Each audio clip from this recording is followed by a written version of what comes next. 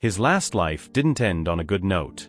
He lay dying on the floor while his girlfriend got in bed with another guy.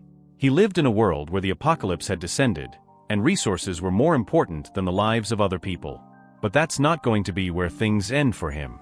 After his death, he gets reborn with the opportunity to rewrite his horrible life and take revenge on the people that once put him down. The world is already falling into chaos as a volcano erupts right in the center of a large city. A commercial bus races through the city, carrying a few dozen people. A few days ago, the underwater eruption of Mount Fuji caused a massive earthquake that sent tens of thousands of people to their deaths.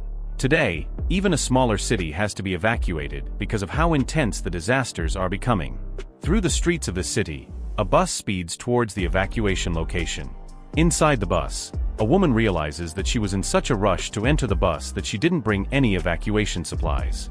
Because of that, she will have to buy new things in Jiangnan City.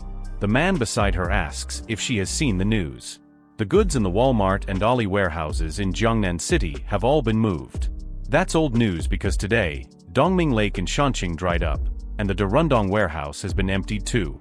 The woman speculates that the total value of all these supplies could be in the hundreds of billions, but it is, in fact, in the trillions. Another man behind her confirms that the loss of supplies and various natural disasters are just the surface of everything that's happening. The truth is that the world is coming to an end. The people on the bus are frightened by the sudden thought, but they don't seem to believe the strange guy. One of them even says that he's looking forward to the end of the world. In that scenario, all living beings will become equal. However, that's not true.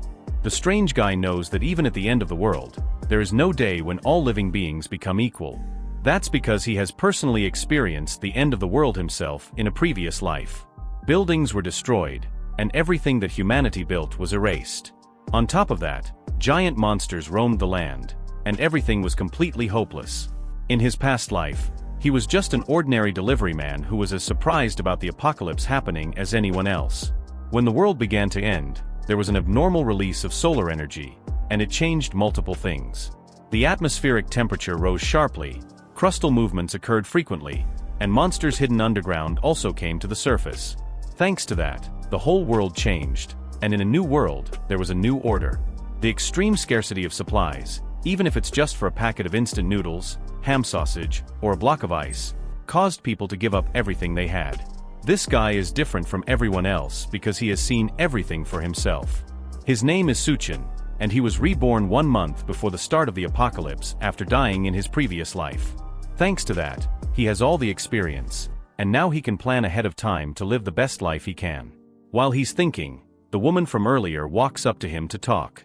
What he said scared her a bit, and she's now looking for someone to be with her during this entire thing. Unfortunately for her, that person isn't going to be him because he has more important things to do. He leaves her alone and steps off the bus once it gets to his destination.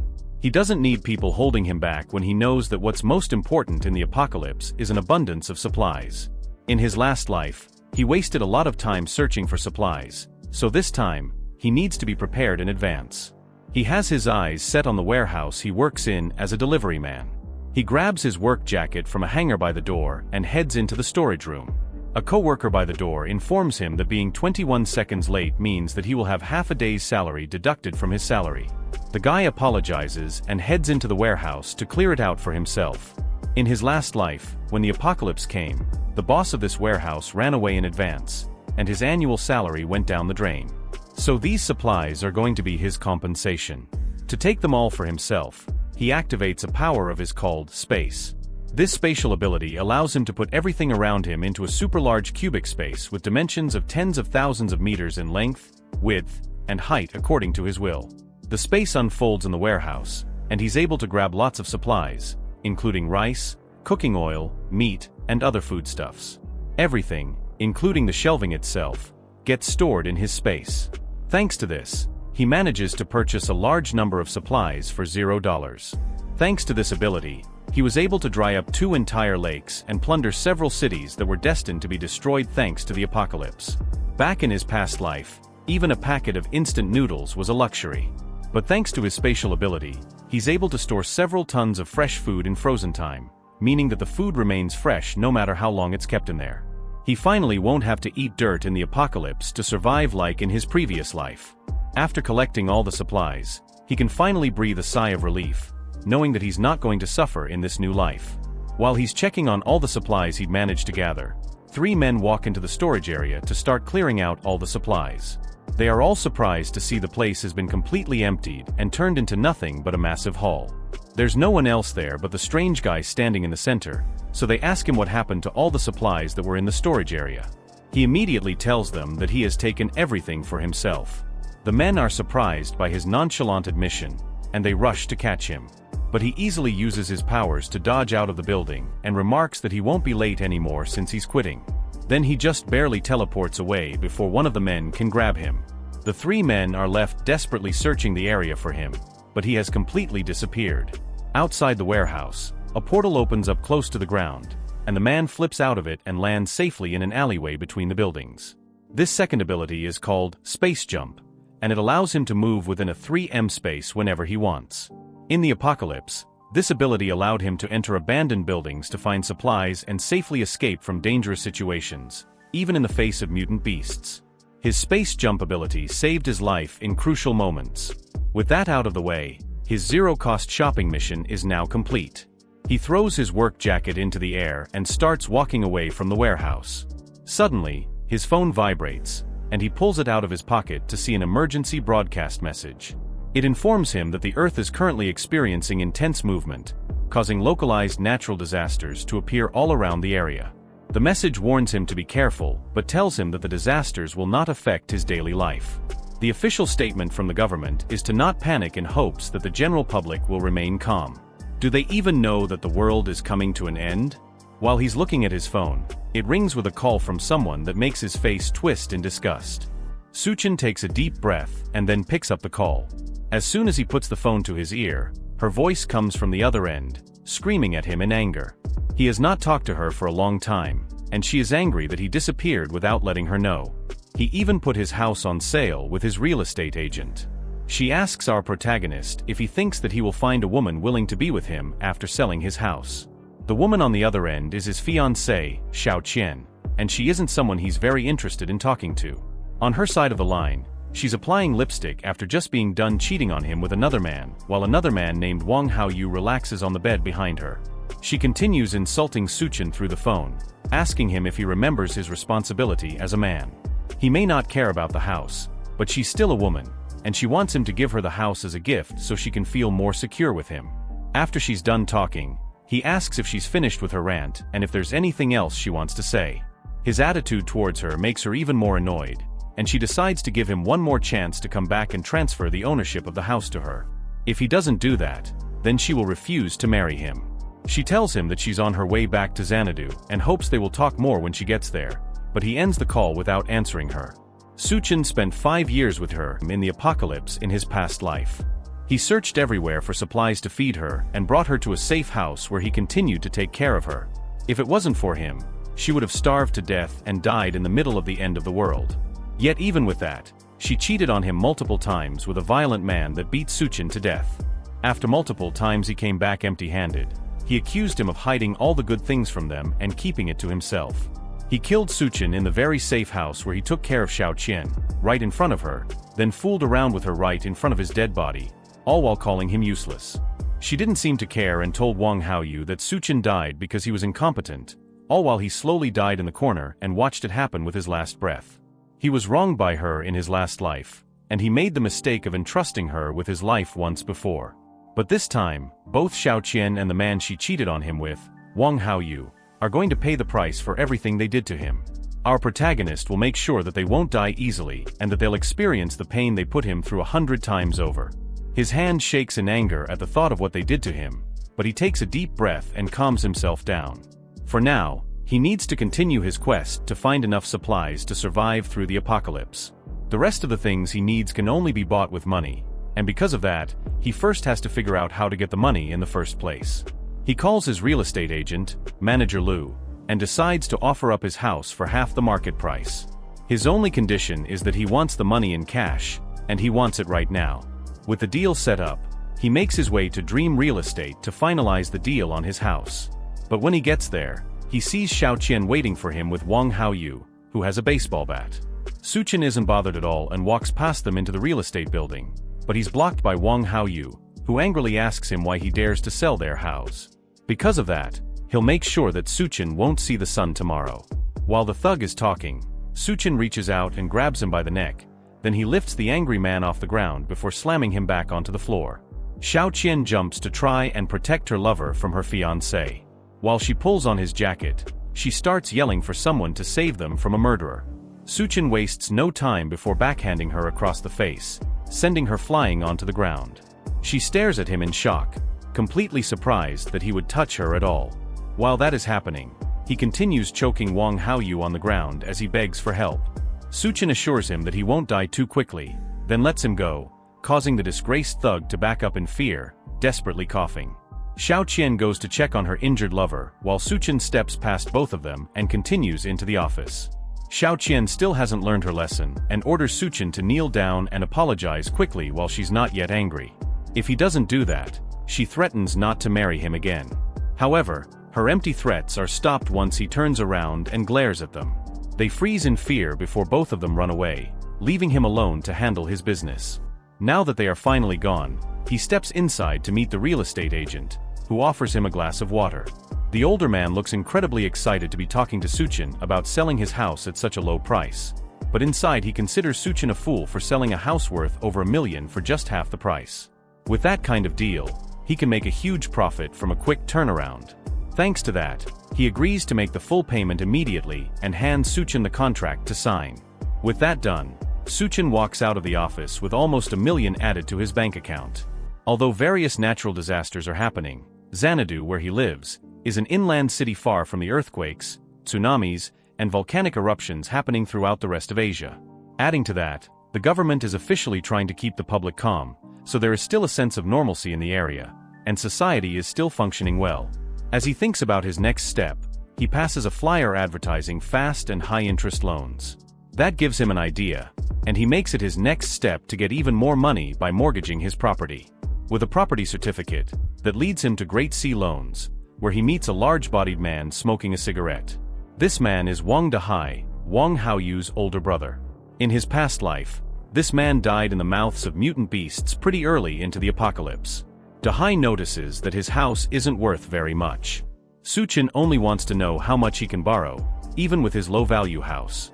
The big-bodied man offers $500,000 for the property as long as he also leaves the property certificate with him as a show of faith. Chen demands an extra $100,000 be paid to him immediately, and they will have a deal. He slams the property certificate on the table and stares straight at the man in front of him, while also promising to gather the money in a week. That way, he can make a profit from their exchange and pay everything back at once. Dahai is interested in this offer and sees that Chen is also a gambler. As long as he's involved in the trade and there could be a profit, he thinks he might even sell his parents. The older man thinks Chen is stupid for believing he can turn his life around in a single day. He has no idea just how far this plan of Chen's goes. Dahai smiles and takes a long puff of his cigarette as he contemplates the offer. He tells Chen that he'll agree to the terms as long as he mortgages the property certificate with their company. If he does that, everything else will be negotiable.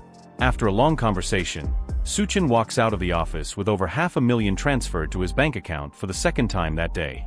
Now he has all the money he needs to continue buying supplies in preparation for the end of the world.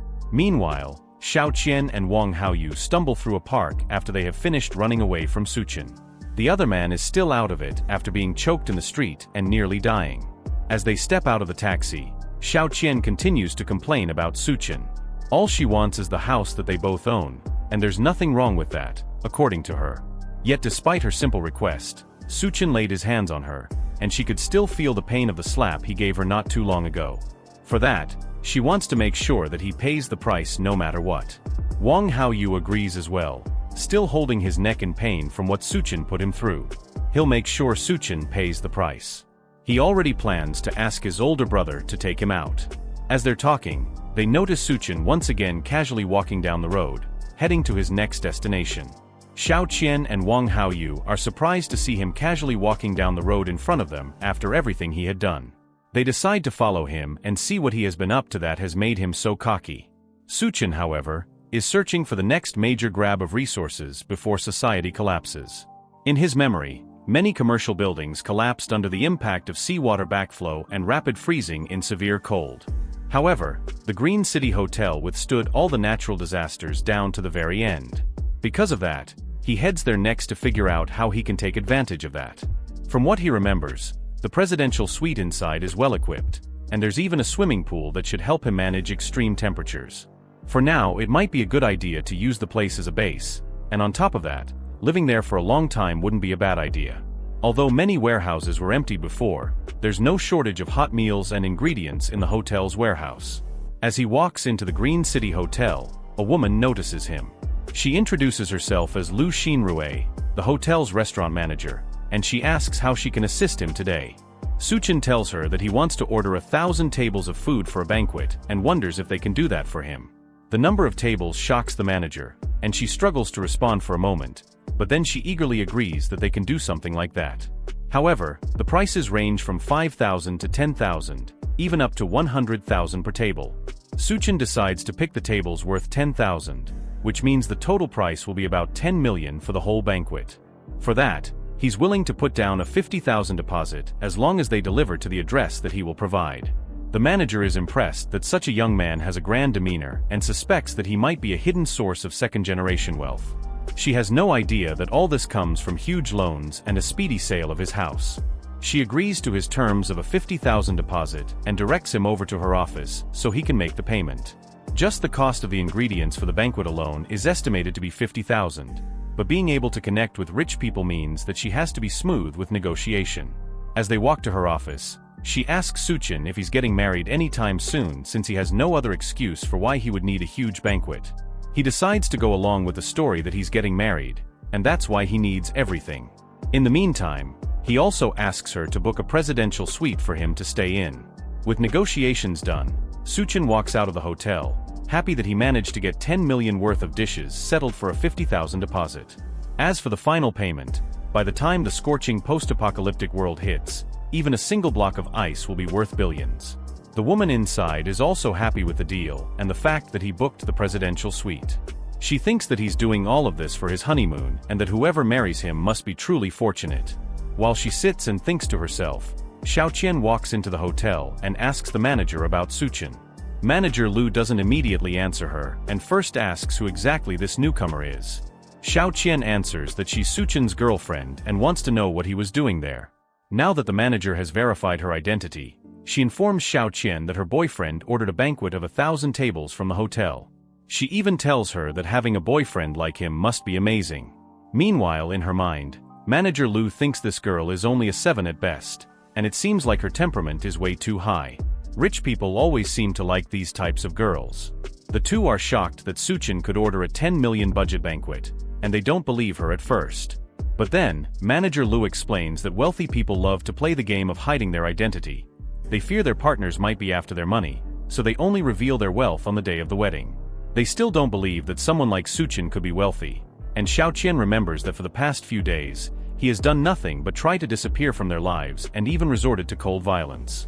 But Manager Lu proves her point by showing that Chen transferred 50,000 yuan as a deposit for the banquet. The two leave the hotel to think about the new information they found. Why would Chen order so many tables from a fancy 5-star hotel? Who is he planning to invite? Chen believes he wants to introduce her to his wealthy circle and then bring her into his life of riches. Wang Haoyu asks what they should do now that they know this. While he reaches for her chest with his hand, she slaps his hand away and realizes that she needs to create opportunities for Chen to get back with her as soon as possible. In her mind, she starts imagining a life of wealth and luxury where she's dressed in fancy clothes, living in a luxurious house surrounded by maids and butlers catering to her needs. Just the thought of that alone makes her drool, and she can't believe that she would see this kind of opportunity with someone like Chen. Chen returns to his old home to continue planning his zero-cost purchase, which at this point, was pretty much just stealing since he didn't plan to return anything that he had taken so far or to pay for any of it either. During his raid, a lot of essential items hadn't been bought yet, and the remaining money was just enough to cover the costs, so he resorts to another devious method to get money. He can use online loan apps to gain a ton of money quickly and use it to fund the rest of his raid. So for the whole afternoon, Chen downloaded more than 80 apps at once and spent a long amount of time taking selfies and gaining loan amounts that ranged from 30,000 yuan and above. By the time he was done, he had gained about 970,000 yuan in loans and was ready to start his shopping spree. He collapsed on the bed, feeling the urge to pass out, but there was no time to waste at all, and there were still many things to buy. He had to get fireplaces, ice makers, ice blocks, smokeless coal, and other supplies that weren't available in supermarkets. Fortunately, all these things can be bought online, and the delivery is super fast. He's going to need all these things to survive the extreme heat and the severe cold that will kick off the apocalypse. His making it through the intense temperature changes will completely depend on whether he has enough materials to regulate the weather. So, he gets to work contacting multiple companies to prepare the materials that he would need. He starts by ordering 2,000 tons of smokeless coal and offers to pay 500,000 yuan in deposits. Then he does the same thing with the ice factory, ordering multiple tons of ice from them as well. A few of the companies request a face-to-face discussion, so he leaves his apartment to head over and talk to the ice makers. As soon as he steps outside, he stumbles into a new face followed by an unwelcome old one. Her name is Lena, and she is a close friend of Chen. She was the one who introduced them to each other and trapped him in that awful relationship. She walks up to him with a smile while her friend follows closely behind. She then tells him that his girlfriend has been missing him very much. He asks them if she has been missing him or if she has been missing his house. Lena tries to cover for her friend and tells Chen that his girlfriend was only testing him before she accuses him of being clueless and ignoring how sad Chen has been without him. The gold digger of a girlfriend takes the opportunity to latch onto Chen's arm and plead with him. She asks him to accompany her for a walk and apologizes for scolding him yesterday in hopes that he won't be mad at her. The act doesn't impress him at all, and he pulls his arm away, telling her that he's busy and she should go and take a stroll by herself. Chen is surprised that Chen is acting so arrogantly, but Lena snaps her out of it and points out that he's taking a taxi somewhere. This might be her final test, so she encourages Chen to follow him in a different taxi and see where he goes. Chen makes his way to the ice factory to meet with the manager and place his order. The older gentleman greets him and seems surprised that Chen is so young despite all the things that he's buying. The two shake hands, and then the younger man follows up the discussion by asking how long it'll take to produce and ship the 2,000 tons of ice that he had ordered. The manager assures Chen that their ice factory is very efficient and one of the best in the state. He promised to deliver the edible ice in 3 days, and the total price of it would be 800,000 yuan. Chen agrees and hands over a 100,000 yuan deposit. Then he gives the man an address to deliver the ice to in 3 days. Now that the transaction has been confirmed, the man decides to ask him why he needs so much ice. Was there some sort of large-scale event happening somewhere? If he is a regular organizer, then they could partner more in the future. He was somewhat correct since there is a large-scale event happening soon, but Chen can't just casually tell him that. So instead, he lies, saying that he plans to donate all the ice to the Alas Han for charity. The manager is surprised, but at the end of the day, an 800,000 yuan deal has been settled. That young man must be something. As he watches Chen's taxi drive away, another taxi pulls up, and he wonders if this is someone else here for business without an appointment. Chen and Lena step out of the taxi and walk over to talk to the manager. Chen tells the boss that Chen is her fiancé and she wants to know what they are talking about. He doubts her a little and wonders if this is some sort of detective play, but he still tells her that Chen had ordered 800,000 yuan worth of ice from his company.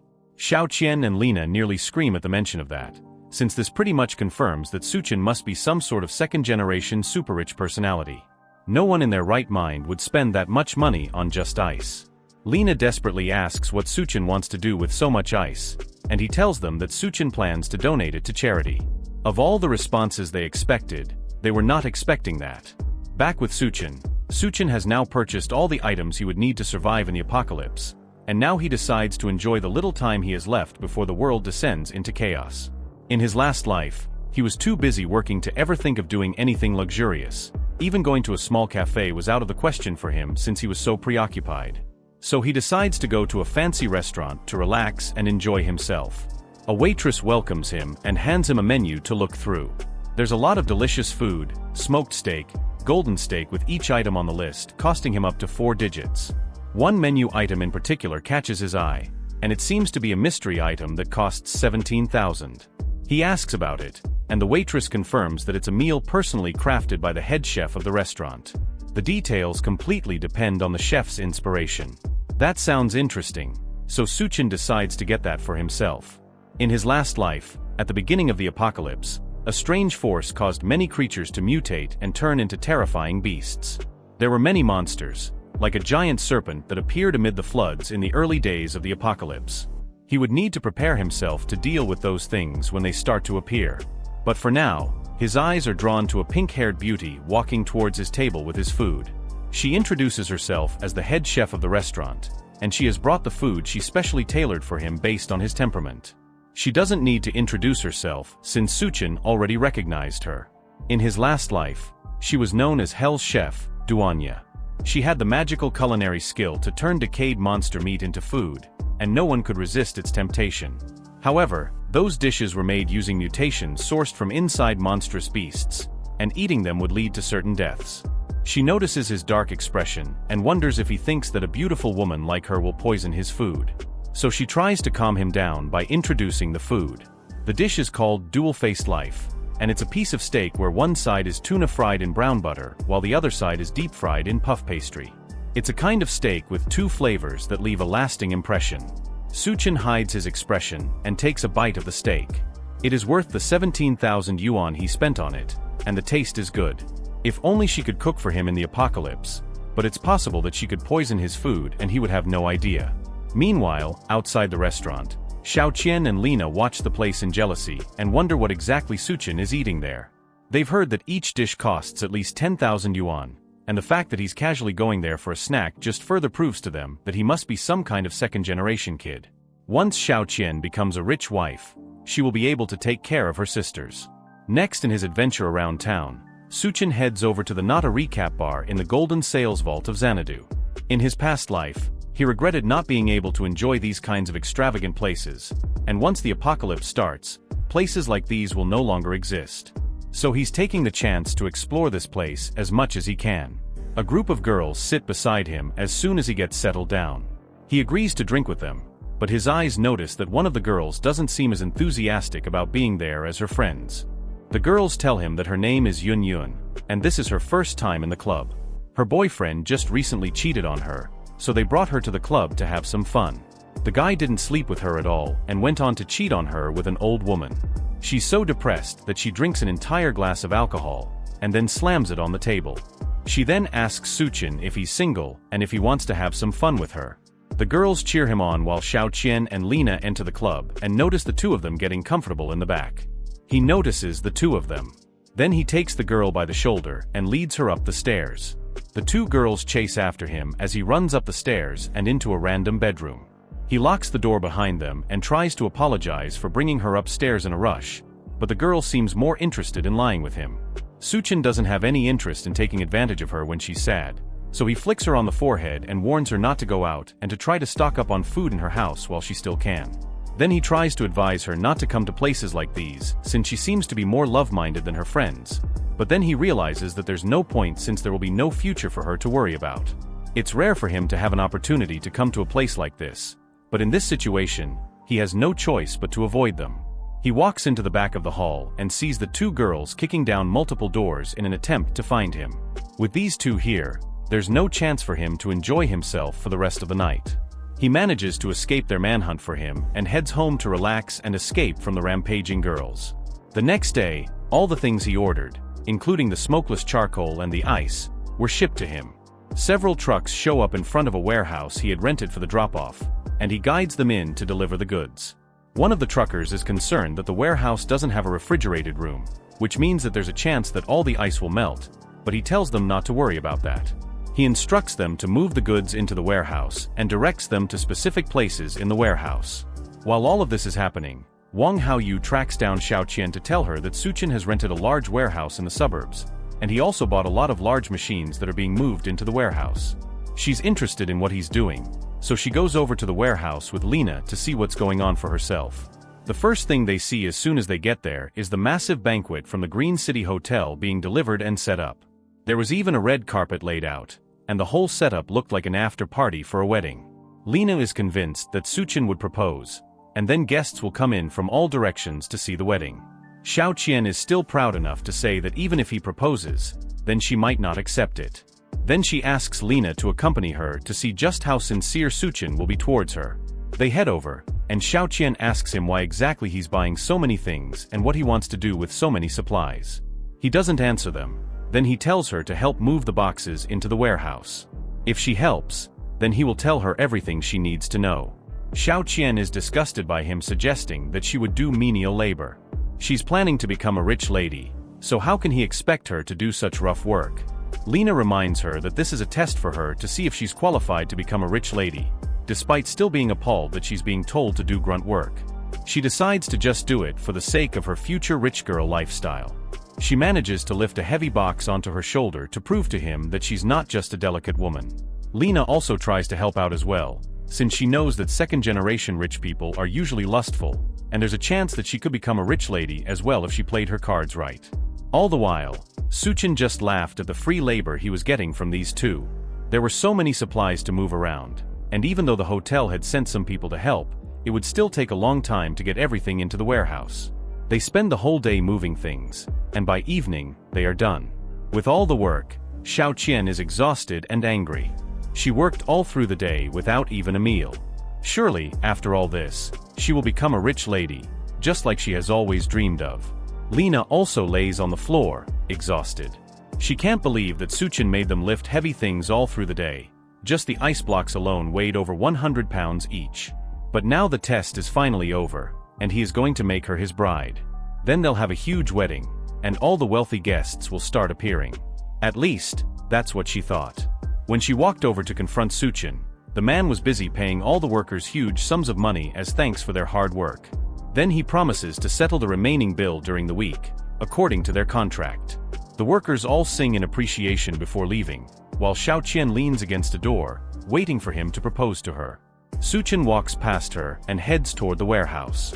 On his way, he thanks her for helping but tells her that she isn't getting any pay for her work, then tells her to leave. Xiao Qian desperately asks him to stop playing around with her. There had to be guests coming to see them start their good and happy married life. That's what all these preparations were for, right? Right? Chen is amused by her thoughts of a good life. He almost wishes that their happily ever after would come, but now not only did he sell his house, but he's in a ton of debt from the multiple loans he has taken out to buy all this stuff. Lena yells in surprise behind them. That had to be impossible.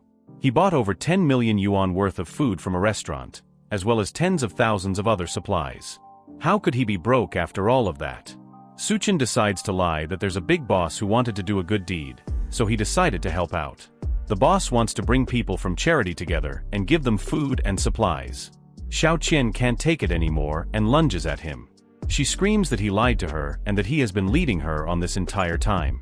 But Chen easily dodges the attack and tells her that he never lied to her. This entire thing was just her delusion, and she was left thinking something that wasn't true. She continues yelling at him while she lays on the ground. She thought he was a second-generation rich man, but now that she knows he's broke, she tells him that he can forget about marrying her. That's completely fine with him since no one would ever care about a gold digger like her. That sends Xiao Qian over the edge, and she storms off, vowing that he will regret everything he has done to her. Lena follows behind, but not before warning Chen that he's finished. Chen is not even slightly worried about the empty threats. In the apocalypse, the only people who will regret anything are them once the apocalypse starts. With the two nuisances gone, he locks himself in the warehouse and looks at the mountain of resources that he has managed to gather. Now all he has to do is wait for the apocalypse to descend. He opens up his infinite storage and stores them away for later. Now with all of that done, he goes back to the Green City Hotel to enjoy another relaxing meal while waiting for civilization to collapse. As he's relaxing in the hotel lobby with a nice meal, a loud group of people walk in, and they're all people that he recognizes. Dahai tells Xiao Qian that all she has to do is follow Haoyu to find the good life that she has been looking for. In Xanadu, his words still carry a lot of weight, and he will be able to take care of her. The younger man takes the opportunity to tell her that he will make sure to make up for the bad treatment that Chen gave her. He tells her that she should have dumped the abuser a long time ago to be with him. Xiao Qian falls for all of it immediately and allows him to hold her while they walk into the hotel. Then Haoyu assures her that his older brother will do everything he can to make sure that they take revenge on Chen for her. To her, Haoyu isn't that bad, and his big brother is quite wealthy as well. Being with him will be better than being with a bootlicker like Chen. The noise finally causes Suchen to speak up and point out that Xiao Qian isn't picky with who she decides to stick. His sudden appearance shocks her, and Hao Yu takes the opportunity to tell his brother that this guy is the man who dared to attack him. Dahai recognizes him as the guy to whom he gave a huge loan recently. The bigger man has been planning to find him for a while now, but now that he knows that his benefactor is the same person who harassed his brother, he now has more plans for the foolish younger man. Hao Yu is surprised that his brother knows Suchen, and the large man tells him that this guy is the same person who mortgaged his house and borrowed over $500,000 from him. And on top of that, it just so happens that tomorrow is the repayment day. It seems like they both have scores to settle with him. Xiao Qian is grossed out by the fact that he even dared to borrow money from Dahai. Because of that, he definitely won't be able to clear the debt in this lifetime. Luckily for her, she didn't get involved with him. Suchen isn't worried by the noisy guests and calmly wipes his mouth after his meal. Dahai leans down and threatens Suchen with his pending repayment. He can't be here enjoying himself in a hotel when the man he owes so much money to is standing right in front of him. Hao Yu yells that he won't be able to pay back the money no matter what. It's best that they just finish him now that they have the chance. The group of thugs behind him smile menacingly, and they also look eager to go after Suchen. While all of this is happening, Manager Lu comes in to try and pacify the situation. Dahai agrees to talk it out if Suchen kneels and apologizes to him and his brother. If he does that, then they will consider peacefully settling the matter. Manager Lu asks Suchen what exactly is going on, but he dismisses it, calling them nothing but simple pests. That doesn't sit right with Dahai, and the bigger man slams a large hand on the table. He had been giving Suchen basic respect since, but today he's finished. Nothing he does today will be able to save him from what's about to happen. That's what he thinks at least, until some newcomers walk into the hotel restaurant, and the man in front demands to know what's going on. Both Dahai and Suchen recognize this scary-looking man. His name is Gao Chong, and in Suchen's last life, he was known as the Skull Crusher. He and Chef were a major force in the post-apocalyptic world of Xanadu, and he even heard that after the apocalypse, the Green City Hotel became the first place of the mutations. It's very likely that Gao Chong's skull-crushing abilities grew in him because he was in the hotel when the mutations started. For now though, Gao is just a well-known entrepreneur in Xanadu with a wide network of people in the underground and many people under his command. The man notices that Suchen has an interesting glare now that the chaos has settled down and they weren't making a mess of his hotel. Gao continues with the business he had in the hotel. He brings Duanya to an office in the hotel where Mr. Sun waits for them, pouring a glass of wine as they enter. This man is named Mr. Sun, and the chef wonders what exactly he wants to discuss with her. The man tells Duanya that he has heard about her being a great beauty, and today he finally gets to meet her in person. He offers her a drink, but the chef can see that some sort of drug has been dissolved in it as she stares at the glass in disbelief. Meanwhile, Suchen swirls his glass of wine in his presidential suite bedroom. In his previous life, he hid with Xiao Qian in their basement, and they barely managed to survive the extreme heat of the apocalypse. He never expected that at this time he'd ditch her, and she would end up following him around. Either way, it's a good opportunity to settle old scores with her and get his revenge. He watches Xiao Qian and the others play outside in the pool, and they don't seem to notice him. The two men stand outside in their swimsuits and wait for the ladies to join them. Dahai notices that the air has been getting much hotter recently, and it almost seems like it's hotter at night than in the day. That's exactly the reason why Hao Yu suggested that they go to the pool to cool off. Seeing the girls in swimsuits was just going to be a bonus for them. The two men are excited just thinking about it, and they hug in joy at the bright idea. The two girls make their way towards the pool in their swimsuits, and they notice that the moon looks brighter than normal. When they reach the pool, Zhao takes Xiao Qian's hand and confesses that his love for her shines brighter than the moon. She doesn't care about his pointless advances because it's too hot, and she just wants to get to the pool. Suchen laughs at them from upstairs. The bright red moon means that the apocalypse is about to start. He swirls his glass of wine in the air and drinks to the start of the end of the world. Suddenly, the moon explodes with a bright, burning heat, and the four people outside immediately feel it. They make a run for the hotel lobby, but Dahai is too slow to keep up with them. The moonlight suddenly feels burning hot, and their skin starts to burn from the heat. The people inside the hotel notice that the outside had become just as bright as if the sun were out and it was daytime. Dahai's men wonder whether he will be all right, but one of them mentions that he is probably just flirting around with the girls and they should leave him to his happiness. As they are talking, Xiao Qian, Hao Yu, and Lena race back into the hotel lobby, looking like they just fought for their lives. They roll around on the ground and look around desperately for something to use and cool off. All the while, their skin looks burnt and red. Hao Yu notices a fish tank, and the three of them dive into it to try and cool off. While they're inside, they argue with each other about who can stay in the pool and who should get out. Dahai's men wonder what they are doing and why they look so injured. More importantly, they wonder where Dahai is and why they ran back without him. Shou realizes that they abandoned his brother outside, but by then it's already too late. His skin is burnt worse than the others, and he has blisters all over his body. Everyone rushes to take care of him before he collapses. Meanwhile, Mr. Sun asks Duanya why she isn't drinking the wine. Before she can answer, Gao Chong cuts in and tells him that a banquet has already been prepared for him. Mr. Sun doesn't care though. He's only concerned by the fact that Duanya didn't drink what she was offered. Nobody in Xanadu dares not to drink the wine he pours. He tells Gao Chong to back off, since this is none of his business. At that moment, Duan realizes that Gao Chong had set her up. He must have done it to try and climb up the ladder and win Mr. Sun's favor. The large man thinks he's invincible in Xanadu and that he can go around harming many women, and today it seems like he targeted her. She's completely certain that there is something wrong with the drink, and she must not take it. However, there's nothing she can do to escape this situation. At that moment, the moon shone with a bright, red burning light. The light blinds both Gao Chong and Mr. Sun for a moment before they both rush to close the curtains because of the heat.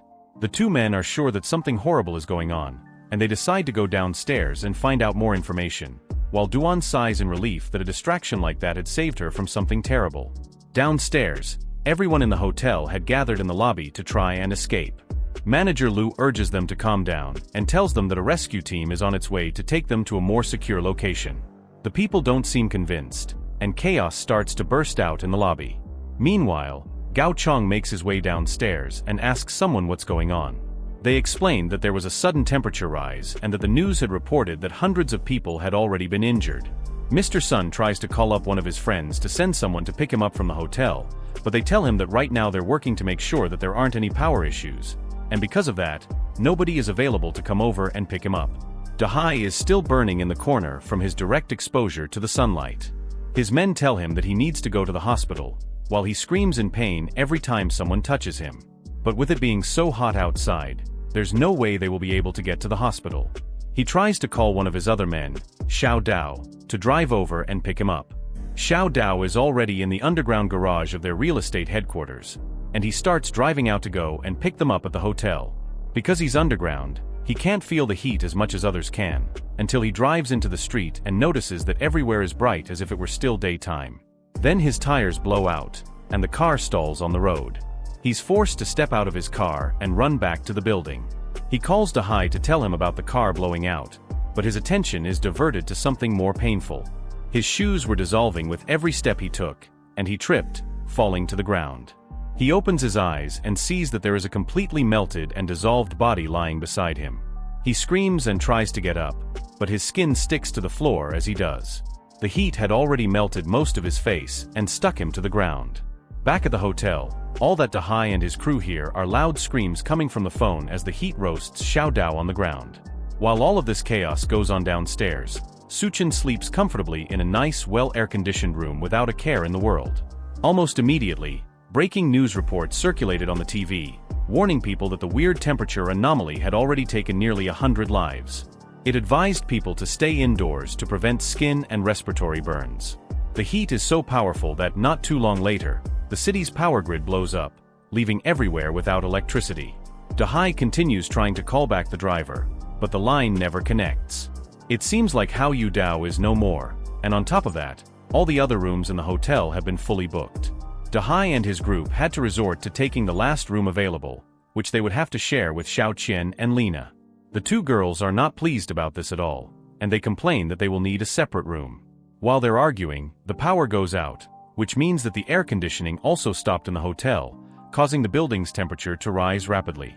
If they don't leave the room, they'll suffocate from the high temperature. While the men struggle to take off their clothes and try to find a way to cool down, Xiao Qian remembers that Chen had booked the presidential suite, and it even had a pool. If they kicked him out, they could take over the place for themselves. Chen himself enjoyed the night by swimming in his room's pool. In his last life, the city's electricity had hidden dangers due to improper maintenance. No matter how much manpower was invested, the city's electricity still exploded despite everything they tried to do. Because of that, all the users connected to the city's electricity were affected. That's why he specifically chose a room with a pool, and he also prepared multiple vertical air conditioners with large backup batteries to ensure that the room stayed at a reasonable temperature. He uses his spatial abilities to summon some of his stored ice, as well as a large table of food to enjoy himself with. It's only the first day of the apocalypse, so he's planning to start it with a simple breakfast. As he's about to start eating, a loud knock comes from his door. He opens it up, and the men and girls outside immediately notice that inside, the room is so cool. As soon as he opens the door, they notice the lineup of air conditioners and the multiple blocks of ice that are keeping the room cool. The women shout at him for being selfish and enjoying all this luxury while they roast outside. They try to force him to leave the room for them, while Dahai reminds him that he owes a lot of money to his business. To pay back the interest of the past few days, all he has to do is give up the room to the older man. Otherwise, he will throw Chen out by himself. Chen is having none of that and pulls out a gun in self-defense before firing a shot right at Dahai's stomach. He warns them that if they take one more step forward, then he will take another shot. The sight of a gun causes them all to freeze, while Dahai stares down in shock at the bullet wound in his stomach. Since they haven't left his doorway yet, he takes another shot, this time at Dahai's leg. Then he tells them that he'll count to 3, and if they haven't disappeared from his sight, then he'll unload more bullets at them. The group doesn't need any more info, and they escape. When they come back into the hotel's lobby, Gao demands to know why there's no food in the whole hotel. The manager apologizes and tells them that a few days ago, someone booked 1,000 tables for a banquet, and because of that, they almost ran out of ingredients to cook. They were supposed to get another delivery today, but the heat wave is stopping that from happening. Since there isn't enough left, Mr. Sun demands that all the water and food get brought to him instead. The people in the lobby protest at that and try to attack him, but his thugs just barely protect him from the crowd. All the while, he sits back, not even bothered that there's an entire crowd of angry people trying to attack him. Then suddenly, a group of people runs into the lobby, shouting that Chen tried to kill someone. Gao notices that Day has gunshot wounds, but he knows that there aren't many people who can get their hands on a gun. It seems like there's a tough character living upstairs. Chen announces to everyone that Chen's room has electricity, air conditioning, and even a swimming pool. That catches everyone's attention, and she verifies that she saw it with her own eyes. There was even lots of food and ice cubes, which made the room seem like heaven compared to the sauna that was in the hotel lobby. The crowd rallies together and makes their way upstairs to confront Chen, and Day orders his men to follow them and make sure that Chen gives up his room, no matter what. The crowd reaches the door to the presidential room, and when Chen opens the door, they get a taste of the cool air in the room. They all beg him to allow them to stay in his room, while a kid peeks his head into the room, looking for the fried chicken that Chen had mentioned. Once he spots it, he runs into the room in a frenzy, desperate for a taste of the food, but a foot to his stomach sends him flying back into the crowd. That causes the crowd to go into a frenzy. Since he kicked a child, they determine that someone like him doesn't deserve to stay in such a luxurious room. They try to rush at him, but he pulls out the gun and shoots blindly into the crowd, taking out one of the people standing at the back. As the man drops dead to the floor, he reminds them that he may be alone, but they only have one life. Downstairs, Hao Yu screams out once he notices his brother is outside, lying down in the scorching sun. The rest of his brother's men hold Hao Yu back from running outside, as his brother is already long dead. His wound was already infected and rotting, and because of the high temperature and the lack of medicine to treat the wound, the man passed on. Hao Yu knows exactly who to blame for this, and it's the man who shot his brother in the first place. The man himself is currently being seduced by Chen and Lena, who are trying to remind him how much she loves him. They tell him that he couldn't shoot them and that he was just trying to scare Dahai and his crew. They beg him to let them in, and if he does, they will do whatever he wants. He sees how desperate they are to be with him and finally decides to let them in.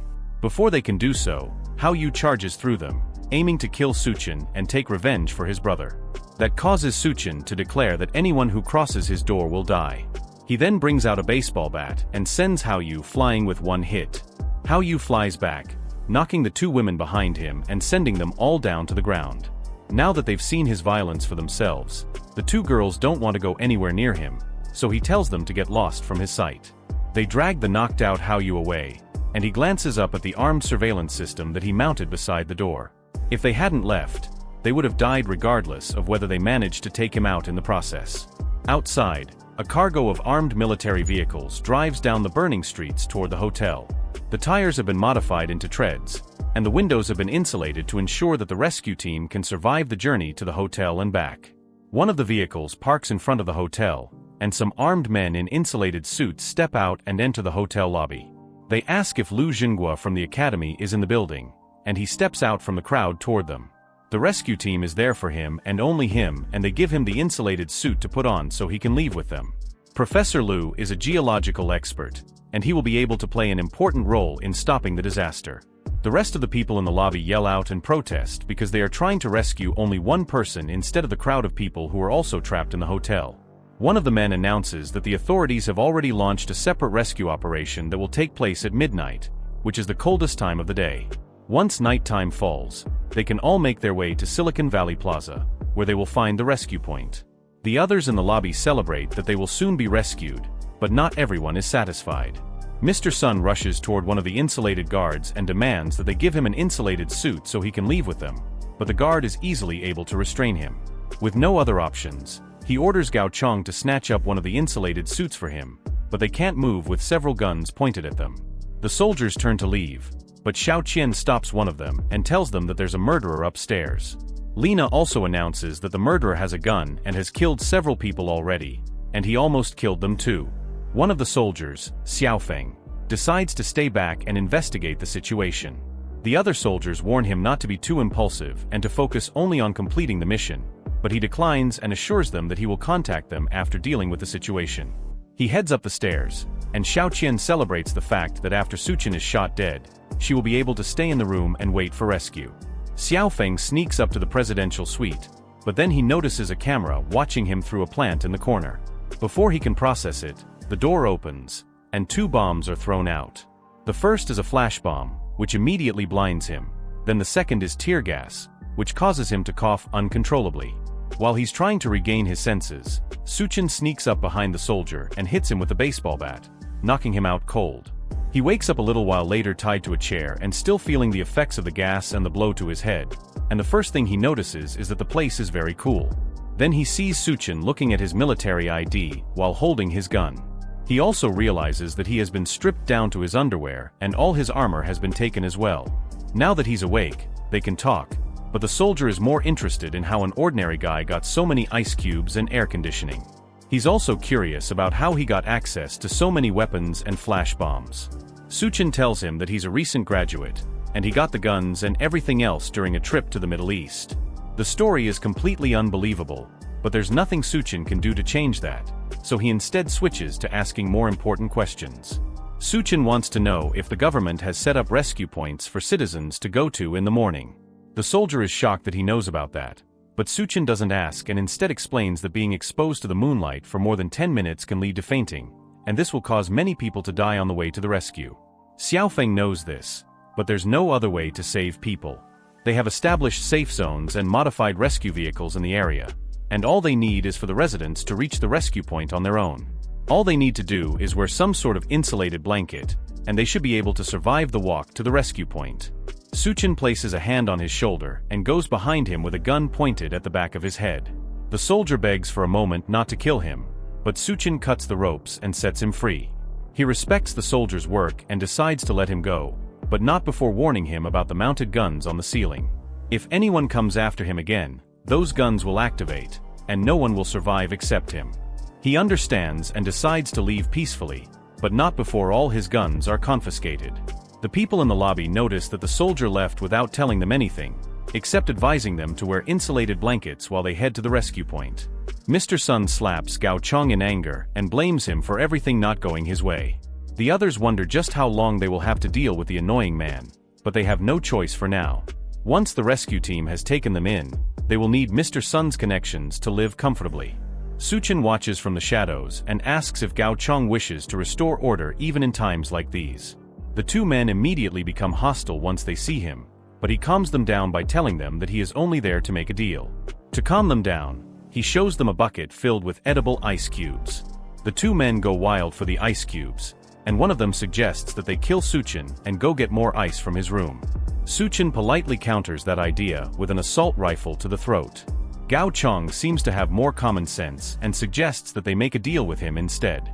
Thanks to that, Suchen agrees to give them both some cubes of ice. While they negotiate, the other man wonders just what is in Suchen's room when just a cube of ice feels this good. Gao Chong decides that, for now, they'll agree to his demands. Then they'll look for a way to kill him later.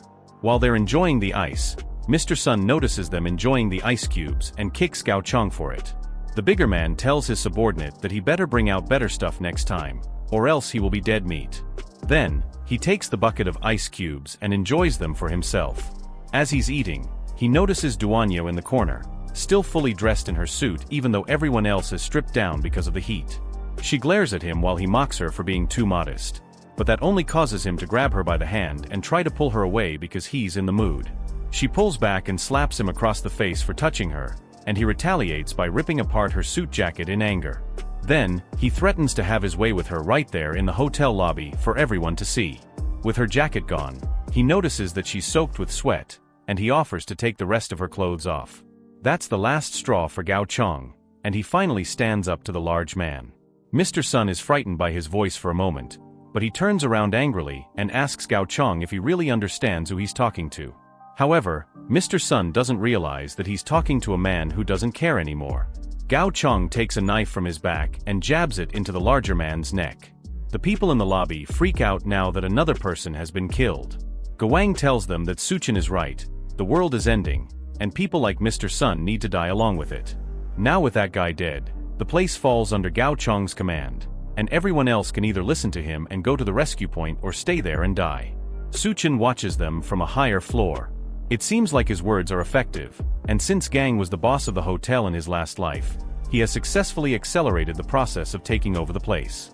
Later, the new boss of the Green City Hotel enjoys a large drink from the bucket of water that Suchen had given him earlier. Both Lina and Xiaoqian beg at his feet for him to give them a little water out of it in exchange for anything he wants. He throws the water at them and tells them to follow him so he can have them do whatever he wants. As the two women fight for the water on the ground, one of Gao Chong's men asks if he doesn't plan to head to the rescue point. The boss disagrees and tells them that since it's doomsday and they want to survive, they have to rely on themselves. The rescue point is a kilometer away, and if they don't make it there alive, then it's certain death. Since they are low on supplies, they should not be taking freeloaders with them. Gao Chong agrees with that fact, and he decides to take a page from Suchen's book by keeping them as cannon fodder. Once midnight hits, it's time for people to start heading towards the rescue point. Several people wrap themselves in blankets and leave the hotel for safety. Ever since Gao Chong took control of the supplies, the rest of the people in the hotel haven't been given any food or water. Staying in the hotel would mean certain death, but if they head to the rescue point, there might be a slim chance of survival. The large group of people walk along the empty roads with boards tied to their shoes, but even with that, the heat is still almost too much. One of the survivors trips on the boards and falls on the incredibly hot asphalt. She immediately melts on the ground, while the other survivors continue without her. At a time like this, no one knows if they will be able to survive, so there's no time to worry about others, even if they are family or loved ones. Xiaoqian and Lina wrap themselves in blankets and get ready to leave the area as well. In the hotel, they only have enough snacks for about 2 days, so they're especially excited to reach the rescue point and eat as much as they can. But before they can leave, one of the men rips the towel away from Xiaoqian. He tells her that Gao Chong gave them food, so they shouldn't be so quick to leave. He tells them to have some fun with him instead of leaving. As he rips Xiaoqian's clothes, the two of them beg him to take them to a room first before they start having fun, all while Suchen watches everything from the top floor. In his last life, he went to the rescue point with the others, but no one told him to bring a blanket. So even though it was only a short kilometer, many people died on the way there. At least with his advice from earlier, more people should be able to survive the trip and make it to safety. Meanwhile, the two girls continue to beg the man to let them have some privacy, but he laughs at them and asks what they are even afraid of. It's not like there are ghosts in the area. As he says that, 2 zombies break through the glass into the hotel lobby.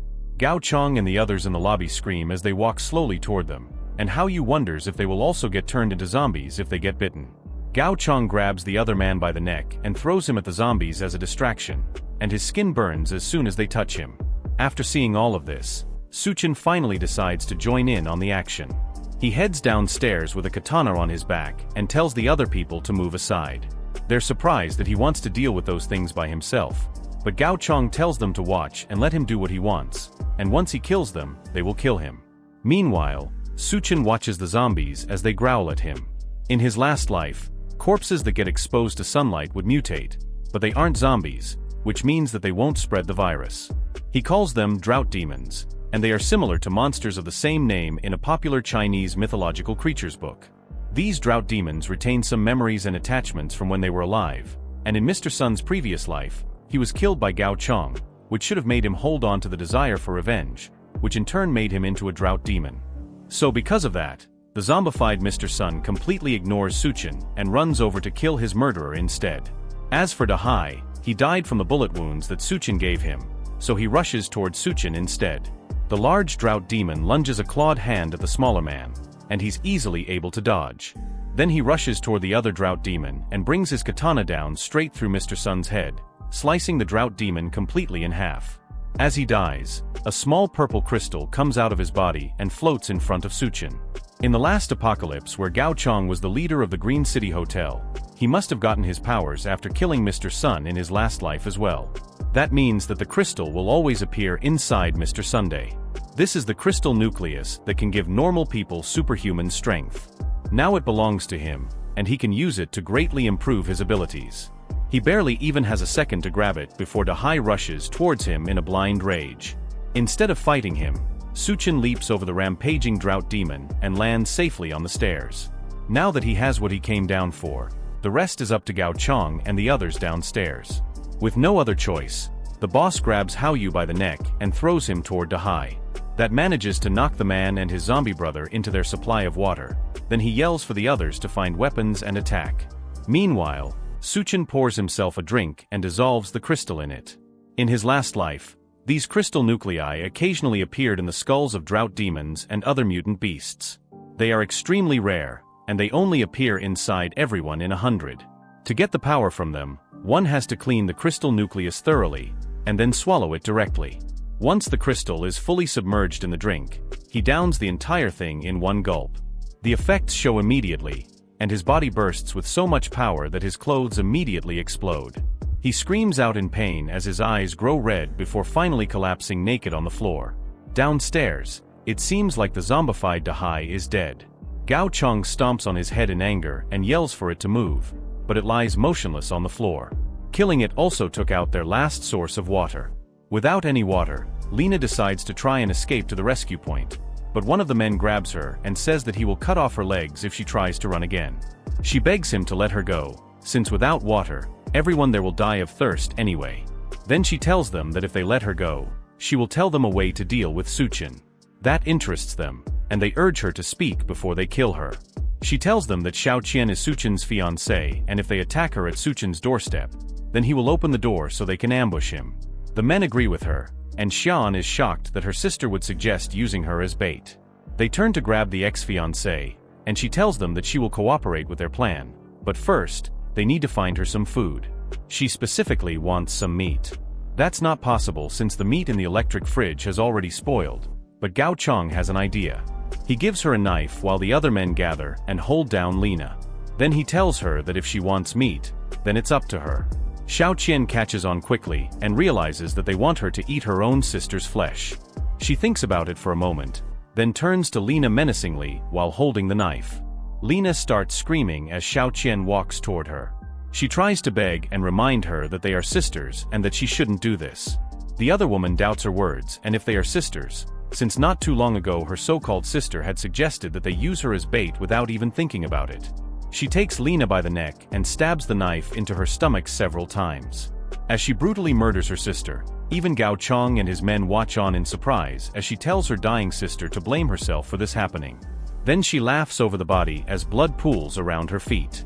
Now that lunch is secured, she laughs crazily and promises that once she has finished eating, she'll go upstairs to his room and drink his blood. Gao Chong tells them to let Duanya cook the meat since they will need all the strength they can get to deal with Chen. One of the men tries to protest, but the boss reminds him that without water, none of them will last a day. So if they don't want to turn into a dry corpse, then they should do as he says. The man is reluctant, but he eventually shouts for them to look for Duanya. Meanwhile, Chen has woken up and decides to test his powers. He realizes that he has gained physique-type abilities, and his heat resistance has also improved. On top of that, even his muscles and his strength have increased as well. He tests his new power by crushing a large block of ice with one hand. As he stands and admires his new abilities, a knock comes from his suite door. It seems like someone else has come to his door to bother him. He looks through the security camera and notices that it's Hell's chef Duanya waiting for him outside his door. She waits anxiously for him to open up and let her in.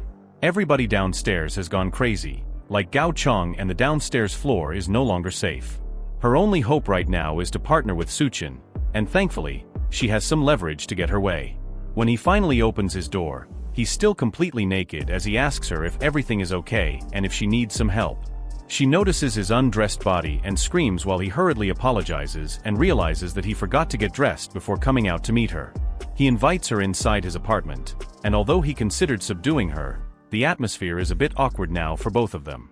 But based on his previous life, he knows that Duanya is a very strong-willed woman and she had a cooperative relationship with Gao Chong, so if he finds a way to bring her to his side, then he will benefit greatly.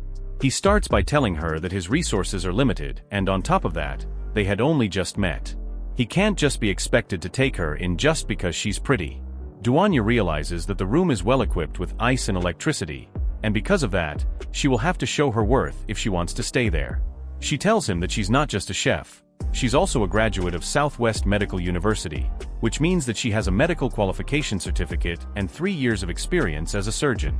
The fact that she's a doctor is exciting to him, but that doesn't change the fact that his resources are limited and he's uncertain if they can survive till tomorrow. She gets desperate and tells him that as long as he doesn't kick her out of the building, then she'll do anything he wants her to. He accepts her offer and tells her to consider his room her own home.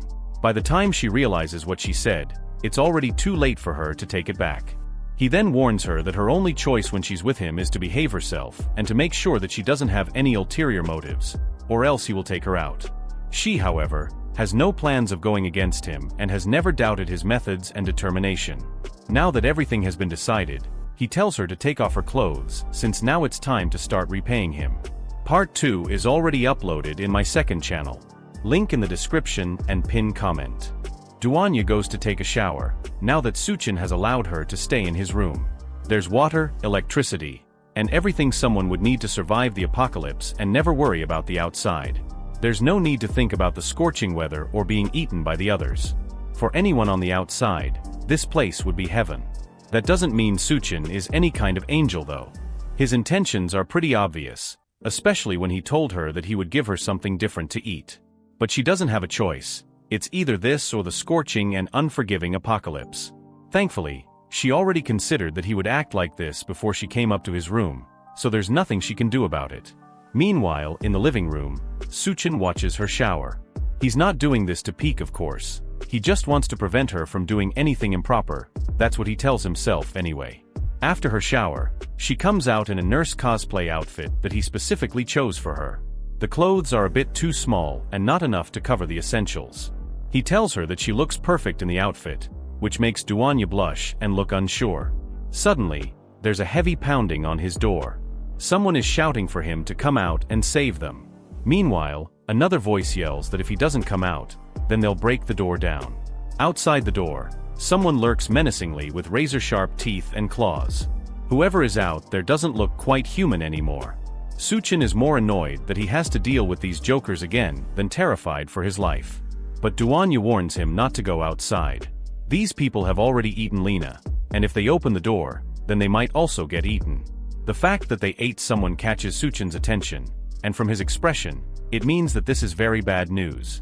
He leaves the suite and steps out to meet the people waiting for him at his door. He tells them not to be so quick to break down the door, since it'll be troublesome if it's damaged. The men in front of the door look deranged, with veins bulging all over their skin as well as red, crazed eyes. In the middle of them, Xiao Qian begs for Chen to save her while one of the men grips her head. As soon as he comes out, they turn to him with their sharp teeth and chuckle maniacally. It looks like this is going to come down to a fight no matter how he handles it. However, Chen doesn't seem bothered at all. He steps out into the hallway, and immediately another one of the men, who was hiding behind the wall, tries to ambush him with a knife. The power boost Chen got earlier from the Drought Demon Crystal gives him sharp enough reflexes to stop the attack and immediately break the man's arm, stabbing his knife back into his neck. That shocks the men, and they back off now that they've seen his power. But Chen takes the opportunity to break off from them, running towards Chen while still begging for him to save her. The damsel in distress act doesn't fool him at all, and he stops her by the neck, revealing her own set of sharp teeth and red eyes. Once someone eats human flesh, their body will mutate, and then fangs will grow in their mouth. Right now, Chen and the other men are no longer humans. He grips the woman by her face, causing her to cough and lose her breath. The men aren't concerned by it, however, it's the end of the world after all, and what does it matter if they eat people as long as they can survive? Even if they turn into bloodthirsty monsters by the end of it, at least they will be alive. Chen says that the meat was delicious, and after eating it, her body felt full of energy. Now all she needs is to take out Chen and take over his room. She twists her body and tries to swipe at him with her claws, but a hard kick from Chen sends her flying through the hall and crashing out of a window. She almost falls onto the streets below, but she barely manages to catch herself at the last moment. She definitely won't be letting Chen off so easily. However, outside, the hotel is still scorchingly hot, and she screams in pain while the sun burns her body up. Meanwhile, inside, the men decide to rush at him together before he has a chance to draw his gun. Chen calmly wonders if he even needs to waste bullets on these guys, and one of them warns him not to underestimate them too much. He jumps into the air and prepares to come down on Chen and take him out. Unfortunately for him, he doesn't mind wasting, and he raises a gun, putting a bullet through the first attacker's head. The rest spread out, hoping to avoid the gun entirely, and hit him while his guard was down. Thanks to their new forms, not only are they stronger now, but even their reaction speed has greatly improved. Meanwhile, Chen continues to fire bullets into them as they try to rush at him, but they easily dodge everything. In this situation, simple bullets won't be enough to bring them down. One of them latches onto the ceiling before bringing himself down towards Chen, but that kind of weak attack isn't enough to surprise him. He grabs the man by the head and slams him into the ground, killing him instantly. Then he catches the hand of another man and takes the knife from his hand before using it to slice the necks of two other attackers, taking them all down. The only person left is the enhanced Gao Chong, who rushes at him with his fist drawn back for a final attack. However, just like all the others, Chen calmly grabs him before he can attack and pins him to the wall by his neck. As he holds Gao Chong against the wall, a figure leaps through the window and lands at the end of the hallway. It's Chen, and it seems like the sun has mutated her, giving her sharp spikes on her back and a long tail while also making her look even more deranged. It seems like she mutated quickly into the monstrous state because of her strong attachment to him.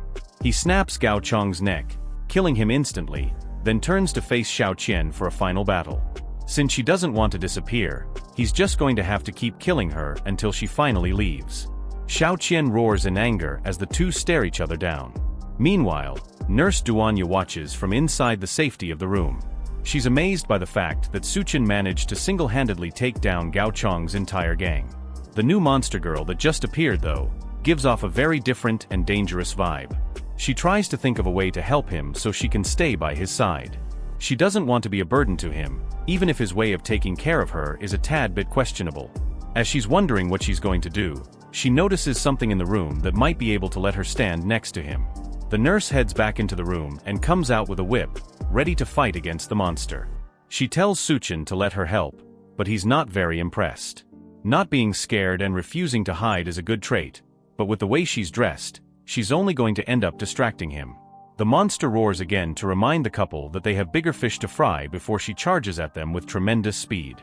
Chen barely manages to dodge a swipe at his head, leaving his shirt to take most of the damage.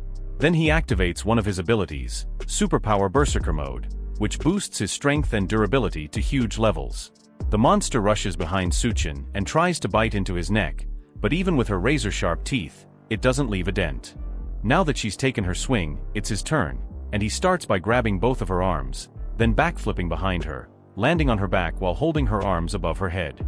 He then asks her if she's ready, but she doesn't have a moment to respond before Chen rips both of her arms off, slamming her hard into the ground in the process. She screams out in pain as Chen lands behind her, ready to take her out once and for all. He had planned to let her suffer a bit more in the apocalypse while slowly torturing her to death, but now he has to kill her earlier, or that's what he thinks at least. She wraps her tail around the dead body of one of the attacking men and lifts him in the air. Then she splits her mouth open down to her torso and swallows him whole, giving her even more power. As soon as she takes him in completely, her hands regenerate, and her strength returns tenfold. It seems that she can regenerate severed limbs. That's great for Chen, since if she can regenerate, that means that she's not so easy to kill after all. It also means that he can tear her apart many times over and have as much fun torturing her as he wants. He rushes towards her and goes behind her again, grabbing her left arm. Then he rips it off, pushing her down to the ground again. Before she can get up, he rips off her right arm as well, followed by her tail and both legs. Almost immediately, her limbs regenerate just like he had planned, leaving her in perfect condition again. That was only the first round though. The second round starts immediately after, as Chen continues to rip her to pieces over and over again, allowing her body to regenerate before ripping her apart again. He doesn't just go for the limbs either, he moves on to the tongue, then her internal organs, and everything else. Apart from the head, it seems like everything else can regenerate, meaning that he can keep toying with her as much as he wants. By the 21st round, her body stops regenerating, and she lies defeated and broken on the ground. He was planning to gouge out her eyes, but he decided not to go that far. After all, he's now a devil. She shakily asks him why he's going too far to torture her and what his reason is for making her suffer before her death. He tells her that it's simply for revenge before bringing his foot down hard on her head, killing her instantly. Now that the threat has been taken care of, Duanya nervously asks him if he's all right, but instead of answering her, he asks her if she's ready. He has been so heroic that she should be ready to reward him elsewhere. At the rescue point, it seems like the outside temperatures are normalizing. It's not much hope, but maybe the apocalypse is ending already. At least that's what the soldiers stationed at the Engineering University station think. Xiaofang, the soldier who once fought with Chen at the hotel, is one of the people stationed at the university, and he notices something in the distance. He nervously calls out to the captain of the squad, a white-haired woman, and he tells her that there are a lot of people approaching the rescue point. Suddenly, she turns to see what he's talking about, but instead of people, she sees a massive horde of zombies marching towards them. They start running towards the two, and the captain wastes no time in giving out orders. She tells Xiaofang to evacuate the civilians from the rescue point while she tries to hold them off. Xiaofang tries to argue, but she forces him to go inside. Since he has no choice when given an order, he reluctantly rushes in while telling her not to die. Meanwhile, Chen plans to show Duanya the power of a berserker for probably the third time. At this point, she has rewarded him more times than she can count, and she covers herself, wondering how he wants to go at it again. Chen tells her that now that the extreme heat wave is over, he has to go out for a bit. Before he does that though, he has to show her some unforgettable memories. She asks why she can't just come with him, but people around him must follow a couple of strict conditions. They must be valuable, and they must obey his orders. After their session, it seems that Duanya has completely submitted to him. Next, he has to hurry into town before the seawater surges in. In his previous life, many of the zombies were driven by the obsession to reach the rescue point, and eventually, they formed a tidal wave horde and attacked their former escape route. Many civilians and soldiers died in the tidal wave attack, and the incident also led to a large amount of military weapons being scattered. Thanks to that, a lot of idiots on the streets now have access to guns, and ordinary people go around shooting each other to survive and for fun. This is how various factions formed over time, and multiple people rose to power in the chaos. Some, however, were just too stupid to use their newfound power in productive ways, like the group of people who thought they'd be able to stop his car by standing in front of it with a gun. They yell for him to stop the vehicle, but he simply barrels through them at full speed, running them over as he continues to his destination. As he drives through the city, he notices that just like in his previous life, the walls crack from the scorching sun, and the combined onslaught of the zombie wave eventually leads to the collapse of the subway station. Thanks to that, a large number of people died underground, and the number probably reached the thousands. He stopped the car for a moment to look into a hole in the ground, and a large number of zombie eyes stared back at him. The zombies underground are attracted by the roar of the car, and even though there could be a large number of crystals down there for him, not all zombies have crystals in their heads. It would be way too time-consuming to crack each skull open one by one. Instead of doing that, He decides to head over to the engineering college and check out the situation for himself. It's the first time he has been back at the engineering university since he graduated. Now, it's filled with more delinquents and zombies than he remembers. As he walks through the front door, he's greeted by a group of people who seem to be holding zombies as pets by chaining them to the walls. They tell him that he's entering their territory, so he better hand over his backpack if he wants to get by without being attacked. Chen pretends to be defenseless for a moment and pulls out a braised chicken leg from his backpack that he plans to give them in exchange for being allowed to pass. The group of people, who likely haven't seen good food in several days, immediately go feral at the thought of eating chicken legs. Chen smiles and tosses the food for them on the ground, and they all jump over each other to grab it. But as they fight for it, Chen pulls the meat back using a piece of string and tells them that they aren't worthy of eating the chicken legs.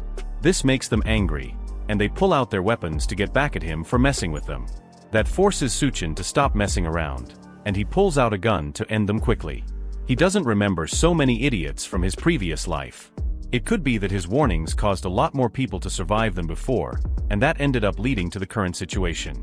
He heads up the stairs and reaches the Department of Reptiles and Snakes, and the large lock on the door tells him that nobody has entered the lab in a long while. Entering into the room, he can tell that many snakes have died since the air is filled with the smell of decay. He looks through the room for a little bit until he eventually finds what he's been looking for, the Golden King snake, which will mutate into the water rattlesnake army leader. It seems like it has survived for so long by eating all the other snakes. In his previous life, this snake was one of the earliest to undergo mutation, and it ate quite a few people. It almost swallowed him as well. In about a week, when the flood comes, it will begin to mutate, and it might become so strong that it will be difficult for even him to defeat. Even now, it feels like the snake has already started forming a hint of intelligence. He will need to be cautious around it from now on. As he's looking at the snake, he senses something from outside the room. It seems like some people are here to greet him. The thugs outside the door yell for him to come out. It's useless to hide since they already know that he's hiding in there. Chen doesn't hide and comes out with a hand in his pocket and without a care in the world. It's a critical time for him, after all. He can't afford to be disturbed by these guys, so it would be better for him to take care of them quickly. Before he can make the first move though, a woman swoops in from the shadows and surprises the thugs. She clamps her thighs around the first thug while catching another under her arm and snapping his neck. In an instant, two of them are dead, and she immediately jumps on the third one and grips him by his face. Then she snaps his neck immediately as well before he has a chance to react.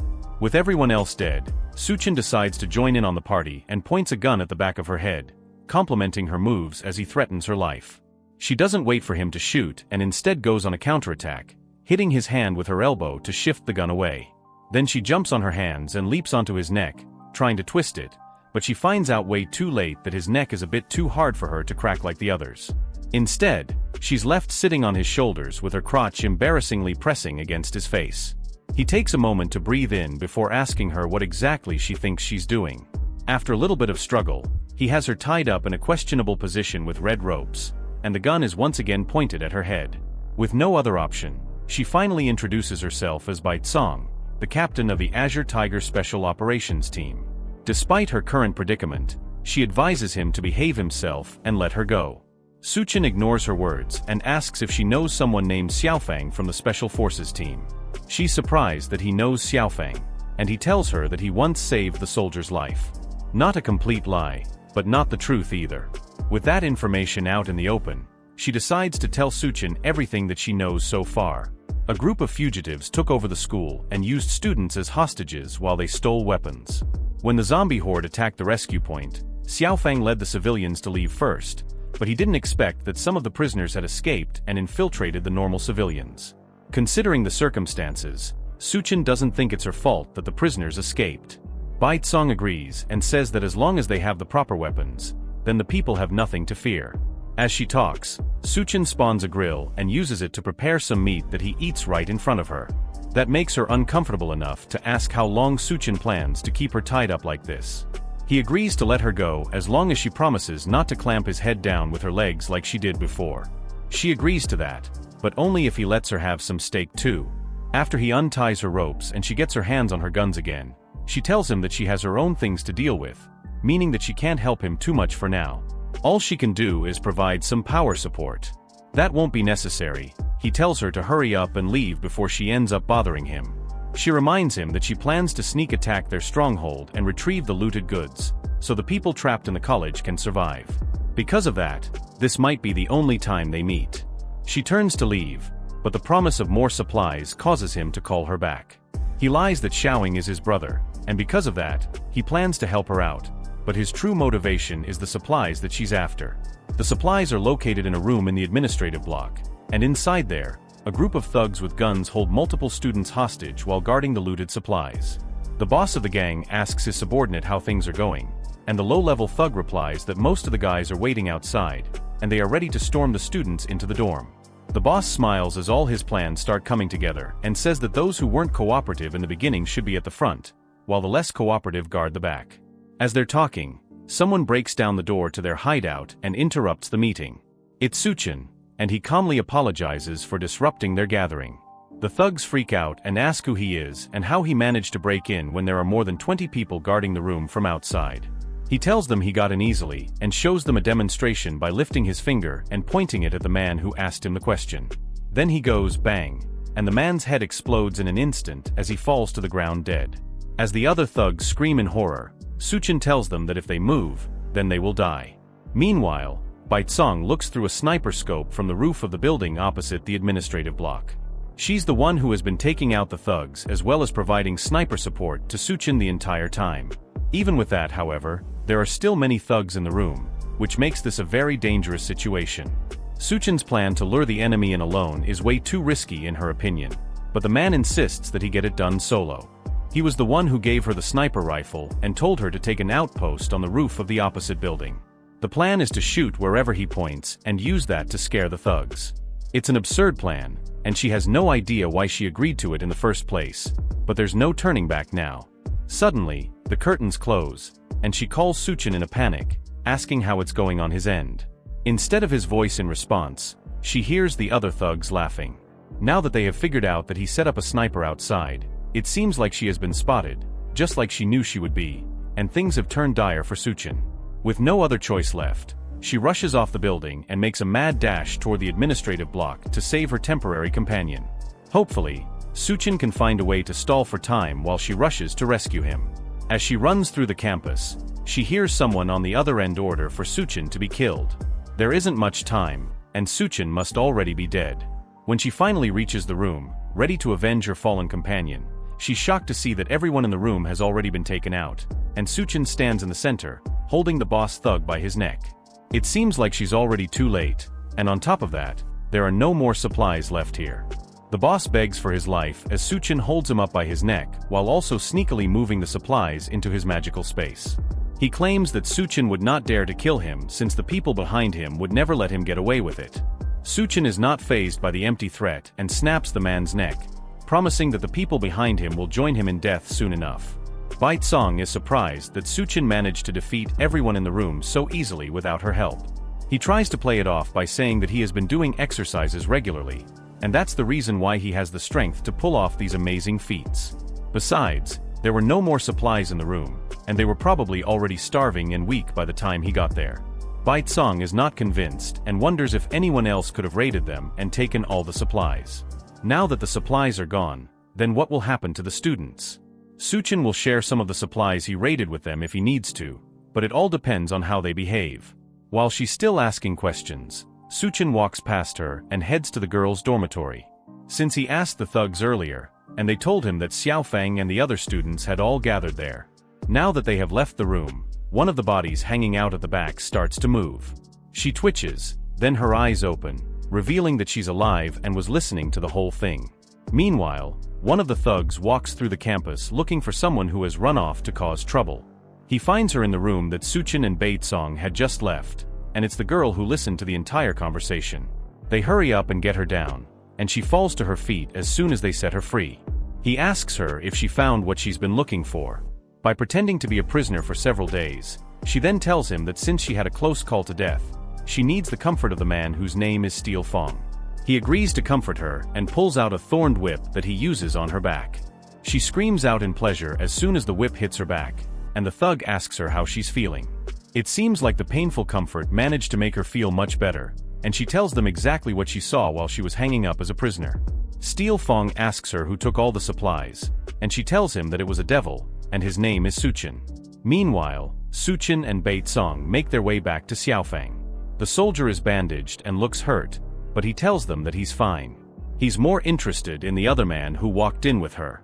Suchen asks to see his wound, and although it started as just a scratch, it's been getting much worse recently for some reason. Suchen tells him that the wound was caused by the cannibals, which are creatures that eat people. Their nails are full of bacteria and viruses, and without medicine to treat the wound, it could become life-threatening. Now, medicines are rare resources, and they are impossible to find, but at the same time, it would be unacceptable to die like this. After hearing this, Suchen decides to share some of his medicine with him. They are both surprised by the amount of medicine Suchen provided them, but he tells them that he did it because Xiaofeng is his brother. In his previous life, there was a man in the military whose combat power was comparable to a humanoid nuclear bomb known as the God of War. If that person turns out to be Xiaofeng, then investing in his friendship and survival will benefit him. Xiaofeng tells Suchen that he owes a favor, but he also knows that Suchen didn't come to their hideout just to deliver medicine. He asks Suchen to tell them what he wants, and he tells them that a great flood is coming soon, and they will need to evacuate quickly. The extreme heat is already causing the glaciers to melt rapidly, and because of that, seawater is flooding the mainland rapidly. If they don't leave as soon as they can, they, as well as the entire land, will be submerged in floodwater.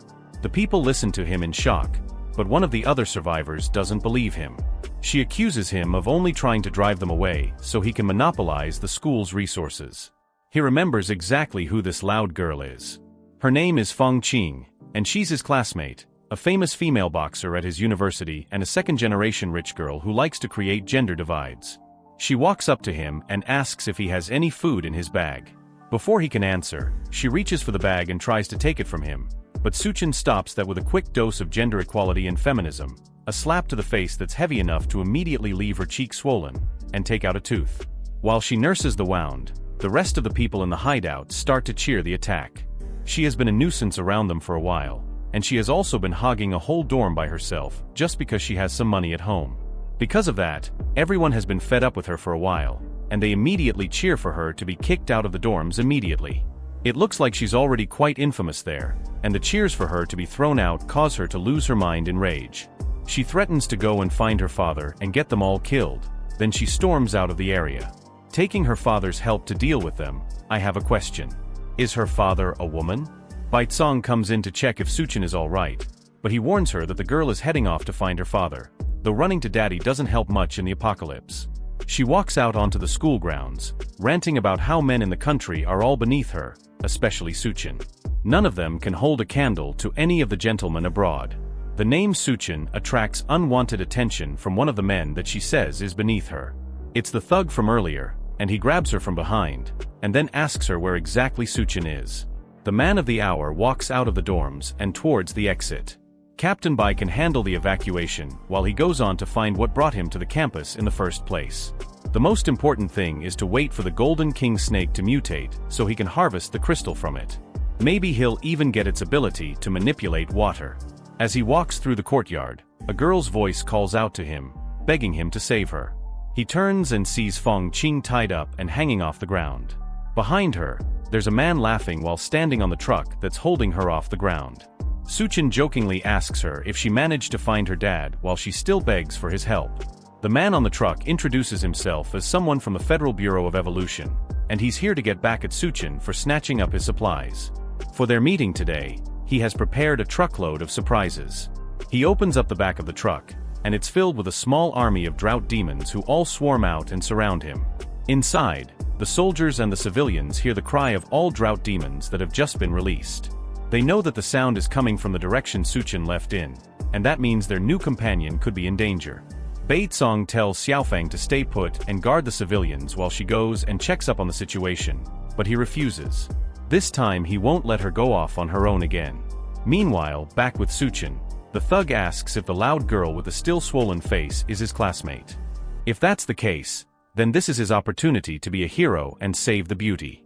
All he has to do is kneel and beg, and the girl will be let go. Suchen takes a moment to think about the offer, and the snobby girl yells at him to hurry up and kneel to save her. It's not impossible, But there's just one problem. Feng Qing doesn't even wait for him to say what the problem is and starts desperately asking why he won't be able to save her. He just said he would save her after all, and it wouldn't be impossible. How could he go back on his word when he's a man? Chen tells her that he is a man, but he's not worthy of saving her. Instead of him saving her, he can help her contact those foreign gentlemen she keeps boasting about to see if they're willing to save her. That explains why he's so reluctant to help her. It's because she called him inferior, so he's taking revenge on her by doing this. Well, if he thinks that she'll apologize and beg him to save her, then he is completely wrong. According to her, she doesn't even need him to save her. Chen laughs and points out the huge horde of zombies rushing towards her from behind the truck. Hopefully, she won't regret her own words in a moment. Feng Qing nervously glances at the zombies that she forgot about in her anger. In her last moments, as the zombies grip her legs, she screams for help and begs for Chen to save her. It seems like she was wrong after all, as the zombies tear her apart. She screams at the top of her lungs for him to save her, but it's already too late. After the screams die down, the Bureau of Evolution officer laughs at how insane the situation is. It seems like Chen truly is a terrible person who can't even help another in a dire situation. But that's all right since he'll be joining her soon. Then he tells Chen that he will now show off the technology of the Federal Bureau of Evolution. He pulls out a jar of powder and rubs it on his face. All he has to do is apply this powder to himself, and monsters will obediently listen to anything he says. That's because the powder is the ashes of dead drought demons. Once anyone applies it to themselves, that makes the zombies think that that person is one of them. That causes the man to pause and take a look at the bowl in his hands in fear. It seems like he didn't even know that he had been rubbing his face in monster ashes. The man rushes to spit out any powder that might have gotten in his mouth, and he's disgusted by the thought that he had been rubbing monster powder on his body the entire time. Now he's mad, and he orders the monsters to tear him to shreds. They growl and rush at him with their claws out and their teeth bared. Chen wastes no time and summons a pair of katanas from his storage, then rushes through the crowd of zombies, slicing them all into bits. In less than a second, he finishes them off so fast that he's standing right in front of the truck before the man is even done coughing. The bureau official turns around and sees his opponent casually staring up at him, looking completely unbothered. There are still several zombies swarming him from behind, and his two soldier allies arrive just in time to see him about to be surrounded. The bureau official orders the zombies to attack again, but none of the zombies move. Chen pats the dust off his shirt and tells the man not to bother shouting. It's pointless since, no matter how much he screams his lungs off, the zombies won't do anything.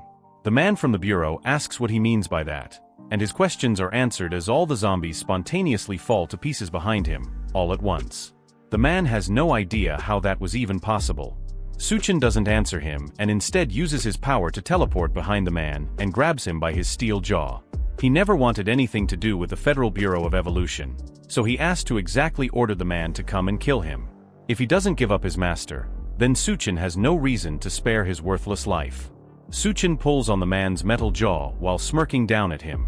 The man starts to scream as the pressure becomes too much for him to take, and in an instant, Chen rips his head right off of his shoulders, with the bottom still connected to his spinal cord. Bai Tsong is shocked that he resolved the seemingly impossible situation in an instant. It's similar to before, and this sort of power is not something that can be achieved through training alone.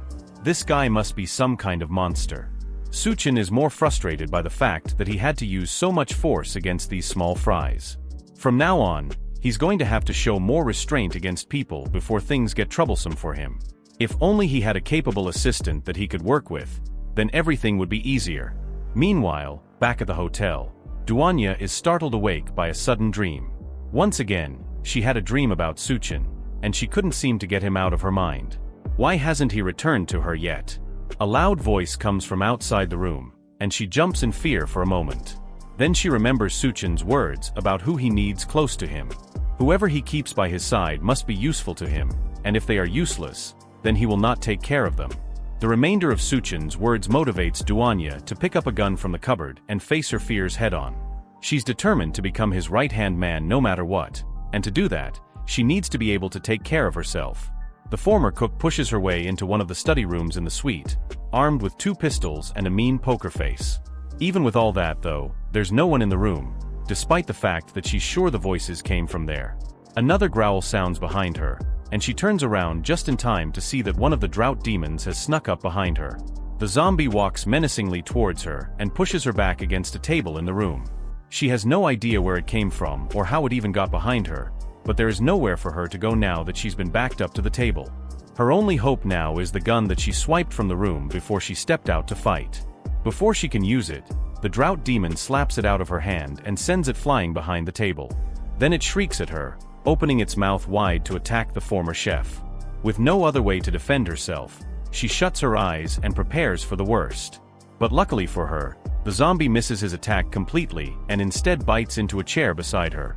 She has no idea what's going on or what this guy is doing, but it seems like she's safe for now. He has been sniffing around this entire time, and it looks like the eyes on his face are gone. Maybe he actually can't see anything, and he's relying on his sense of smell to find her. She somehow got lucky this time, but now he's way too close. If she makes any sound, he's going to attack her right away. She turns and notices that the gun is still on the table, just at the edge, away from her reach. She turns and tries to stealthily grab the gun while the zombie is still unaware of where she is. She stretches her hand just a little more, but the gun still stays out of her reach. And before she can grab it, it's already too late. Her back bumps into the zombie's arm, alerting him of her presence. It screams at her as it's about to attack, and just then, memories of Suchen's words flood her mind. He told her that his resources are limited, so he can't keep her around just because she's pretty. She has to find a crystal core in a monster's head that will give her abilities similar to the ones he has. If she can't do that, then he won't allow useless people to stay around him.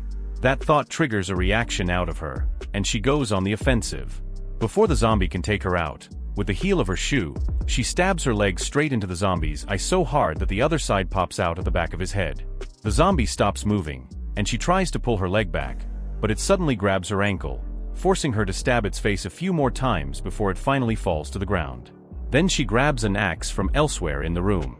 It's a shame that Suchen wasn't here to see her, proving that she's not useless, but now she can check to see if it has a crystal core in its head.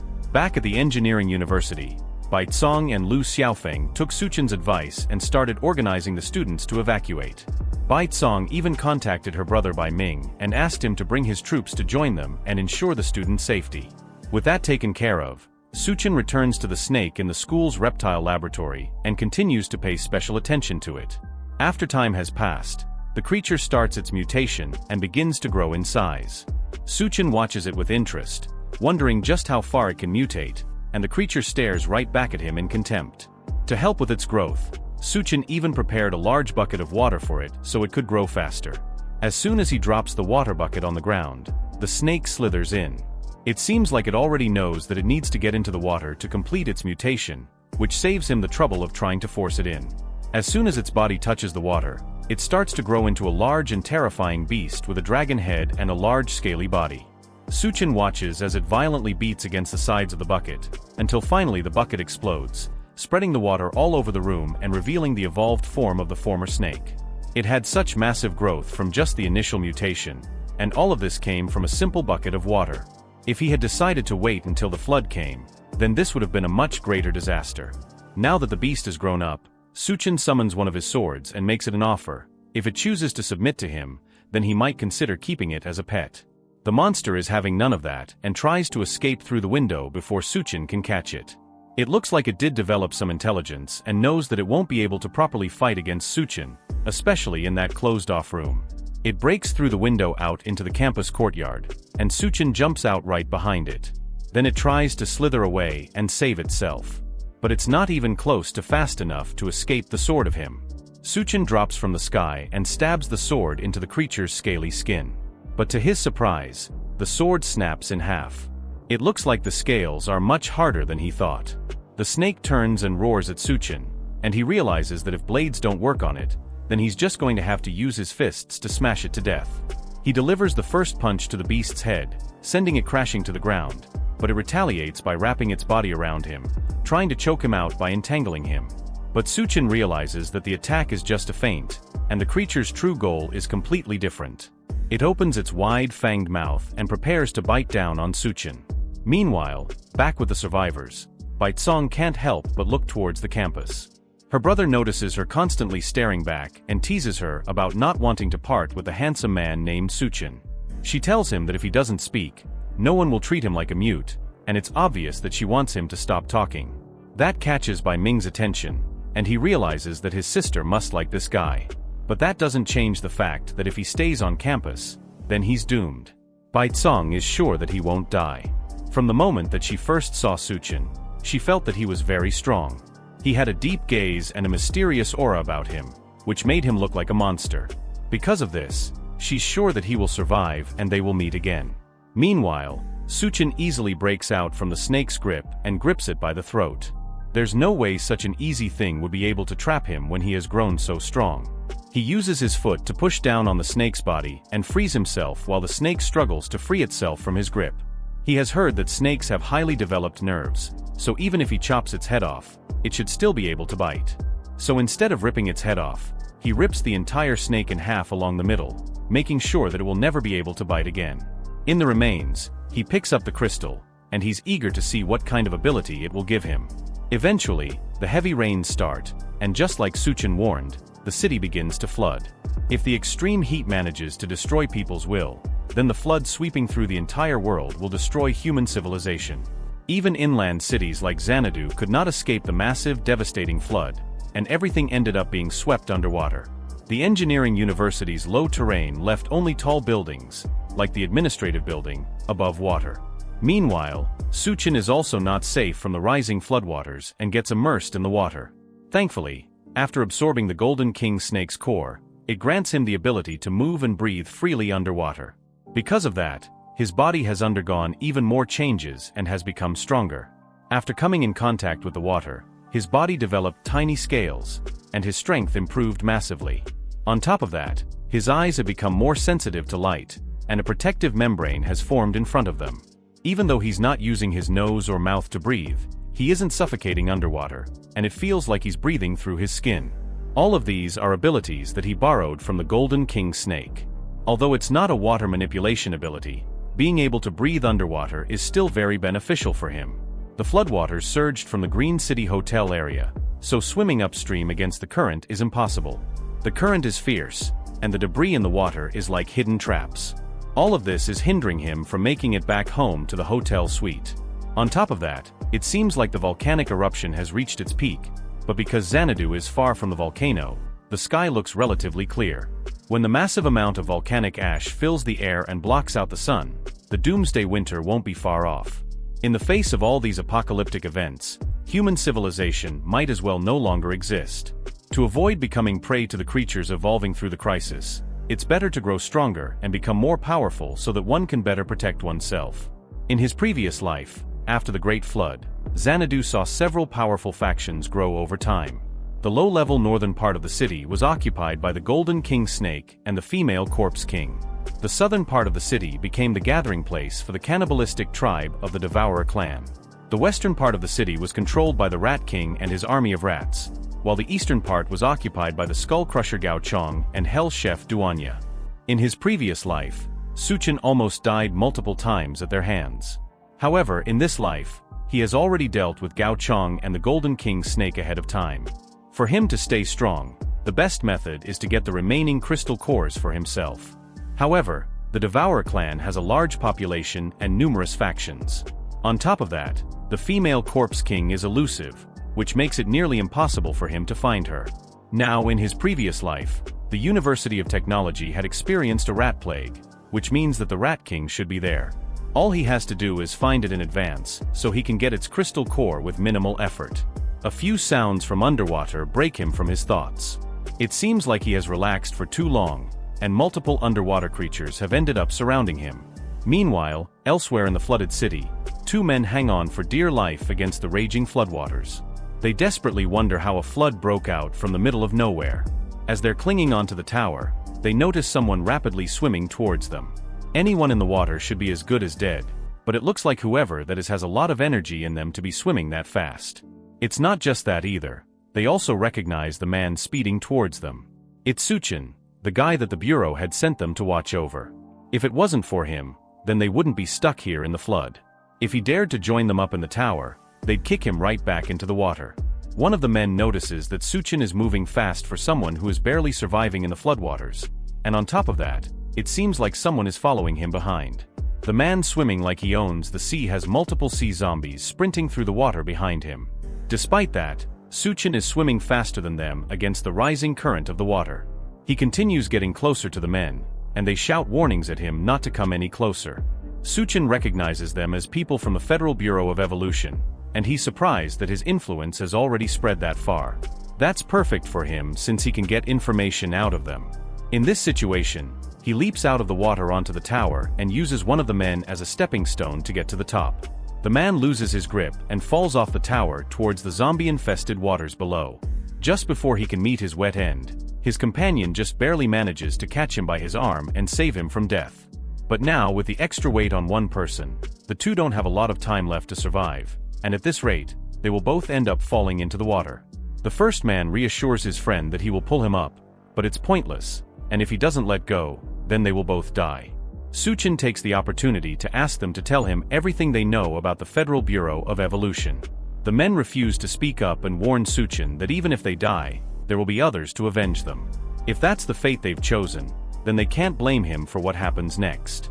One of the zombies manages to latch onto the fat man's foot and pull him into the water. His companion screams and dives in after, prepared to die with his friend.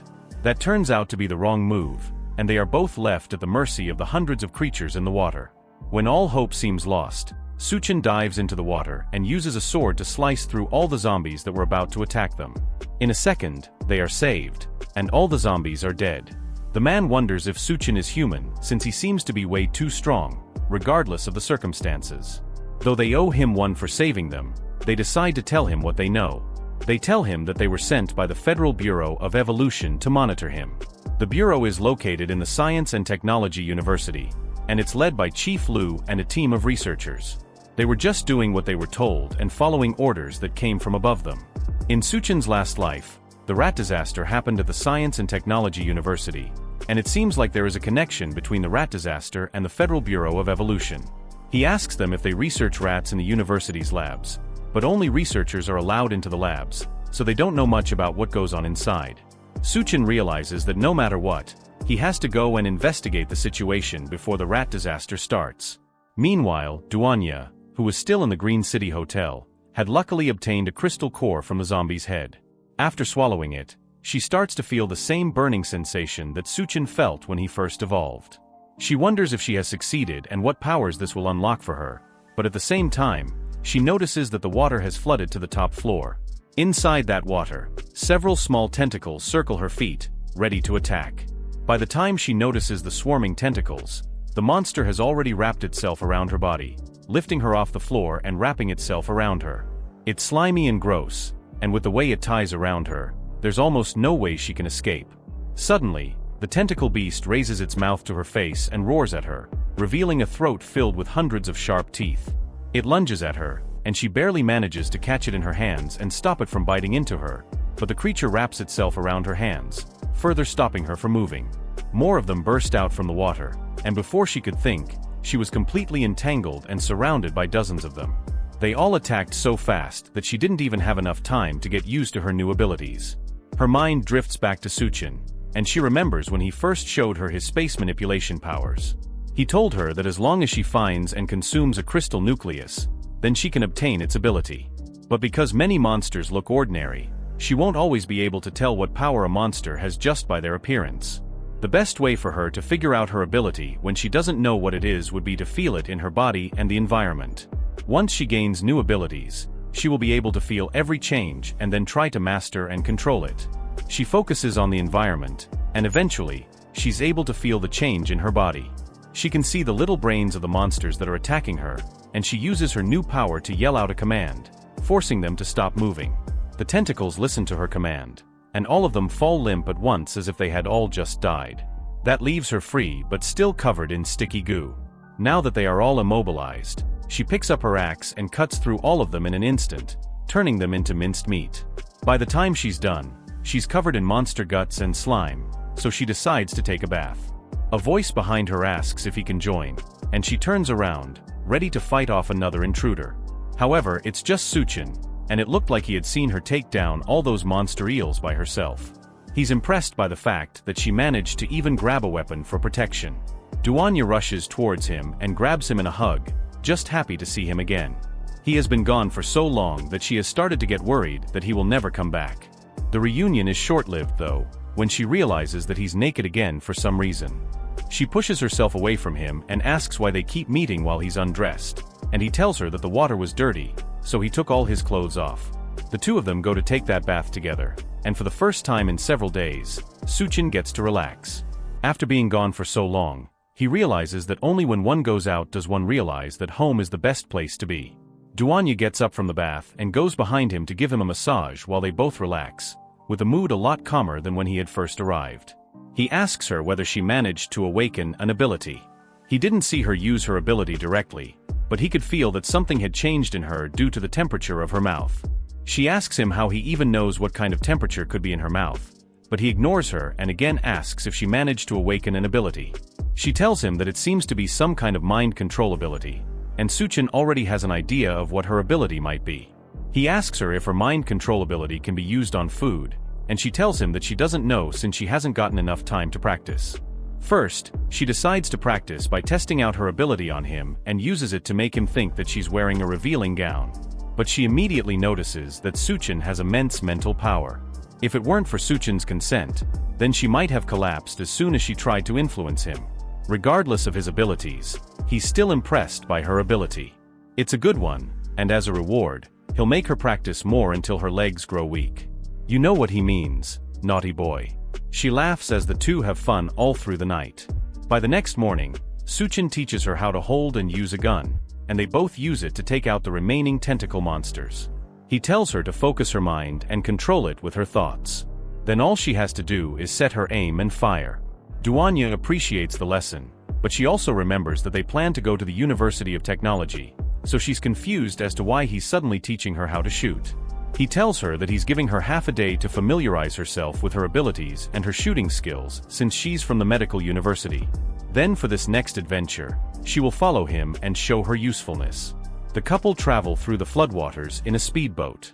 For some reason, Chen has asked Duanya to wear a bunny outfit while they travel. She asks if it's all right for her to wear something like that outside, but he tells her that it's fine since in the apocalypse, even if she doesn't wear anything, no one can do anything about it. She asks him if he has ever been to the Science and Technology University before, and he has once. He came to see a friend and now wonders if he survived. Duanya assures him that good people usually have good fortune, and because of that, he shouldn't worry about it. After a little bit more traveling, they arrive at the university. It has completely been transformed to withstand the apocalypse. Suddenly, he notices something odd and grabs Duanya to protect her right as someone rains down bullets on their boat. The man stops firing for a moment to ask what they are doing there and why they came. This is the Science and Technology University, where the mutant rat king rose last time. He can't tell them that he's here to investigate that, so instead, he lies that he came to join the Federal Bureau of Evolution. The man doesn't care, and he's more interested in the bunny girl with him. He offers to open the gate for her if she spends the night with him, and Chen goes home.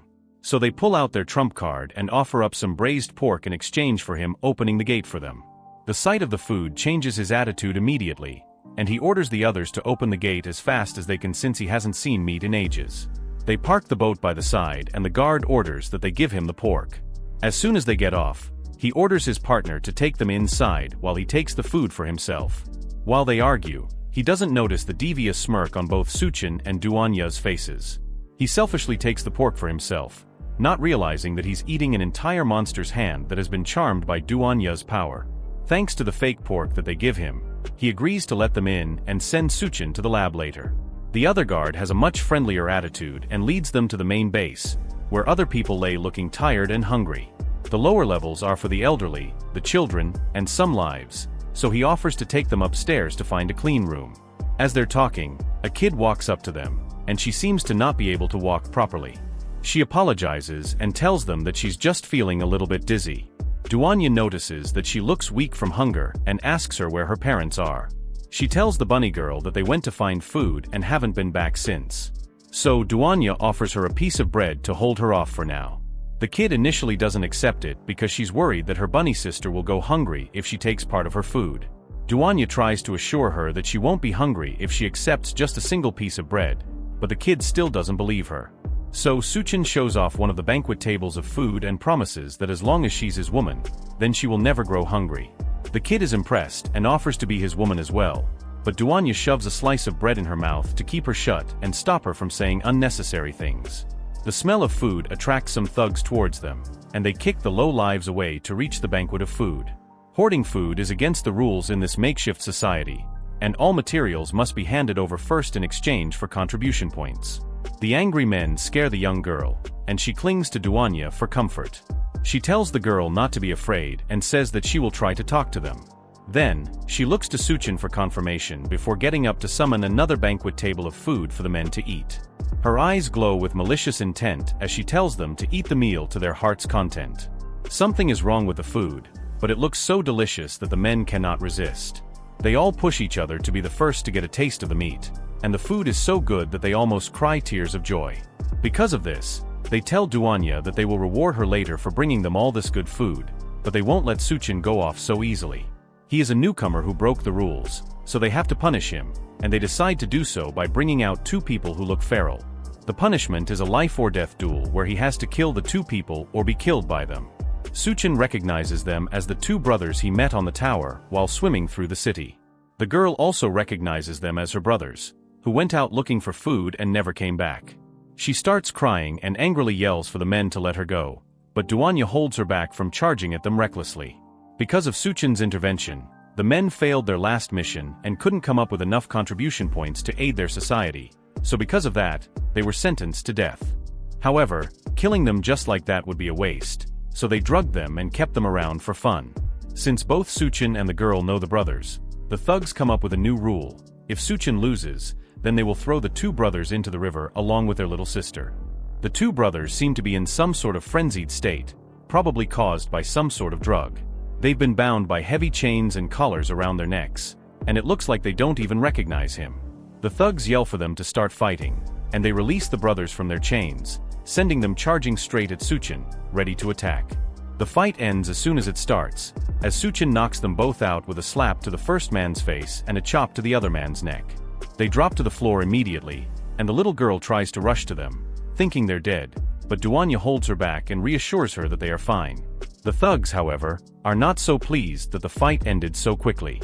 They wanted more of a spectacle, especially after they had wasted 2 doses of their special medicine. He decides to forget about it and continues to threaten Chen, telling him that since they are in a good mood, if he drops all his supplies, then they'll pretend that this incident never happened. Chen asks why exactly he should give up his supplies, and they tell him that he must be new there. Anyone entering the Science and Technology University must follow the boss's rules to keep things in order and weed off any freeloaders. They don't support freeloaders in their camp, and if he wants to stay there, then he needs to earn contribution points by handing over resources or finding supplies. In this camp, contribution points must be similar to what money used to be, and just like in the real world, it only benefits those who make the rules. Chen agrees to their terms and tells them that their last bit of food has already been eaten by them, so they don't have anything left to give. Then a large man appears and offers Chen some contribution points in exchange for working for him. The larger man's presence immediately causes the thugs, who are acting high and mighty, to quiver in fear. They call him Captain Gua, and it looks like he's the leader of the camp. He rides in on a giant chair carried by multiple slaves, while a scared-looking woman rests between his legs. He offers them free meals and accommodation along with high salary positions, and all they have to do is make sure to be loyal to him and work hard. As he's talking, one of the slaves trips and falls to the ground. Captain Gua wastes no time and stabs a knife-tipped spear through the fallen slave's chest, killing him immediately. He tells Chen that they are short on people and he's just in time to replace the slave that's no longer useful. The bunny girl, especially, can be given unlimited meals and good living accommodations if she decides to work for him. As he talks, he grabs the woman lying on his lap and plays with her body. He reminds them that it's the apocalypse now and industrial production has ceased. By giving them this offer, he's making a big sacrifice for them. On top of that, he's already bored of the people he's been using so far, and they are due for replacement. The other thugs yell at Chen to accept the offer immediately. When their great boss needs a new woman, he'll let the others have fun with the old ones. Their boss, however, has other concerns apart from the new workers he needs. He smells something among the thugs and asks them what they have been eating. In their rush to get the food that Duanya gave them earlier, they forgot that eating meat without the boss's permission is a death sentence. They immediately drop to their feet and beg their boss for forgiveness. In the future, they will give him any food they find first. He tells them to stop their groveling and shut up. He's not interested in any food they've been eating, and just the smell of it is killing him. Did they eat poop or something? What in the world did they find that smells so bad? That catches Suchen and Duanya off guard. Did he somehow see through Dana's mental control? It looks like he wasn't even affected at all by it. The thugs tell him that they ate only the food that Suchen gave them, but with their mental control broken, they immediately realize what they've been eating this entire time. Their stomachs protest the horrible food, and they rush to the bathroom, desperate to push out everything they've been eating. Captain Gua sighs in exasperation and wonders how he ended up surrounded by such idiots. One day he'll get rid of all of them and bring in reliable people. Suchen notices that despite his immunity to Duanya's mental control, he can't sense any abilities from the large boss. Despite that, he gives off a very powerful aura that's noticeable even by him. On top of that, his influence was enough to snap everyone out of Duanya's mental control. He wonders what kind of person Captain Gua is, and just judging by his subordinates, he can't be anything good. Suchen is more than strong enough to wipe out the entire camp immediately, but killing them now will only complicate his plans later. First, he needs to find the mutant rats, then he can take care of the rest. Captain Gua snaps him out of his thoughts and asks Suchen what he thinks of the slavery offer. Suchen blandly tells the other man that he's not interested, and Captain Gua laughs. He claims that one day, Suchen will come begging to him. Then he calls another one of the people in the camp and orders him to take over the front position so he can leave. As he leaves, Captain Gua tells one of the survivors to keep an eye on Duanya. After all, women as hot as her are rare to find. With the other man gone, Duanya apologizes for not having the strength to keep her mind control powers active. That man's mental strength was very strong, and it didn't have any effect on him at all. Suchen assures her that it's not her fault. If those guys didn't die after eating the water ghoul's corpse, then there's something strange going on in this camp. They need to be careful going forward and avoid anything that will bring too much attention to them. One of the survivors approaches them as they're having their discussion. He tells them that they have angered the guards, and because of that, they should follow him if they want to be safe. It seems like this survivor knows Suchen, and he introduces himself as Miao Pu Yuan, the roommate of one of Suchen's former friends Tian Yu. They met the last time he visited the school before the apocalypse started. He takes them to another building within the university that hasn't yet been destroyed by the raging floodwaters. There, Duanya manages to use the limited supplies to treat the two brothers who were knocked out by Suchen.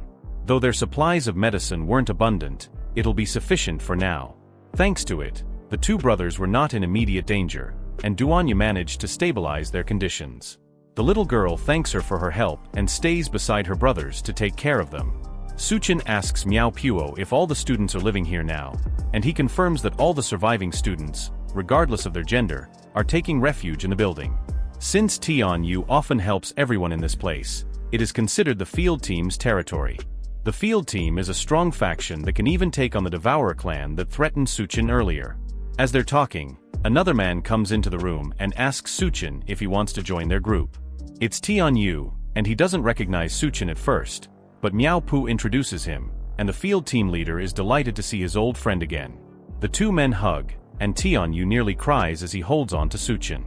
He almost thought that they would never see each other again. Since it's rare for two brothers like them to meet again after such a long time, he suggests that both of them go and have a drink since he just came back from a mission not too long ago. He can afford to stay with Suchen for at least a few days. As they're talking, he notices the beautiful Duanya staring at them, still wearing her bunny suit. Tian Yu immediately recognizes her as the legendary beauty of their university. She was known back then as the cold goddess, Duanya. She's still embarrassed about the whole thing and nervously tells them that those sorts of things were in the past and they don't matter now. The faction leader asks Suchen how exactly the legendary goddess made it to their settlement and why in the world she's dressed as a bunny. Now that it's been pointed out, he also notices that the woman in front of him is Senior Duanya from the medical school. All their stares and comments cause Duanya to cling to Suchen and ask for a change of clothes. It's way too embarrassing to be dressed like this in front of her juniors. Suchen smiles and agrees to let her find a change of clothes while the other two men seethe in jealousy that their friend is hugging the goddess Duanya. After that, Tianyu offers her a private room to change into. It's a bit messy, but she can sit anywhere she wants and get changed in peace. Suchen notices that it's a luxury room and Tian must have purchased it with a large number of contribution points. The faction leader also notices that the two of them didn't bring any bags with them, and he wonders where the clothes came from. But Suchen changes the topic immediately and asks about his regular missions. They must be dangerous if it takes several days for him to go and return. In truth though, there's nowhere in the world that isn't dangerous. Since both Suchen and Duanya still look clean, he thinks that they haven't experienced the apocalypse yet, so he offers them the opportunity to join the field team so he can take care of them. Someone as excellent as Duanya wouldn't even need to go out for food. She could just put her medical skills to use and take care of the wounded. However, before any of that, he has to warn them about something first. Suchen has to stop showing off everywhere, and most of all, he has to stop making beautiful girls wear bunny outfits. What exactly was he thinking with that stunt? Suchen tries to defend himself and says that he will protect her, and his brother hits him on the head in response. He reminds the now powerful man of a time when he didn't have as much power as he did now. Back in high school, when he used to get bullied and never dared to fight back, it was he who fought the bullies away. The guard Captain Guo is not a nice guy, and when he sets his sights on a woman, they usually don't have good endings. Beautiful women like Duanya are no exception, and now that he has his eyes on her, he won't let her go easily. Meanwhile, in the private room, the chef tries to take off her clothes quickly, but a knife is pressed against her throat by a mystery attacker. She nervously asks this new face who she is and what she wants.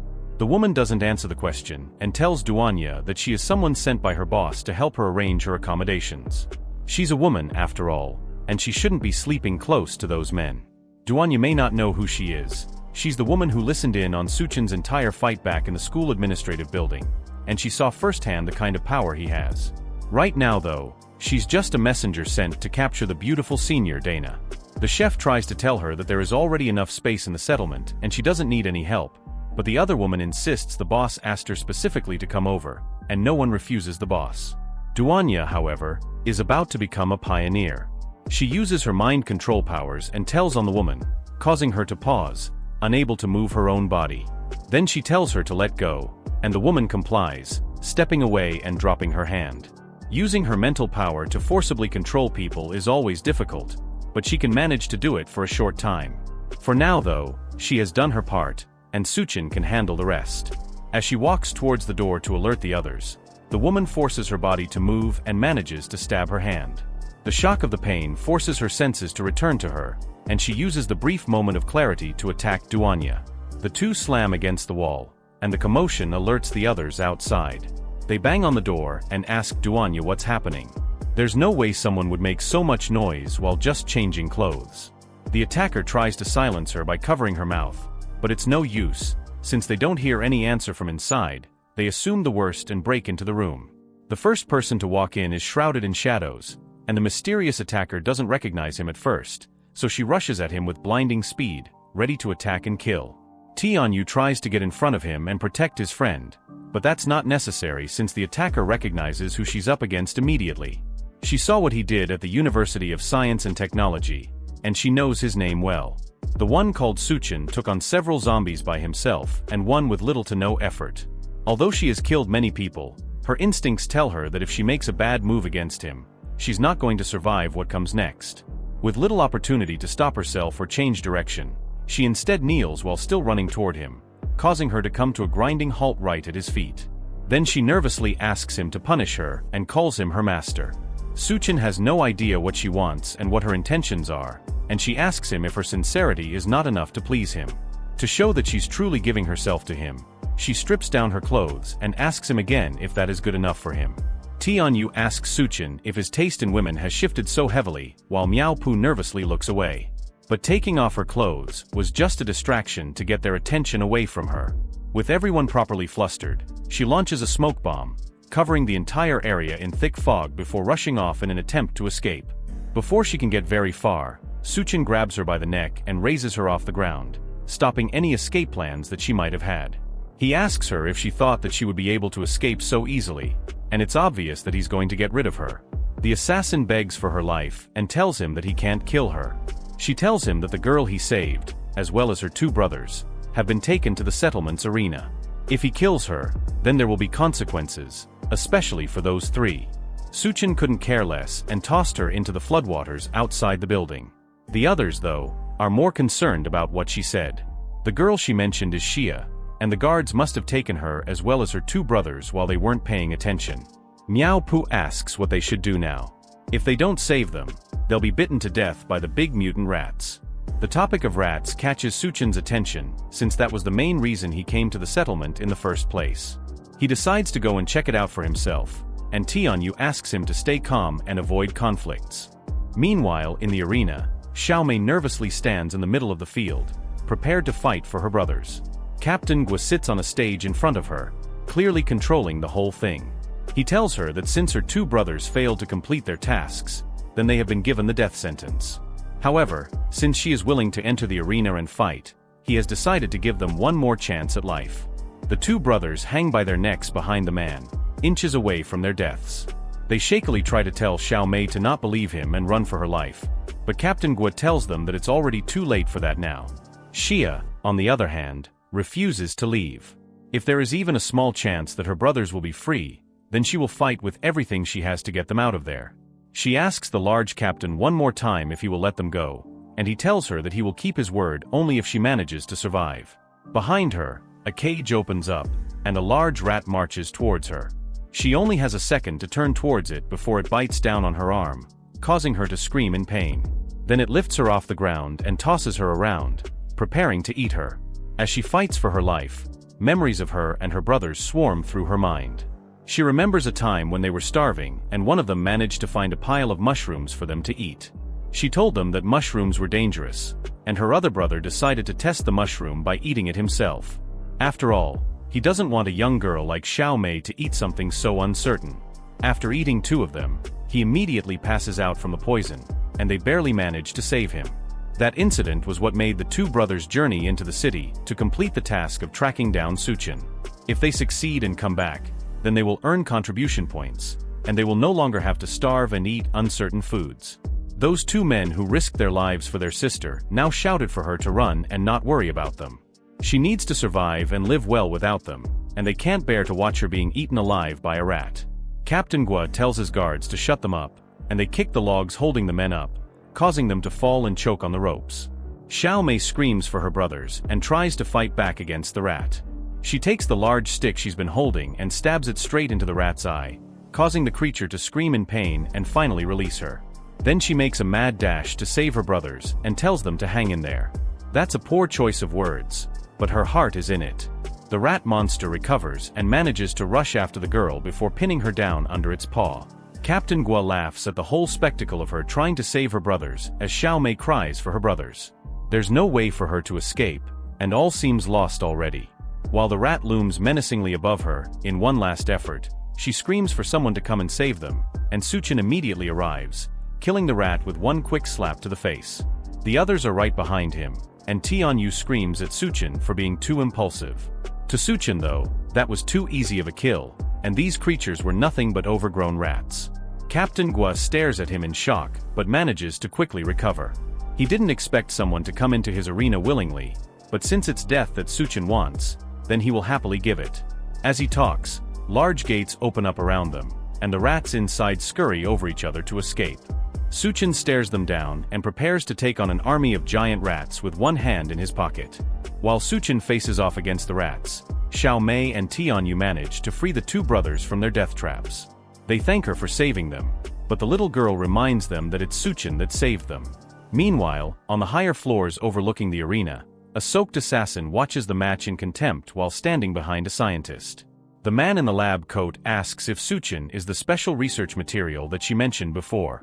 She confirms that he is someone with superior genes that will solve the instability of the doomsday genes. If they can do that, then they will be able to make the rats that were created using the latest technology bigger and more ferocious than before. Suchen stares those same rats down, and it seems like both of them are ready to attack in an instant. The scientist has high hopes for him, but if he dies here, then he doesn't deserve to be their experimental subject. Chen wastes no time, unintentionally proving himself by easily killing several giant rats in less than a second. His companions gasp in shock, and Tianyu wonders if this is the Chen he knows. Unfortunately, despite all of his showing off, there were no crystal nuclei in any of the giant rats. That meant that his only hope of getting one would be from the Rat King. Just then, as if on cue, someone announces the speakers set up around the camp. It's the scientist who has been overlooking the fight this entire time, and he tells everyone present that Chen is the experimental material he needs for his work. He orders Captain Guo and Tianyu to bring him up, whether dead or alive. It looks like the two bosses of the settlement answer to him, and Captain Guo is more than happy to bring Chen over for experimentation. Miao Pu quietly warns them to run away with him quickly because the situation has become dire. If she doesn't leave now, then she won't be able to leave again in the future. She tells him that she's not leaving as long as Chen is there.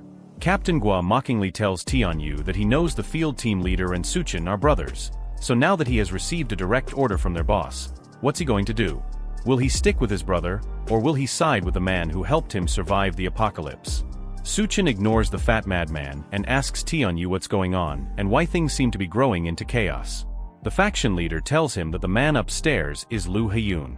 At the beginning of the apocalypse, the scientist developed a drug that makes people stronger, and thanks to that, he was able to control the university. But nothing is free in the apocalypse. The drug needs a user to trade their life force in exchange for strength. Once they stop taking the drug, they become weaker than anyone else. Because of their dependency on the drug, they have to follow all the orders from the scientist, no matter what. His only hope in this situation would be Chen, who offers an escape from the drug dependency, but only if Tianyu follows him. The faction leader bows his head and tells his brother that, unfortunately, he doesn't have a choice in this matter. Captain Guo laughs wildly at the apparent betrayal between the brothers. Seeing them turn against each other motivates him to take out Chen once and for all. He jumps at Chen, ready to strike the younger man down, but at the last second, Tianyu leaps into action and kicks Captain Guo away before he can attack. The large man didn't expect the attack and gets sent flying by the kick. He growls aggressively at Tianyu, who takes off his shirt, ready for a life-or-death brawl between captains. Despite the odds against him, he decides to stand up for what's right and what he cares about. Tianyu tells the large man that he's betraying the doctor because he only wants to use the drug to control them. There's no need to stand beside someone who's using his life as a bargaining chip. If he has nothing to lose, then it won't matter if he dies at the end of the day. But if anyone dares to touch his brother, then he will fight them to the death. Chen smiles at his brother as he stands in front of the group. At that moment, the faction leader looks exactly like Chen remembers from many years ago. Tianyu rushes over to clash with the powerful captain, and the larger man promises to crush them all together since he's so eager to die. Tianyu manages to land several powerful punches all over Captain Guo's body, but the larger boss reveals his trump card. Their boss knew that he'd betrayed them, so he gave the captain a higher level drug than he gave to Tianyu. Thanks to that, the fat is his strongest defense, meaning that no one can hurt him. The captain raises his weapons over his head and brings them down on the unsuspecting Tianyu. The faction leader just barely manages to catch both clubs before they crush him, but the shot causes him to cough up blood. Then Captain Guo flips a switch on the weapon, causing electricity to surge through them. Tianyu barely manages to hold on, but just as it looks like he's about to collapse, Chen comes in to help out his brother. He rushes in with a large kick to both metal mallets and uses his feet to push them out of Captain Guo's hands, causing them to pierce into his body and fall back. The stabs from the mallets and the surge of electricity cause Captain Guo to immediately pass out, dead. The feats Chen pulls off just get more and more interesting as time goes on. So far, the scientist has spent all his resources and manpower to find ways to evolve humans into perfect beings, and his research has led to significant breakthroughs in his experiments. However, Chen's recent display of strength shows that all those experiments were pointless. The perfect human has been out there this entire time. The scientist gives Chen one more opportunity to join him and become the first truly perfect human. Of course, Chen knows that there's more to his plan than just humans. When he talks about perfect humans, what he's referring to is a rat. For the scientist, rat genes are the closest to human genes, and using the rodent's genes, he can create an army of rat men and then conquer the world. In that case, the apocalypse would become heaven for him and his rat army. Chen thinks the plan sounds stupid and blatantly refuses the offer on the spot. Lu Haiyun only thinks that this must mean that Chen hasn't understood just how great his evolution project can be. All he has to do to convince Chen is show him just how great of an idea it is. The attack from earlier lines up a sniper shot from the window looking down on the arena and fires. Chen dodges something that looks like a tranquilizer dart, and it flies straight into Captain Guo's chest. The large man immediately starts to mutate into a terrifying new beast, and the electrified mallets also get absorbed into his body. The big guy used to be a sumo wrestler, and his fat made him resistant to most heavy attacks. Combining that with the level 3 drug that was just injected into him, his strength has been enhanced. On top of that, any damage he gets is healed immediately. Chen still couldn't care less and sends a flaming middle finger up at the deranged doctor. Nothing about this is great as far as he's concerned. This entire setup is just a huge excuse to turn people into monsters. That insult is the last straw for Lu Haiyun, and he orders the newly mutated Captain Guo to kill Chen so that he can extract the genes he needs from the corpse. The monster roars and immediately charges towards Chen with a sumo spin. He manages to catch the rolling man just in time. Then he plunges his arm into the large man's head and rips out the battery from the electric mallets before stuffing it into Captain Guo's mutated face. The battery immediately explodes, which should be enough damage to kill the large man. However, thanks to his newly improved healing factor, his wounds heal immediately, leaving him horribly disfigured but strong enough to still fight. Chen finds the whole thing annoying and rushes back in to end the man and stop the fight all at once. He lands a devastating punch straight to what should be its jaw, causing the man to fall into a crater. Then he increases his speed as he attacks, kicking up a thick layer of dust while also pummeling the mutated man. In the current world, very few people know about superpowers, so it would be best not to let others see how he uses them. Because of that, he uses the dust and dirt to his advantage, which allows him to do whatever he wants while camouflaged. His main issue is the fact that Captain Guo keeps recovering no matter how much damage he takes. Despite how much he has clowned the whole thing, at the end of the day, Professor Lu Haiyun's research is impressive. Chen's space doesn't just contain supplies, it also contains something big enough to crush the man and make sure that he won't have anything to regenerate from. He opens up his space power and summons his secret weapon, which is several tons of concrete and steel. The loud noise startles the onlookers outside, but the huge wall of dust stops them from seeing anything. Once it all clears, Chen sits in the center on top of the piles of cement with the fat buried underneath all the debris. Lu Haiyun starts to panic after seeing all of that. At this point, he doesn't care who Chen is or how special his genes are. All he cares about is the fact that Chen dared to provoke him, and now he will do everything to make sure he dies without a proper burial place. All around him, the cages start to rise as thousands of rats prepare to swarm around them and attack. Chen isn't worried at all, and he's excited because he planned to make sure none of them survive either. The others turn and realize that they've been surrounded. The rat people who start coming out of the cages are all the people who were once sent to the lab. It looks like Lu Haiyun turned them all into rat men, and now they obey his orders brainlessly. Chen can't deal with these small fries since his target is the deranged scientist watching over them. If he doesn't get up there and deal with Lu Haiyun, then the armies of mutant rats will never end. Because of that, he has to leave them temporarily so that he can take out the source. Duanya remembers he once told her that she needs to have value to stay by his side. If she doesn't prove that she can stand on her own here, then there is a chance that he will abandon her. With that, she understands her mission and assures him that she will keep them under control. Even with that, he tells her that if she needs him and can't handle it, then she should call out to him loudly. With Chen gone, she immediately takes charge of the situation and steps up to lead the group. There are a lot of rats around them, and she has never controlled so many at once, but in this situation, she has no choice but to do it. With her mind controlling a large number of rats and stopping them, the rest of the group focuses on killing as many of them as possible. Meanwhile, Lu Haiyun continues to watch the carnage from the top floor of his tower. He considers the people fighting with Duanya to be traitors, but it doesn't matter to him since they will become food for the rat men soon enough. Suddenly, his assistants report that Chen has taken down the security personnel in the building, and he has broken into the room of someone named Miss Yun. That catches Lu Haiyun's attention immediately, and it looks like that room is very important to him. He takes off his lab coat and orders his assistants to inject the doomsday gene into him.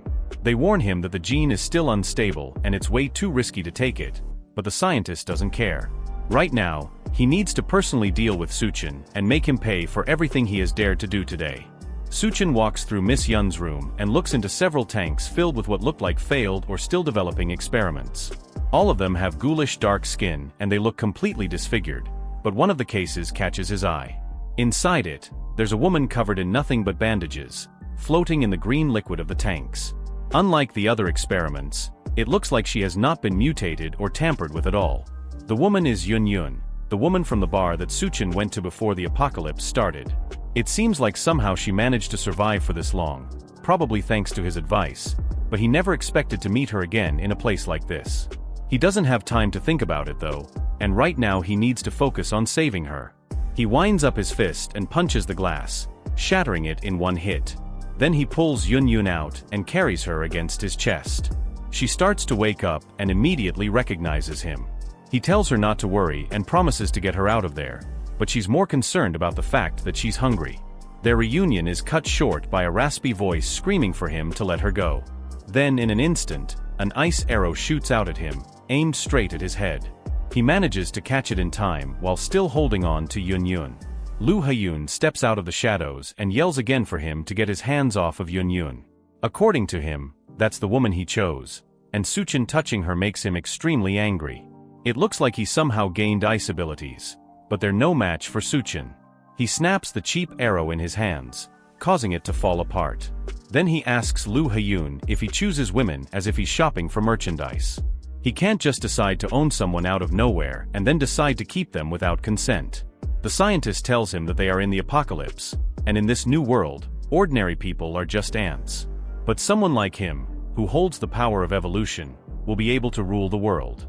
As far as he's concerned, to be his woman is her honor. That little speech just convinces Suchen that he's as much of a lunatic as the rumors say. Yun desperately clings to Suchen and begs him not to leave. She's scared of the situation she's been put in, and Suchen has already come to save her. That makes Lu Haiyun even angrier, and he grits his teeth while asking Suchen one more time to let go of her. Then he rushes at them, screaming that Yun is his woman and she belongs to him. Suchen reacts quickly and kicks a shelf at the scientist to slow him down, but the man swats it away. But in that brief second he spent defending himself, Yun jumps up and kisses Suchen on the lips as a reward for saving her. She tells him that she's still mad at him for leaving her hanging last time and she's only taking what he owes her. But that used up the last bit of energy she had, and she collapsed on his shoulder in an instant and passed out. That finally sets Lu Haiyun over the edge, and he hunches over in anger while gritting his teeth. This is the worst betrayal he has ever felt, and the anger causes him to lose control of his mind. He decides at that moment that if she doesn't want to be with him, then she can just go to hell together with Suchen. Then he starts his evolution process, causing his clothes to shred into pieces as his eyes glow white and veins pulse throughout his body. Then his skin starts to grow dark, and his teeth sharpen and grow until they become fangs. His body starts to grow while his skin shrinks around him, and his nails turn to sharp claws. By the time he's done with his mutation, he has turned into a vicious-looking half-man, half-rat. He promises Suchen that he will show the true power of a god. But Suchen is not intimidated at all and calmly holds on to Yun while inviting the scientist to come and attack him. He helps Yun lay on the ground and tells her to rest against the wall. She once again complains that she's hungry, so he gives her some of his chocolate to eat. Yun looks frail because she has been trapped inside the lab for some time, and Suchen seems very worried about her. As the two of them share that private moment, his eyes light up as he suddenly notices a hostile presence. An ugly-looking monster appears by his side, angry that the two of them are ignoring it. The monster looks very menacing with its sharp teeth and long claws as it gets ready to rip them to shreds. It tells them that they will be meeting their maker since they are too bold to be distracted. But Suchen maintains a cool composure and isn't fazed by the filthy monster's threats. The monster almost looks gravely ill, and its body looks skinny and disgusting. In an instant, he weaves his hand and destroys the monster's upper body. The mutated rat's parts fly across the room with its blood and guts spilling everywhere. It is a befitting end for such a repulsive creature. As the blood splatters everywhere, Suchen is disappointed and asks if that is all the monster has. The look on his face shows that he is expecting more of a challenge, but the monster isn't ready for Suchen's overwhelming strength. Meanwhile, Yun finishes off the chocolate, and she asks him if the people downstairs are his friends as she looks through the window from the corner of her eye. Chen confirms that they are his friends. She grabs a chair and says that she is going to repay him for everything he has done. It is only fair because he also saved her life. Yun throws the chair at the window and shatters it, then prepares to jump down to the bottom floor to save Chen's friends. She gives Chen one last good look and tells him that Lu Haiyun isn't so easy to kill and that he needs to be careful. After that, she jumps out of the window, slowly increasing in size, and by the time she lands on the ground below, she is tall enough to tower over everyone around her. The crash scares Chen's friends, and it takes a moment for them to figure out what just happened.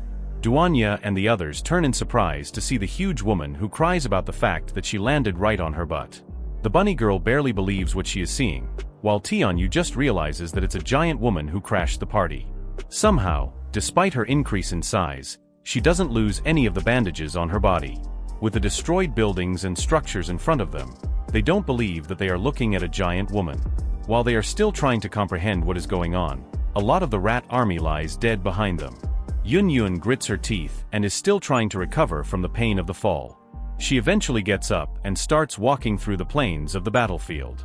The other people are still asking how a giant woman suddenly appears out of nowhere. As Yun moves around, Tianyu begs not to be crushed, especially since he can see between her legs from where he's standing, and he even says that he can see the color. She manages to crush one of the rats under her feet, causing it to scream out in pain and wriggle around under her leg. As the rat tries to escape from the giant woman's foot, Yun finally starts to realize just what exactly her new companions have been fighting against. She raises her foot to get a closer look while the other rats gaze at her from below. The rats all look scared of the ominous aura that Yun gives off. Before she fully realizes that they are rats, they all start spilling out from the buildings and sprinting toward her. All of them are eager to avenge their fallen comrade, and they race through the now empty battlefield, grabbing anyone they can get their hands on as they make their spring. Some people try to run away, but only a few can escape, while others are caught in the creatures' paths before they get turned into rat food. As Yun realizes that she's fighting against giant rats, she starts to panic. She cries and asks for help because she can't stand the monsters. Everyone else starts to run away from her because she begins stomping the ground, which means that she might accidentally kill both rats and humans in her panic. The shock waves from her stomps make them all run for their lives. She keeps yelling at the creatures to get away from her, while the other humans try to calm her down before she stomps them to death. Most of them give up on calming her down and try to get away. Chen watches the chaos as he marvels at Yun's insanely powerful ability. Unknown to him, as he stares out the window, the rats in the room begin morphing and coming back to life. He quickly turns his head and sees the creatures rushing toward him, but he knows that he can take them out. Chen doesn't resist as the rats swarm and climb all over his body. He acknowledges that Lu Haiyun isn't that easy to kill. Then he allows himself to get engulfed by the swarm while maintaining a calm demeanor. The rats merge around him, forming a new body that looks like it belongs to the Rat King. A few seconds later, he is completely swallowed up by them, but not once does he try to save himself from the depths of the horde. Lu Haiyun's hand reaches out like an ominous being that has been brought back from the dead. The large rat emerges with his full body, now turned fully into the Rat King that Chen has been trying to find. He laughs and says that his body is practically immortal, mocking Chen's futile efforts at trying to defeat him. Now that the main thorn in his side has been taken care of, it's time for him to start taking over the world. The rest of the fighters below are shocked when the rats suddenly stop attacking. They all just stand like mindless figures as if their minds have all been connected to a hive, and they are awaiting their next orders. Duanya and her companions wonder why the rats have suddenly stopped. With the rats all in sync, they gaze up to the top of the building where their leader stands like a villain trying to take over the world.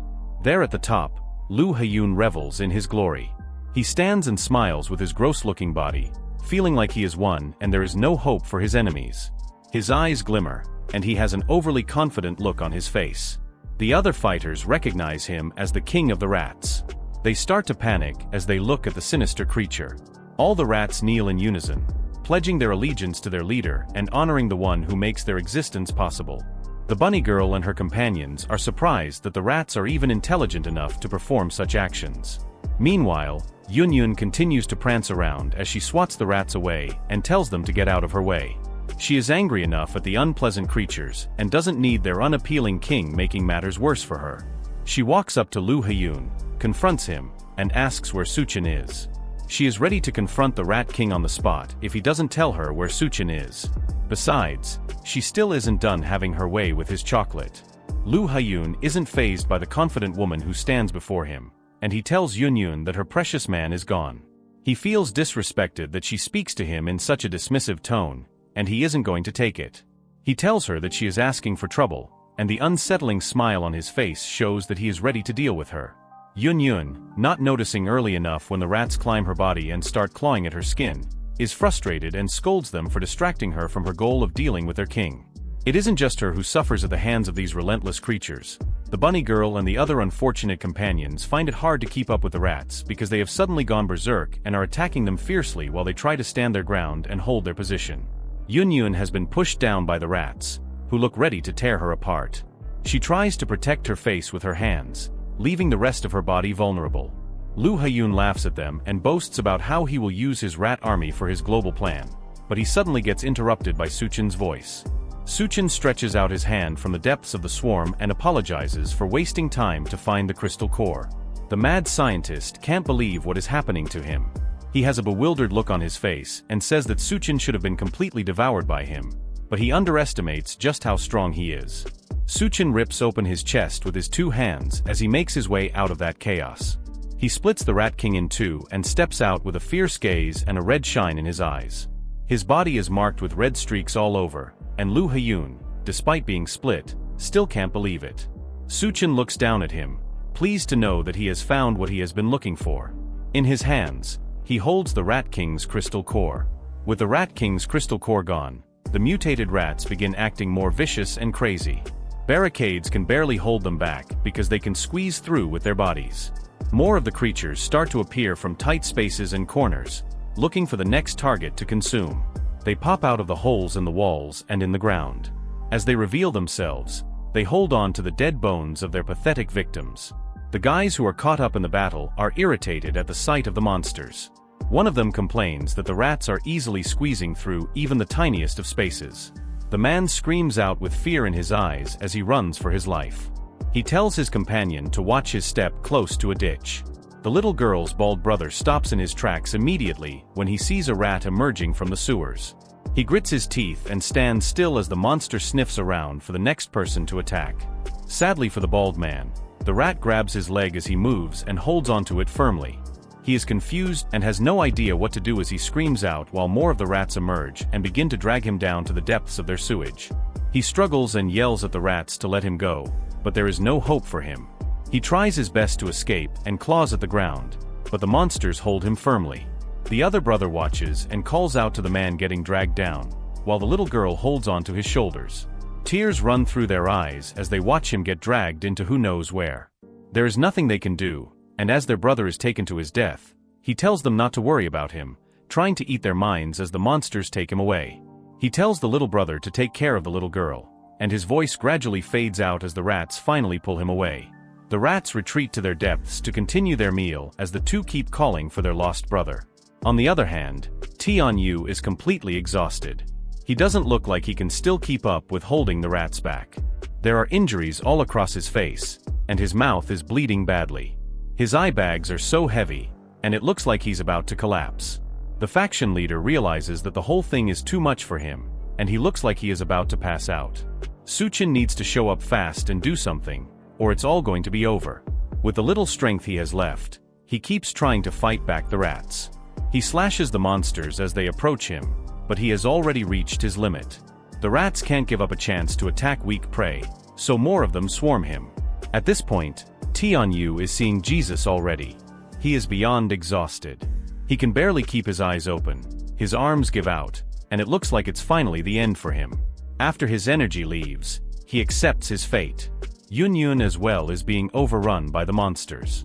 The monsters climb all over her and bite her body, causing her to wince and cry out in pain. The buildings all around her keep taking damage as she jumps around in pain.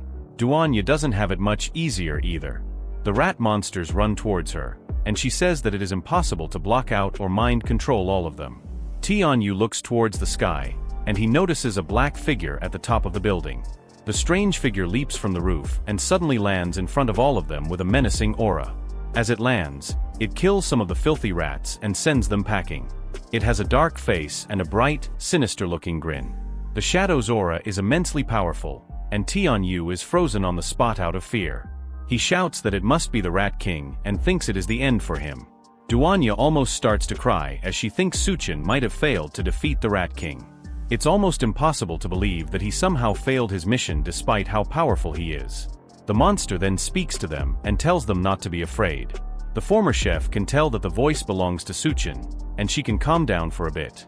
The dark aura around him clears from his face, and it reveals that it is Suchen.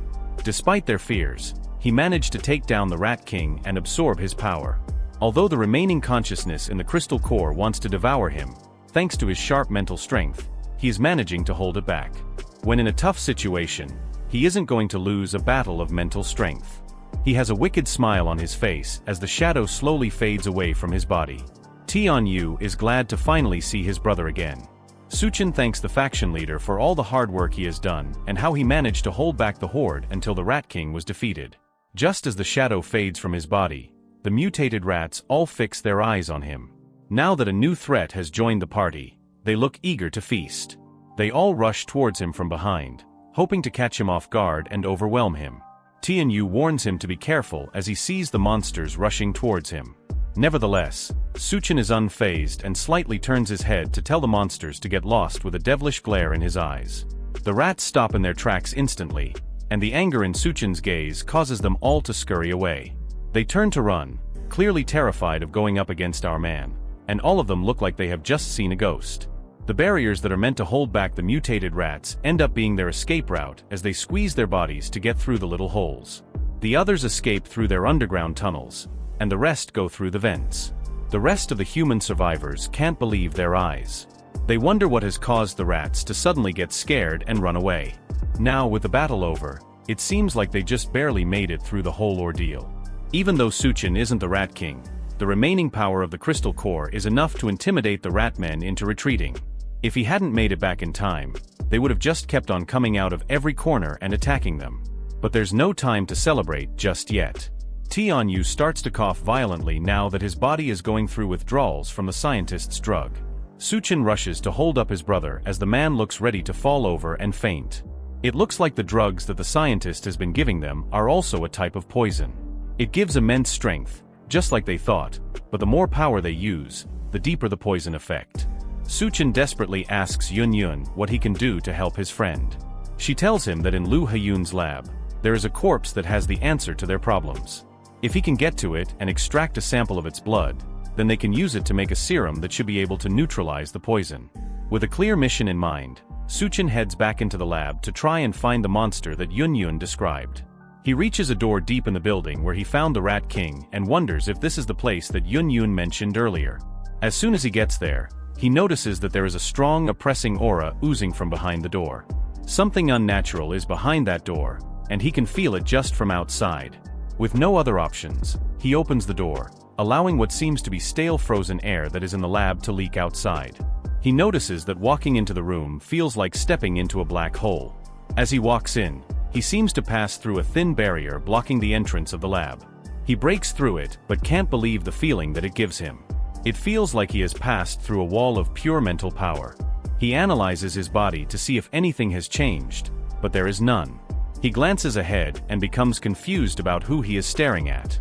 From what Yun told him, there are supposed to be only corpses in the lab, but instead of a rotting corpse, he sees a lady sitting and working on the computer in front of her. From how she greets him, it's almost like she expected him to come and meet her. The lady turns and refers to him as her classmate, Lu. Suchen is confused as to why she is calling him Lu. She must be mistaken. After all, he looks nothing like that madman.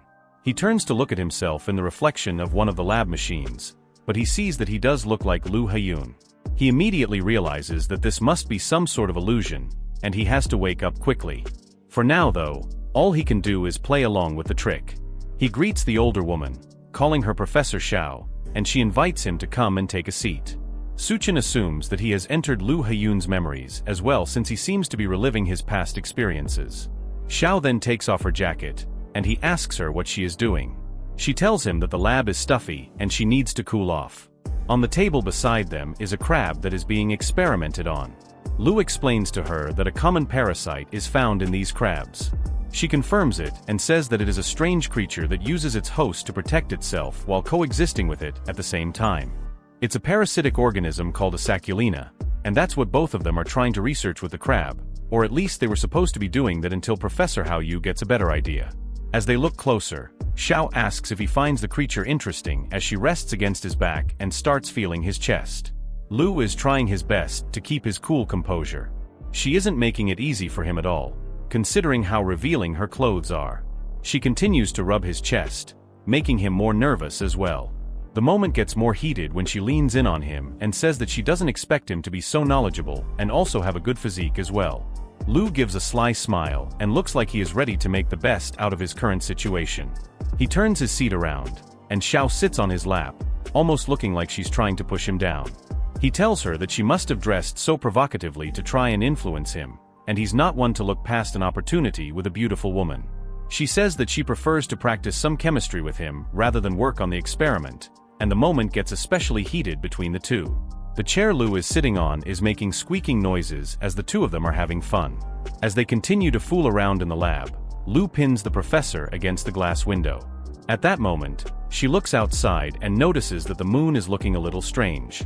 It's the day that the apocalypse begins, and the moon releases its blindingly hot burst into the room directly on the couple, and they both happen to not be wearing much clothing. Suddenly, they are surrounded by a blazing fire. She screams and asks for the curtains to be closed quickly. The heat is too much for them to bear, and they wonder when it will all end.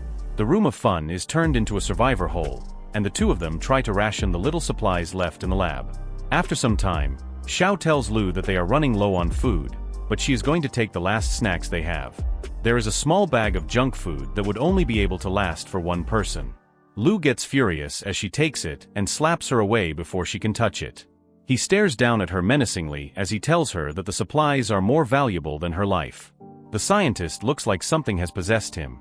The professor shakes in fear and apologizes for taking the food, saying that she is too hungry.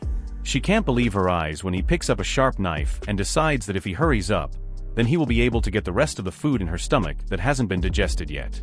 He plans to cut her open and salvage whatever meal he can find inside her. With a firm swipe of the dagger, her blood is sprayed everywhere in the room. Zhao's dead body lies on the floor while Lu is glad that he has found some food, even though it is all in her stomach. Later on, he also says that the rats from earlier have evolved after eating her flesh, although their crazy evolution is far from perfect. Then when he starts with his experiments while using her blood, he can make a serum and finds out that it can detoxify the poison. But what surprises him the most is that her body is still alive and still changing. He sees her as the perfect research specimen to work on and decides to use her to create something amazing. Looking closer at the data he gets, he is amazed by it and considers it to be incredible. According to him, it wouldn't even be an exaggeration to call it a doomsday. As Zhao's decaying body hangs in chains in the lab, he smiles as he tells her to expect more surprises from him since she just won't die. Then he revs up a chainsaw while laughing crazily and proceeds to cut her up some more. Xiao, who barely looks human anymore, asks if he has found the crystal core that he has been searching for and encourages him to eat it while he holds a crystal core in his hands and continues his maniacal laughter. She asks him why he hesitates so much, but Lu comes back to his senses and tells her that he won't eat it because it's just a piece of rotten meat.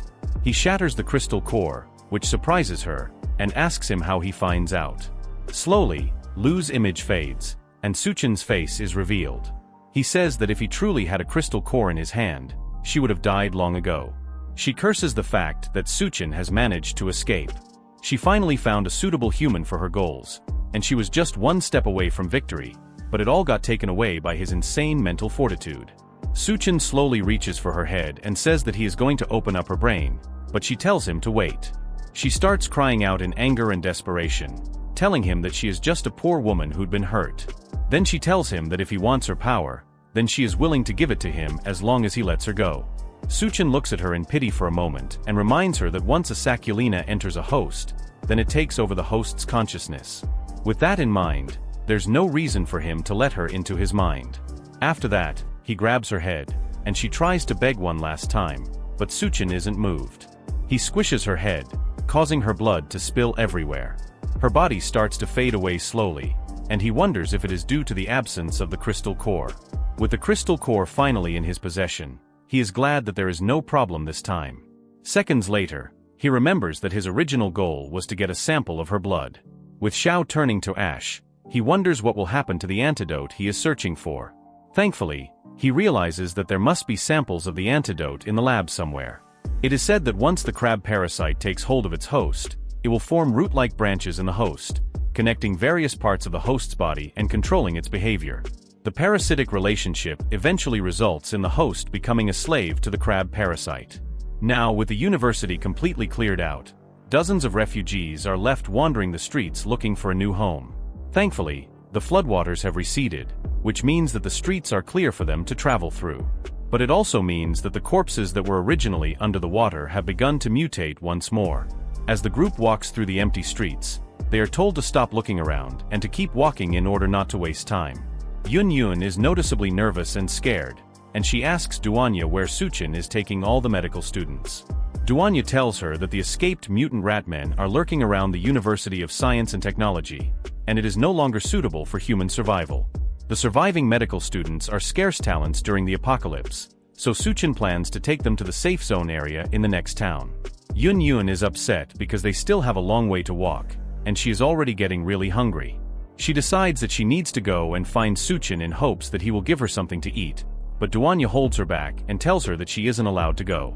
Yun wonders why Duanya is being so overprotective and holding her back from getting food, but for the former chef, it's more than that. Duanya then tells her that since she is following them, she has to be obedient and do whatever she is told. Duanya remembers a time when Suchen once stood over her as she sat vulnerable on the floor. At that time, she was wondering what had gotten into him because he was acting strange. Suchen has a fiery look in his eyes as he grabs her and tells her not to be afraid. He is just a little hot, and he needs to cool off by any means necessary. She couldn't believe it when he suddenly kissed her, but she didn't back out of it either. After that, her body started to feel weird, and the two of them started to fool around amid a night of heavy rain. Back to the present, Duanya thinks about how wild Suchen became after that moment they shared. She starts to wonder if it is a side effect of the crystal cores that he absorbs. As the group continues moving through the city, Suchen says that after the flood recedes, bacteria, viruses, and even plants will start to undergo major mutations. Many resettlement areas will also start to collapse due to a lack of doctors. Doctors are scarce at the time for. If they can make good use of the doctors they have, then they will be able to establish their resettlement area. Apart from being able to get their area, even if multiple forces emerge in the future, he also believes that they will have the capital to fight against them. In addition to that, the harvest at that time was good because Yun found a method of making serums and recovery potions. Suchen believes that after Tianyu and the others are done recovering, then they will be able to give him a helping hand when needed. Thanks to his space ability, he was able to store all the research equipment and materials from the laboratory building within his dimensional space. He then wonders about the rat's crystal core that he absorbed. Not only did it enhance his berserker ability, but it also increased his physical strength. The crystal core also gives him ice powers, and although he can only condense a little ice right now, he is determined to find a way to increase it in the future. As if he isn't overpowered enough, the crystal core of the half-body female mutant also adds more abilities to his arsenal. Her crystal core gives him 2 psychic abilities, but he is upset that he didn't get the power to create illusions. Duanya notices a weird sound coming from around them, and the others get very nervous. Suchen activates his first psychic skill, which is spiritual perception. The ability probably came from the corpse's appetite for blood. His eyes turn to a sharp red color, and he grows a very intimidating aura, which allows him to see the heat signatures from the blood of living things about 30 meters around him. He then notices that the members of the Devourer clan are preparing to ambush them. He can see the numerous mutated people hiding in the buildings and waiting for the right time to strike. One of the members of Suchen's group sees something frightening and tells everyone else to look up towards where he is pointing. Above them, they can see a female who has been hung on the traffic light pole, and a girl among them notices that the person hung is known as Rue, a former roommate of hers. She tells the guys to hurry up and save Rue before it is too late. It is a life that needs saving, and she can't stand seeing her friend in such a humiliating state. One of the guys attempts to go and save the girl, but Suchen stops him and tells him to mind his business. Suchen then tells his group to keep moving and stop wasting time. The girl can't believe how cold-blooded he is. She wonders if Suchen is even still human because it doesn't make sense that he would just watch someone die when there is still a chance to save her. Other people start to speak up, and they accuse Suchen of not being a man at all. They decide to stay back and help since they can't just stand by and watch someone die before their eyes. The girl orders them to put Rue down quickly so that she can give her medical attention. Some of the men move to the traffic pole quickly and begin loosening the rope to rescue her. As they are loosening the ropes, arrows rain down on them and manage to pierce through most of the guys, killing them instantly. The sudden turn of events causes the once confident girl to shiver in fear. All of them can't believe that they just lost 2 innocent souls in an attempt to save one person. They finally realize it is a trap, but it's much too late for them to escape. 2 other guys burst out from the windows above them with axes. They quickly surround the girl and the guy she is with.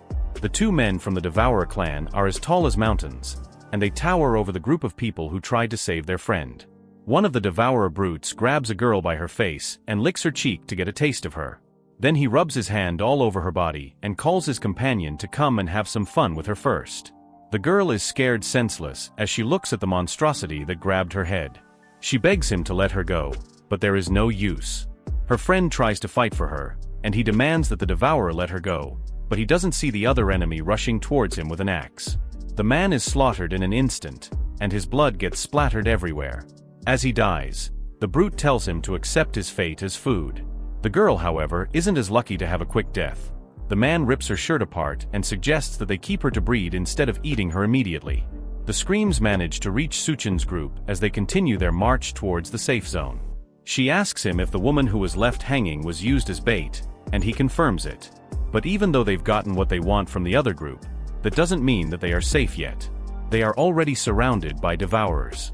The guys start to panic and look around, hoping to find the attackers before they jump out. Suchen, however, is as calm as usual since this is a perfect chance for him to test out his latest ability, corpse control. He activates it, causing his eyes to glow a bright purple, and immediately several undead corpses start to march out of an alleyway to attack the devourers hiding away in the buildings. This is the perfect time to let the people about to ambush them know the feeling of being ambushed themselves.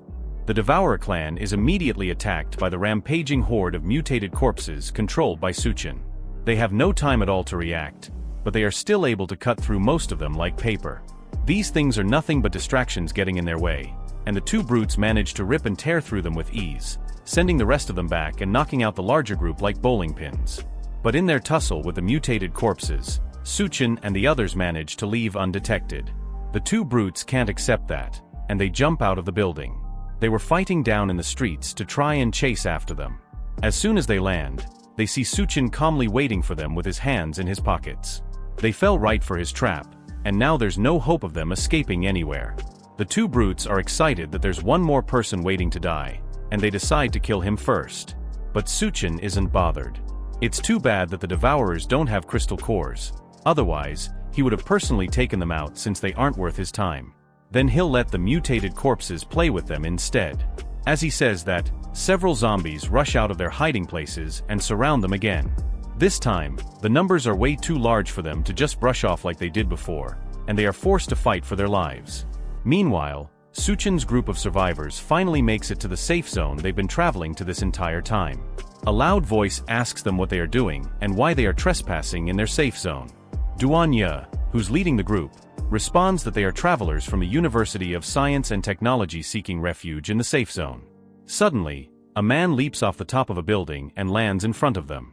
The man has a threatening aura and does not look happy to see them. Apparently, they don't accept trash in this place, and anyone who he doesn't recognize is trash, so he tells them all to get lost. Duanya tries to use her mind control powers on him and asks him what gives him the right to deny them entry when this is a safe zone. But her powers don't seem to work on him.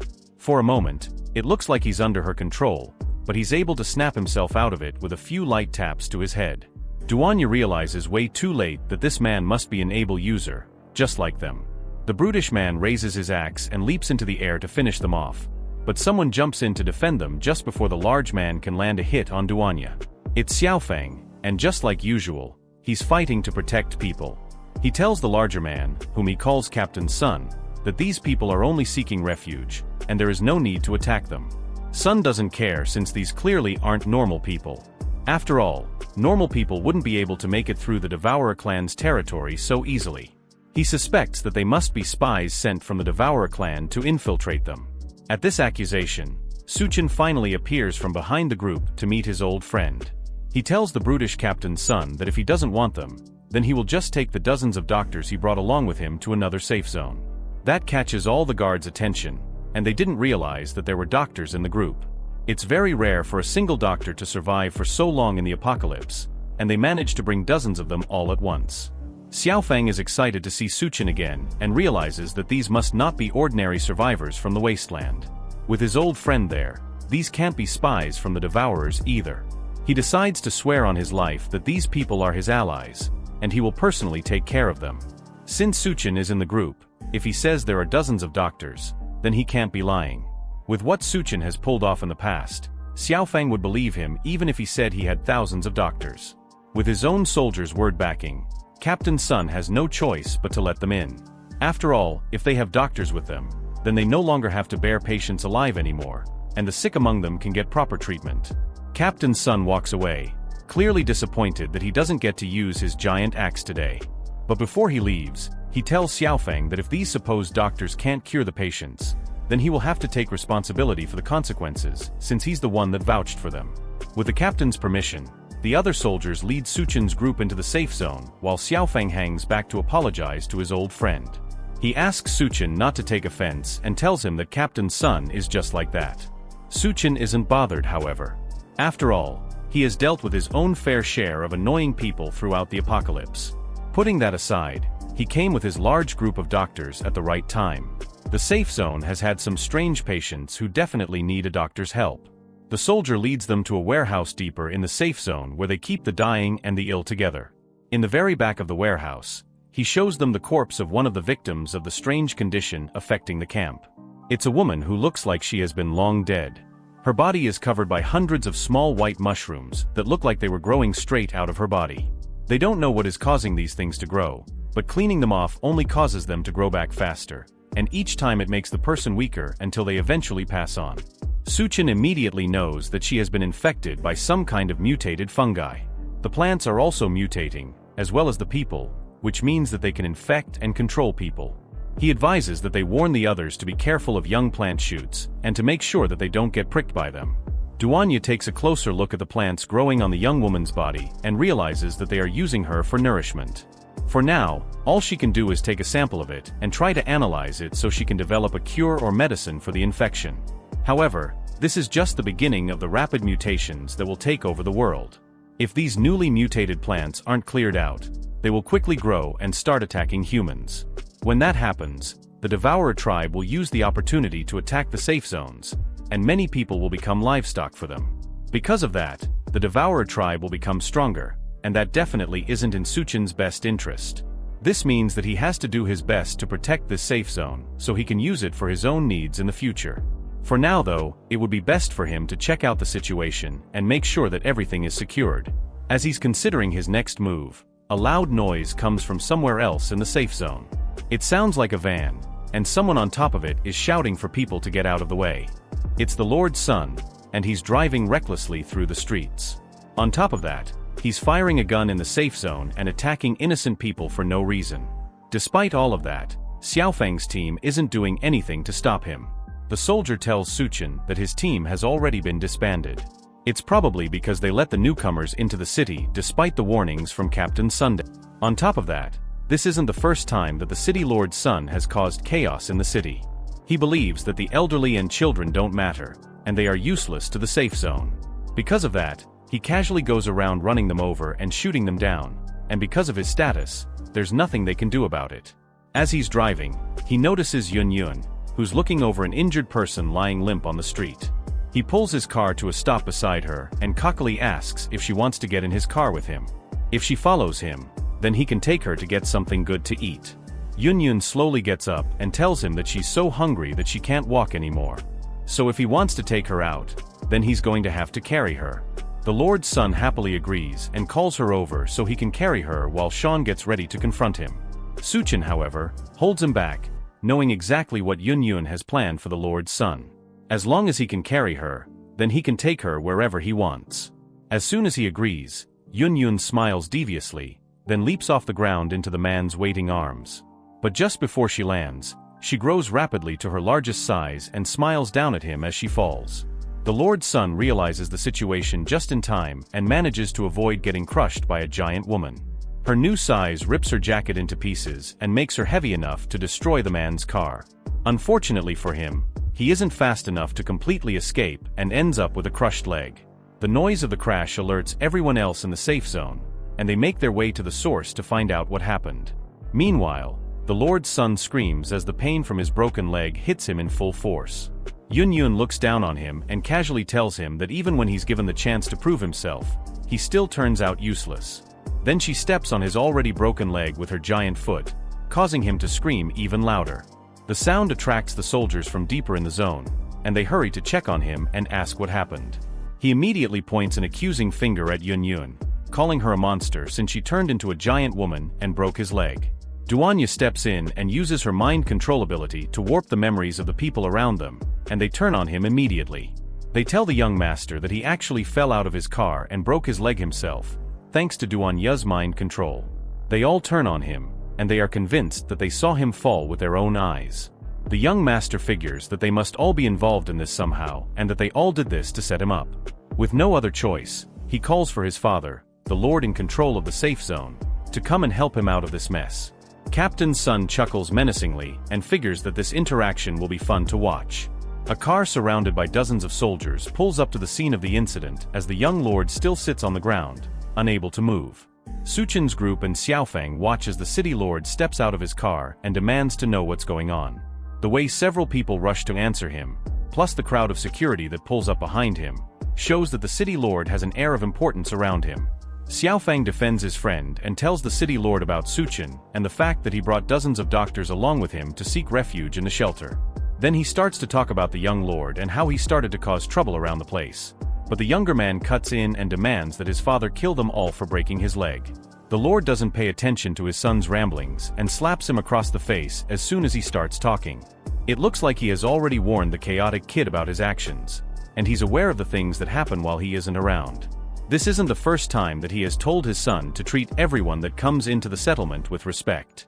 His vision is to turn the safe zone into a beacon of hope in the apocalypse and to make everyone that comes to them feel some warmth because of his great dream. Even his own son gets punished when he does wrong. That must mean that the city lord is a good man, and it's rare to find such a noble-hearted person in the apocalypse. At least that's what the crowd thinks as they start to cheer for him and his good deeds. The city lord turns to them and personally invites them to stay with him and build a new dream together. Here, they will provide the best food and the most generous conditions to make sure that they all survive in the new hellish world. Xiaofeng turns to tell Suchen that thanks to the city lord, his group can now stay without any problems. But his friend is already long gone, as are his two girlfriends. They left the city as soon as the city lord appeared to avoid any problems. It's unreasonable to think that he won't try to take some kind of revenge since Yun crippled his son. Because of that, the three of them have to sleep in the woods for the night. Yun nervously tells her new sister that it's the first time she has ever had to sleep outside. Surely Duan, you must have some kind of experience since she has survived in the apocalypse for so long. The former chef tells Yun to stop thinking about unnecessary things. Besides, with Suchen around, who knows if they will even be able to sleep at all. Suchen comes up behind them and warns them to stop messing around. Someone is coming, and they need to be ready for an attack. Then he calls for the people hiding behind a pillar to come out and face them. It looks like they were trying to sneak up on the group without being detected, but Suchen already knew they were there a long time ago. They come out of their hiding spots and ask if Suchen thought he could hide so easily after breaking the young master's leg. There are dozens that surround them, and they tell him that there is no way for them to escape. But unluckily for them, Suchen never planned to escape. He just didn't want to go on a killing spree in the city and end up accidentally hurting members of his friend's team. The men approach him and laugh at the fact that he's talking about a killing spree when he's clearly about to die. They decide not to waste any more time pointlessly talking so they can finish him off. Suchen casually annihilates one of the men approaching him with a single punch, causing the other men to realize exactly what he meant by killing spree. They open fire on the group in a panic, hoping to take him out quickly, but Suchen immediately pulls out his dual katanas and cuts through all of them in less than a second. The last man remaining begs for his life and tells Suchen that if he's spared, Then he will reveal the secret about the city lord. Chen pauses his sword just before it slices off the man's head, then tells him to continue. The man tells them that the city lord has close ties with the nearby Devourer clan. Every week, they secretly make a trade behind everyone's back. The city lord gives up some of the refugees in exchange for food. Yun punches the man on the back of the head after his confession. They've been giving up young people in exchange for food this entire time. The man leads them to the city gate where the deal usually goes down, and they see several people in a cage while a brute from the Devourer clan looks over them. He tells the guard that brought them that the food will be thrown to the gate by dawn. Then he grabs the man by his neck and lifts him off the ground. The guard struggles for a moment, but it's no use, as the Devourer brute bites down on his neck and rips his head off of his body in one tug. The guards are just refugees hired temporarily, and the city lord never leaves any witnesses alive. The man asks if he can go now that he has told them everything he knows, but Chen has one more task for him. They take the man and tie him up over an empty street in an attempt to lure devourers toward the area. Their plan works, and his screams attract brutes nearby over to the empty place. To them, a person hanging alone in a dark place is just free food. One of the brutes asks why someone is hanging over in the middle of nowhere, but his companion doesn't care and just wants to get his hands on the free food. They rush up to the guard and punch him in the stomach, causing him to cough up blood and pass out. But the noise they made from their mad dash to get free food triggers Chen's plan, as a loud voice comes down from above them. It's Yun, who has been the one dangling the man over the alleyway this whole time. She grabs one of the brutes, who fights for his life, while another one notices the glare of a sniper scope from a window above them. They finally realize that this whole thing was a planned ambush for them. Upstairs, Duanya carefully aims a sniper rifle at the devourers in the alleyway. She remembers Chen's words about how the devourers have mutated so much that their skulls are probably too hard for bullets to pierce. So the only way she can take them out is through multiple hits on one spot. She aims at one of the devourers, then fires 3 shots, managing to hit him straight on his forehead in 3 consecutive bursts. Meanwhile, the other devourer still fights against Yun's giant hand as it threatens to crush her. He doesn't notice Chen casually walking up from behind until he feels a hand on his. It's too late. Chen places a hand on the brute's head, crushing it instantly, and then they go on to take out the entire group.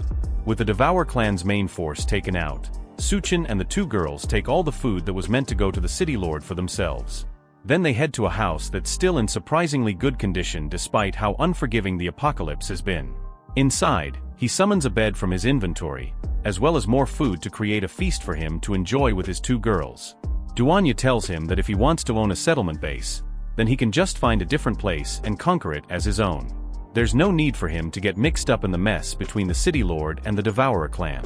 While that is true, building a base takes a lot of time and effort, and he's not good at that sort of thing. For the actual management of the base and its welfare, he's going to need someone reliable who has experience working with that sort of thing, and that person just so happens to be inside. Hang as they talk, Yun appears wearing an outfit that doesn't leave much to the imagination. She sees both Duanya and Chen lying on the bed and asks why they decided to start without her. Chen lays down on the bed as the 2 girls climb around him, ready to fool around.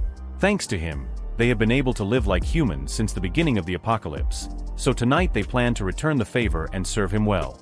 While the 3 of them get freaky in the ruined city, the guards from the safe zone eventually find the hanging corpse of the man that Chen used as bait. The city lord Zhang mistakenly takes that to mean that the deal with the devourers went wrong, and he rushes to the Devourer clan to find out what happened. He asks the Devourer leader what happened, but the mutated man asks him the same question. In the aftermath of his deal, he lost 3 of his warriors, meaning that they weren't the cause of the attack.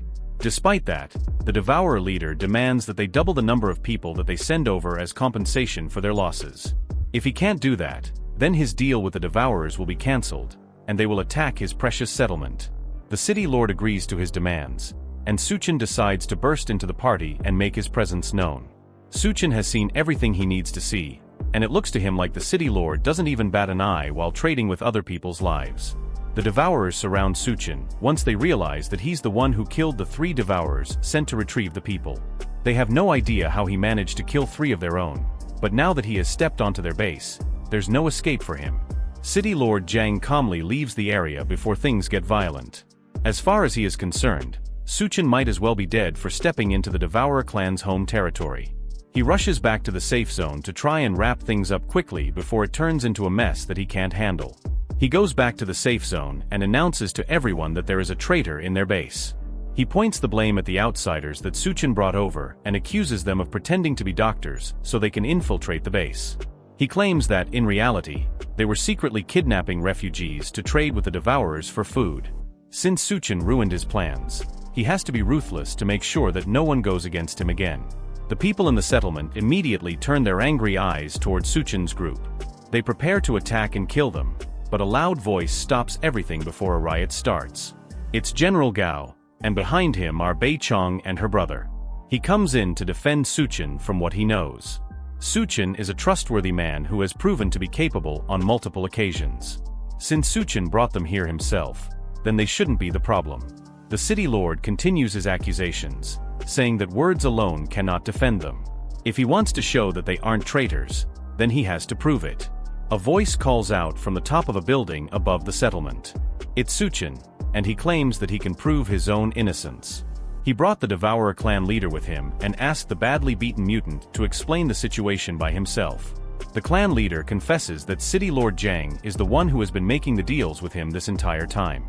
The crowd turns angrily to the City Lord now that they realize that the man they've been supporting was the real monster this entire time. Shang tries one more time to convince them that Chen is working with the Devourers to frame him, but General Gao approaches the man and punches him in the face for his crimes. Now that the truth has been revealed, Jiang stops pretending about the situation and laughs menacingly as he reveals that he really is the one who has been exchanging people with the Devourer clan. But now it's the apocalypse, and all the places with supplies have already been taken over by the Devourers. They are just waiting for others to fall into their traps. As long as he keeps sacrificing a few lives that he sees as worthless, then he's doing a good thing in saving people. As far as he sees it, they should all be grateful to him for keeping them alive. After all, even the Captain Goa, that's acting so righteous, also ate the food that he brought back from the Devourers, so nobody has any right to judge him. Well, that's what he thinks, but Chen's fist begs to differ. After a sharp right hook to the face, Chen tells the man that he's a coward. In a world where the strong prey on the weak, trading lives for food isn't necessarily a bad thing, but it's a coward's choice that makes him no different from the Devourers. With the former lord rightfully knocked out, Chen turns to General Gao and makes him an offer. He offers to build a place that truly belongs to humanity and civilization. In his previous life, he once traversed over the ruins and eventually reached a safe haven that was on its way to becoming a utopian base in the apocalypse. There were no shackles of class, and nobody cried of hunger. Everyone was well fed, and they all had peace of mind. All this came from its creator, Gao Yu. But for now, he's only a deputy under the current city lord. In his past life, it wasn't until he discovered the dark side of the base that he decided to leave and build his own. All Chen did was make things happen a little earlier. However, the other soldiers had their reservations about the whole plan. Even though building a base from scratch is way too hard, and if they want to do things their own way, then they can't live under someone else's roof. They have to establish a new base by themselves if they want to survive on their own. The city lord laughs at their plans of building a new base outside the safe zone of his city. Beasts run rampant, and zombies are everywhere. There's no guarantee of basic food and safety. Leaving his safe zone would be a surefire way of sending people to their deaths. The crippled lord's son advises his father to let them leave. If they want to go, they'll eventually come crawling back once they've suffered enough. The other survivors also start to doubt if they can survive outside of the city lord's safe zone. If they don't want to die, then they have to take their chances staying with the coward, but at least they will get to live. The city lord feeds into their fears and tells the people that if anyone believes in their delusions, they can leave. But if they starve to death in the wasteland, then he won't be blamed for anything. But in that case, if the only problem is food, then such has the answer to all of their problems. After all, he was able to bring out the Devourer clan's leader so easily, and he has already made a name for himself as a powerful ability user. For someone like him, providing food should be easy. The Lord's son notices how all the survivors are starting to side with Chen, and he angrily asks the man if he thinks that he's some kind of savior. As far as he's concerned, Chen is doing all of this just to get attention. There's no way he even knows how much supplies a base needs. Chen estimates that, even though his supplies aren't much, they are probably enough to support about 2,000 people for a month or so. Those numbers sound suspiciously similar to the amount that the city lord has in his warehouse. Just where could he have gotten those supplies? Meanwhile, at that very warehouse, Duanya and Yun work together to take out the guards who are monitoring the supplies. Yun uses her giant size to overwhelm them, while Duanya provides sniper support.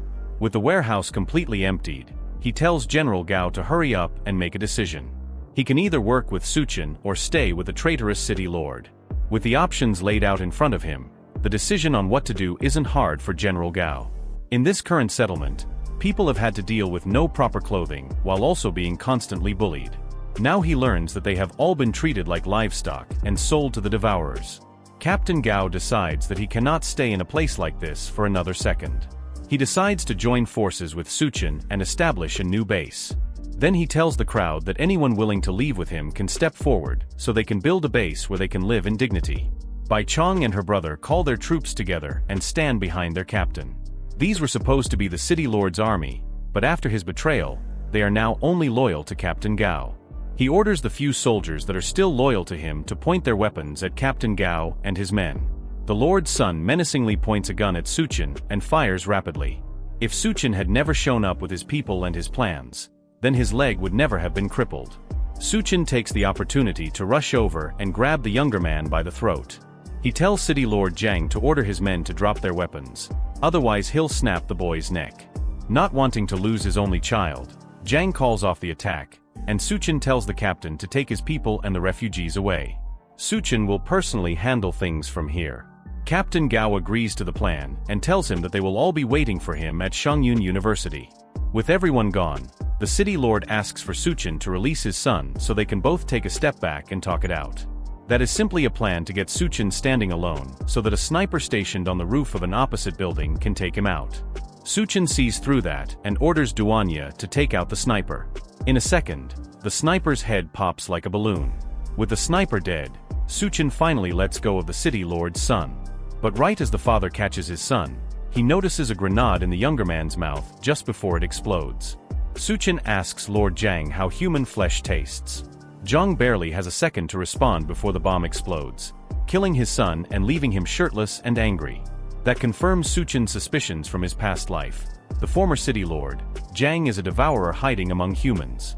He's a level 2 devourer, which means that he's too much trouble for Chen to take on right now, but next time he won't be so lucky. Several days pass after General Gao leaves with his new followers to form a new settlement. A raid team storms into a warehouse, ready to gather up all the supplies that they heard would be inside. Except instead of the swarms of devourers that they expected to be there, all they find are corpses scattered along the ground, and it looks like all the devourers have already been killed. The soldiers walk up to the supply truck, and despite looking like it has been driven through the desert, its gas tank is full. It has more than enough fuel to drive all of them back to the new base. Chen wasn't lying when he told them that there was a truckload of supplies in the building. Captain Sun is disappointed that there wasn't a big fight like he was expecting. This mission is too easy for someone like him, and it's nothing but a complete waste of time. One of the soldiers tells Sun that the general gave the more important missions to Chen, even though those important tasks used to belong to him. That ticks the large man off, but he's sure that Chen is just a pretty boy with no skills. There's no way he will be able to compete with a trained soldier like him for credit. Back at the new base, Yun wonders why Captain Sun hasn't returned yet. Despite the fact that all the devourers in the warehouse were killed by Chen a long time ago, all they had to do was get to the supermarket and drive the truck back. Even someone as brain-rotted as Captain Sun can handle that. Yun isn't worried about him at all, and she's more concerned about the medical care of the refugees that Chen tasked them with. As they're talking, Duan Yan notices the truck driving back to the base. She advises Yun to shrink down since once they get close, it'll be hard to use her mental power to cloak her size. Captain Sun reports back to General Ga, who's managing the base. The supplies have been secured and delivered, and the base can now have food. The few survivors nearby hear that Chen's advice about the trucks was real, and they start to praise him. There were doubts on if he would actually be able to solve their food problem, but it looks like they didn't have to doubt him at all. The more they mention Chen, the more upset Captain Sun becomes, and he convinces himself that all the pretty boy is doing is brainwashing people. Eventually, he'll slip up, and all the fame will go back to the one who deserves it. Suddenly, One of the soldiers rushes over and reports that there are signs of Devourer tribe activity near a hospital to the south. It looks like it's a tribe of a few dozen, and they look ready to attack. Captain Sun smirks, knowing that this is his opportunity to show people who the real protector is. Meanwhile, Chen is still out on his mission with Bai Chong and Xiaofeng. Their plan is to raid a military base near their base. The entrance has long since been flooded, and it has become a death trap full of mutated corpses. Even if they manage to get in, there are only 3 of them, and they won't be able to carry all the supplies out with them. Chen tells them not to worry about that for now. All they need to do is take him to the armory. Bai Chong agrees and decides to personally bring him there. After all, she has been to the base before. But first, to get there, they need a vehicle. Chen uses his space ability to summon his car, and the 2 soldiers almost panic at how random his ability is. He tells them to stop talking and get in the car so they can get there in time. Then they cruise through the empty streets towards the military base. At the military base, some of Jiang's men work to drain the large pool of water covering the base's entrance. No matter how much water they pump though, it never seems to be enough. The leader of the team tells the rest to go and find a few useless items from their storage and throw them into the water as bait for the water ghouls. Since the city supplies have mysteriously disappeared, if they don't bring something back, then they are as good as dead. The men grab some hostages and throw them into the water filled with water ghouls. The plan works, and the ghouls get lured to the surface, which means that someone can dive in to check the place out. The leader tells his men that whoever goes down to pry open the door will be rewarded with a woman by the city lord once they get back. One of the men steps up to take on the task. Before the apocalypse, he had no money and no woman. So now that the apocalypse is in full swing, he has to take any chance he has to make it ahead in life. His courage motivates the others to start diving too. Meanwhile, Xiaofeng watches the men as they try to get into the military base. It seems like Jiang has set his eyes on the base's supplies and weapons as well. Luckily, Bai Chong knows another way around that can avoid the city lord's army, but they will have to dive underwater. Chen accepts the idea, and the 3 of them dive into the ghoul-infested waters to try and reach their target. As they swim through the dark water, Bai Chong notices several eyes watching them from deeper in the pool. It's the water ghouls, and the shock of seeing them causes her to gasp and lose her last bit of air. Chen pulls her close and calms her down. Then he kisses her, transferring some oxygen into her mouth. That manages to save her from drowning, but the water ghouls take the opportunity to attack them while they're down. Chen uses his ability to stop them before they can attack, and they all stop dead in their tracks, almost like they've been hypnotized. His eyes glow red, and Bai Chong realizes that he is somehow controlling all the water ghouls with one of his abilities. The ability wears off, and some of the ghouls start trying to attack them again. Chen manages to hold a few of them and tells Bai Chong and Xiaofeng to escape while he handles them. They rush to the surface and manage to make it out of the floodwaters into the military base. With the number of abilities Chen has, they start to wonder if he's human. As several bodies start floating up from the water as Chen wipes them out, they wonder how many abilities he has that they don't even know about. After taking out all the ghouls, Chen emerges from the water completely unharmed. After taking out all the water ghouls, one of them managed to drop a white core, which has a low drop rate in monsters. Getting a white core in such a short time is usually a miracle, but Chen doesn't seem satisfied. Although a white core doesn't grant new abilities, it can strengthen old ones, making him even stronger than he already is. As they talk, 2 yellow eyes watch them menacingly from a distance. The silhouette looks like a cat, and it seems particularly interested in the crystal Chen is holding. It leaps out as soon as he's distracted and snatches the crystal from his hand before he can react. Why is a cat even in the military base in the first place? The base probably had cats to control any rat problems they had had, and one must have survived the apocalypse by staying strapped in the base. The feline has dark black fur and glowing stripe patterns all over its body, with bright yellow eyes. The kitty is quite impressive, since it managed to snatch the core from Chen's hand before he could even react. Chen angrily, but calmly, tries to offer the little guy some super fish snacks in hope that it will trade that for the white core. However, the cat leaps up and manages to snatch the snacks from his hand before running deeper into the base with both its prizes. It looks like the great and powerful Chen has been outwitted by a cat twice in the space of a minute. Anything that survives in the apocalypse can't be an ordinary creature, and there definitely seems to be something special about that cat. They keep walking through the base, and eventually, they find a lever that reactivates the electricity in the base. The power systems are still operational despite how long they've been abandoned. Before the Great Flood, the survivors evacuated in a hurry, which means that there was no way they had time to take all their supplies with them. They finally arrive in the base's arsenal, and there's enough weapons to arm a force of up to 500 people. Xiaofeng figures that if they can find a tank, then they might even be able to arm 1,000 people. Bai Chong warns him to be careful as he runs off to find a tank. The storage is full of things they will definitely be needing, but the problem now is how to get everything back to the base. The City Lord's troops could show up at any moment, and going back to the safe zone for reinforcements is out of the question. A loud rumbling noise drags them out of their thoughts. Xiaoqiang found a tank, but unfortunately, something else found him. It's a large mutated monster that almost looks like a giant dog. It's chasing Xiaofeng, who is desperately driving away in his tank. The monster shoots a laser from its snout, and it hits the tank dead on. The panicking soldier asks Su Chen to do something since if it blows up the armory, then they will probably get blown up along with it. Su Chen activates his space ability and stores everything from the warehouse into his pocket dimension. In a matter of seconds, the warehouse is cleaned out. As Xiaofeng drives up to them, he asks if Su Chen can store the monster in his space, but unfortunately, the space only works on inorganic material. Living mutated creatures can't be stored in it, meaning that they have to find another way to take care of the monster. Bai Chong decides to step up to the occasion and lure the monster away while Su Chen and Xiaofeng retreat. That's a reasonably stupid idea for Su Chen, and he grabs her instead and carries her over to the tank. Bai Chong tries to protest and tells him that since the supplies are in his space, then he has to make it back to the base safely. As they're talking, the monster rushes up to them and charges up another blast. Su Chen manages to dodge out of the way, but the tank isn't so lucky and gets blasted head-on. Su Chen tells her to stop wasting time and to go check on Xiaofeng while he deals with the monster. She runs off but orders him not to die on her. Now that he's alone with the monster, he takes a good look at it one more time. He doesn't remember hearing about a mutated beast like it in the area during his last life. That doesn't matter though, because its crystal core will belong to him regardless.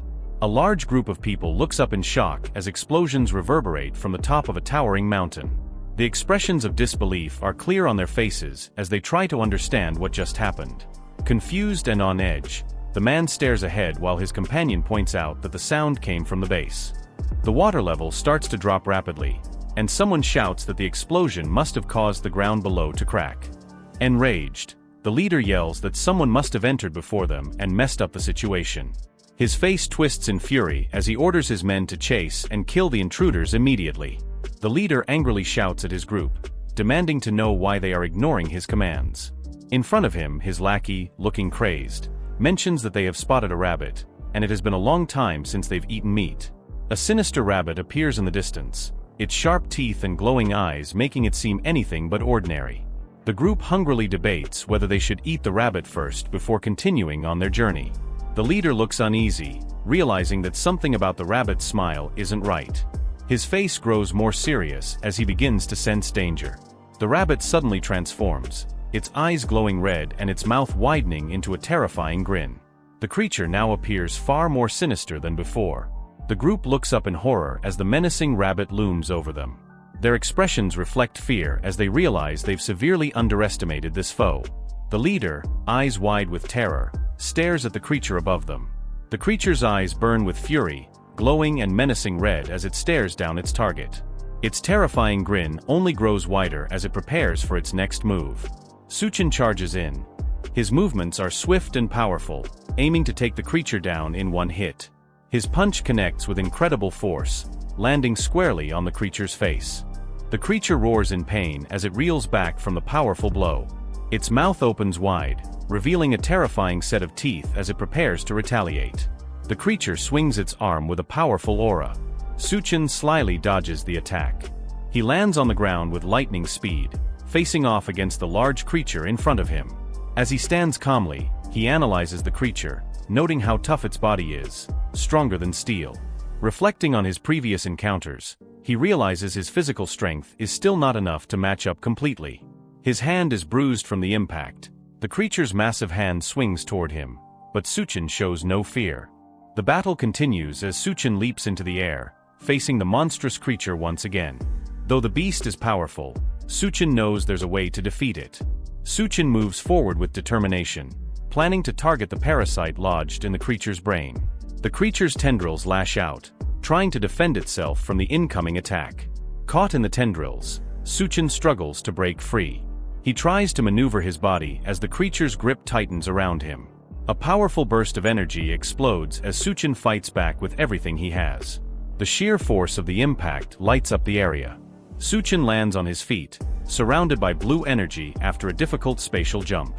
A black cat appears out of the shadows, surprising Chen. He recognizes the cat and seems confused by its sudden presence. The cat walks forward, its eyes glowing fiercely as flames surround its body. Chen warns the cat to stay back, sensing danger. The cat roars, showing its fangs as the fiery aura intensifies. The creature is far more menacing than it first appeared. Chen looks shocked, wondering if the cat is also a mutated beast. The flames flicker around him as he tries to process the situation. A voice calls out, worried if Xiaofang is okay after the chaos of the recent battle. Bai Chong appears from the wreckage, telling Xiaofang to respond. She seems relieved to have survived, but is still tense from the situation. Bai Chong reassures the others that she's fine. She tells them not to worry as she gets ready to help them out. She prepares for the next step. A sinister smile appears from the shadows, revealing sharp teeth. Someone dangerous is watching, waiting for the perfect moment to strike. Bai Chong turns, alarmed by the presence of someone lurking nearby. She shouts, demanding to know who's hiding in the shadows. From the darkness, a large man steps forward with a menacing grin, asking if it was them who opened the gate, warning her companions of the danger they pose. The group of men in front of her reveals their true forms, with glowing red eyes and wicked grins. One of the men's faces distorts into a monstrous form with sharp teeth and an unsettling smile. The fiery black cat appears, roaring fiercely as it unleashes its inner power. With a swift move, the cat charges at incredible speed, leaving a trail of fire in its wake as it attacks the enemy. Chen stands calmly with the fiery cat looming behind him. Chen looks tense as he stares ahead, realizing something has changed. As the fiery black cat appears beside him, its glowing eyes lock on the approaching threat. The man stands firm, his resolve unshaken. A monster looms in the distance, its unsettling presence causing the air to thicken. The fiery black cat bares its teeth, ready to confront the beast. Chen stares coldly, understanding that this fight will be to the death. He walks confidently alongside the flaming black cat, the creature snarling as it prepares for battle. Chen speaks, implying that this confrontation was always part of the plan. With a cold, determined gaze, Chen comments that only after displaying his true strength do others now want to join forces with him. Chen leaps into action, his movements swift and powerful. The fiery cat looks up, wide-eyed in shock. A wicked grin forms as its glowing eyes narrow. Chen boldly jumps onto the mutated cat's back. The cat immediately turns its head to glare at him with angry eyes. Chen simply gives it a friendly pat on its side and tells it they should fight together. The cat responds with an annoyed meow but doesn't get a chance to argue as a mutated beast suddenly appears, making the cat even angrier. The beast charges toward the cat and Chen, and the cat also swings its sharp claws at it, but the attack barely scratches the creature. Looking at how strong the beast is, Chen comes up with a plan. He tells the cat to go around and distract the beast's vines while he handles the rest. The cat gives a quick, unwilling meow that clearly means, okay, and dashes to the side. Right when the beast tries to strike, the cat moves so skillfully that the beast misses completely and hits the wall instead. The wall cracks open, and water starts coming in through the damage. When they land back down, the beast sends more vines to attack them. The cat charges forward bravely, using its claws to tear through all the vines and clear a path. Chen sees his chance and jumps off the cat's back, throwing a powerful punch at the beast. His strike creates a strong shockwave that forces the beast to stumble backward. The cat's eyes grow wide with surprise, and it looks at Chen with new respect in its eyes. Seeing this, Chen encourages the cat to keep attacking the beast from different directions. They continue their perfectly matched attacks until, finally, the beast falls defeated and drops a glowing purple core crystal. The cat's eyes sparkle with excitement as it gets ready to grab the prize, almost grinning. But Chen moves faster and grabs the crystal first, telling the cat with a smirk that this crystal belongs to him. The cat's face turns grumpy, and it lets out angry meows to protest. Chen just laughs as he brings the crystal up to his mouth to eat it. Then suddenly, the damaged wall cracks even more, and water starts rushing in faster. Chen looks around and notices that the area outside the armory is completely flooded. He realizes that, since the walls are damaged, this whole place will soon be underwater too. When he turns back, he sees the cat struggling in the quickly rising water. The cat cries out, "Meow," while splashing around helplessly, clearly begging for someone to save it from drowning. Chen picks up the weeping cat, suggesting that it should come with him so he can get it out of the dangerous area. The cat, however, tries to escape from his grip, clearly annoyed. Noticing the cat's stubbornness, Chen lets it go, smiling as it drops back into the water. But the cat quickly returns, now clinging to Chen's leg and still crying. Chen picks it up again, noting with a smile that the cat has already changed its mind and reminding it that this choice is entirely its own. Meanwhile, inside the ruined building, Bai Chong is overwhelmed by a swarm of devourers. Frustrated, she thinks about how these creatures should have already been defeated but keep coming back. Suddenly, she hears Xiaofang's voice over the communicator, telling her that his tank won't start and urging her to leave without him. Bai Chong dismisses this, determined to deal with the immediate threat first. She then notices a rabbit-like monster with a twisted, evil smile absorbing energy from the fallen creatures around it. The monster is getting larger, and vines suddenly shoot out from behind Bai Chong, wrapping around her legs and immobilizing her. Xiaofang sees the dark vines moving on the ground and yells out to warn her, but the vines are too fast. They wrap around her arms and legs like ropes, holding her still so she can't move, while the monstrous mutated rabbit prepares to attack. As the rabbit looms over helpless Bai Chong, its massive jaws wide open and ready to devour her, right at this critical moment, Xiaofang slams his tank forward like a battering ram. The heavy metal vehicle crashes into the rabbit's body with tremendous force, not giving the creature any chance to recover. "Just die already, you monster," he roars in fury. He positions the main cannon, tracking the rabbit's movement. The tank's cannon lights up with a thunderous boom. The high explosive shell strikes the mutated rabbit dead center, erupting in a violent explosion that tears through flesh and bone. Blood and chunks of mutated flesh scatter through the air as the rabbit's body literally comes apart, leaving nothing but scattered remains. Bai Chong is stunned by the sudden save, while Xiaofang, exhausted, slumps back in his seat, relieved that the danger is finally over. The green crystal core falls from above, catching the light as it spins down towards Xiaofang. The moment it nears him, he instinctively leans forward to catch it, and as he does, something within him shifts. His eyes take on a faint, mysterious glow, a spark of energy flickering within them.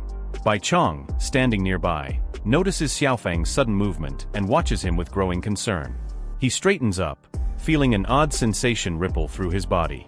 Somehow, he has swallowed the crystal core completely by accident. But instead of feeling discomfort, he feels different. This new energy seems to settle deep inside him, foreign yet intriguing. Just then, the mutant small cat gives a soft, sorrowful meow, its eyes misting up as if it wanted that crystal. Just then, Chen walks over, noticing Bai Chang's alarmed expression and Xiaofang's glowing eyes. The cat, still nestled in Chen's shirt, continues to whimper quietly, as though clinging to him in understanding of the crystal core's significance. Chen looks at Xiaofang, a thoughtful look crossing his face, then steps closer to offer his support. Xiaofang, still struggling to make sense of the strange energy pulsing within him, voices his confusion, asking aloud why he hasn't felt any surge of power. A frown crosses his face as he wonders if there is some secret to unlocking the abilities this crystal core is supposed to bestow. Chen turns to Xiaofang, explaining that the best way to tap into hidden powers is through real combat. Only in the heat of battle could Xiaofang awaken the abilities lying dormant within him. But Chen also reminds him that their first priority is to get out of this place safely.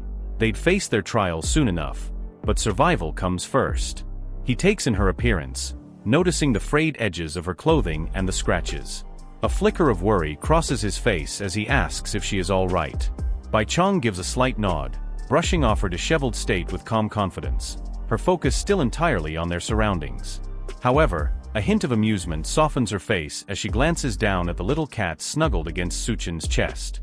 A playful question sparkles in her eyes. Was he seriously planning to keep a cat even in the middle of an apocalypse? Chen's expression softens, his resolve clear, as he replies without hesitation. Yes, he would keep the cat by his side. The cat, as if reassured by his words, settles closer against him. Meanwhile, in the middle of the shattered street, beneath the damaged light of a worn-out pole, a woman hangs helplessly bound and suspended. She dangles there, her body slack, clothes torn and smeared with grime, her face etched with despair. Nearby, a fellow victim who has also fallen into the clutches of the Devourers, a twisted gang that thrives on others' fear and suffering, feeding off submission like a sick craving, watches helplessly. One of the Devourers looms over the woman he has captured, his eyes gleaming with dark amusement. He leans in close, letting his tongue flicker out, savoring her terror as though it were a feast. Nearby, another Devourer stands watching, a cruel chuckle escaping his lips as he urges his companion to prolong her suffering. He eggs him on to draw out her cries, each desperate sound adding to their twisted pleasure, like notes in a dark, sick symphony crafted purely from her fear. She tries to pull away, shrinking back from the hands that hold her captive, her words stumbling out as desperate pleas for her life. She begs, her voice trembling with fear, but her captor only sneers, mocking her. He dangles a sickening offer before her, a twisted promise of survival. If she can satisfy him, maybe he'll let her live. And if she fails, he will hang her up there to dry like jerky. Her gaze shifts to the lifeless woman hanging from the pole nearby, her body swaying gently in the night breeze. The woman's heart races, and her voice breaks as she stammers assurances, desperate to survive. The weight of his words presses down on her spirit, shattering her last defenses. Tears slip down her cheeks as she looks up, realizing the thin thread of hope she clings to is slipping away, replaced by a cruel reality. Her captor's laughter echoes around her, feeding off her fear. But suddenly, the low roar of a car engine pierces the oppressive silence. He pauses, turning to face the approaching vehicle. Sensing a disturbance, he nudges his companion, gesturing toward the oncoming car. One of them muttered, about handling this unexpected intruder first, eager to eliminate. The car's engine rumbled to a stop, and Xiaofeng stepped out, his expression hard and his posture tense as he stared down the group of devolves. One of them scoffed, sizing him up with a mocking sneer, dismissing him as just a child foolishly interrupting their twisted game. His companion, however, looked at Xiaofeng with a sharper, hungrier gaze, licking his lips as he imagined this young intruder as their next victim. Bai Chong, watching from the side, glanced over at Suchen, who was still relaxed, seemingly unconcerned and playing with the little cat. She furrowed her brow slightly, then remarked that just moments ago, he had barely recovered from swallowing the crystal core, and now he stood unarmed and alone, facing 3 menacing devolves. Suchen remained calm, a faint smirk crossing his lips. He reassured Bai Chong with a look exuding a quiet confidence that suggested he had no doubts about Xiaofeng in his mind. Suchen assessed Xiaofeng's potential.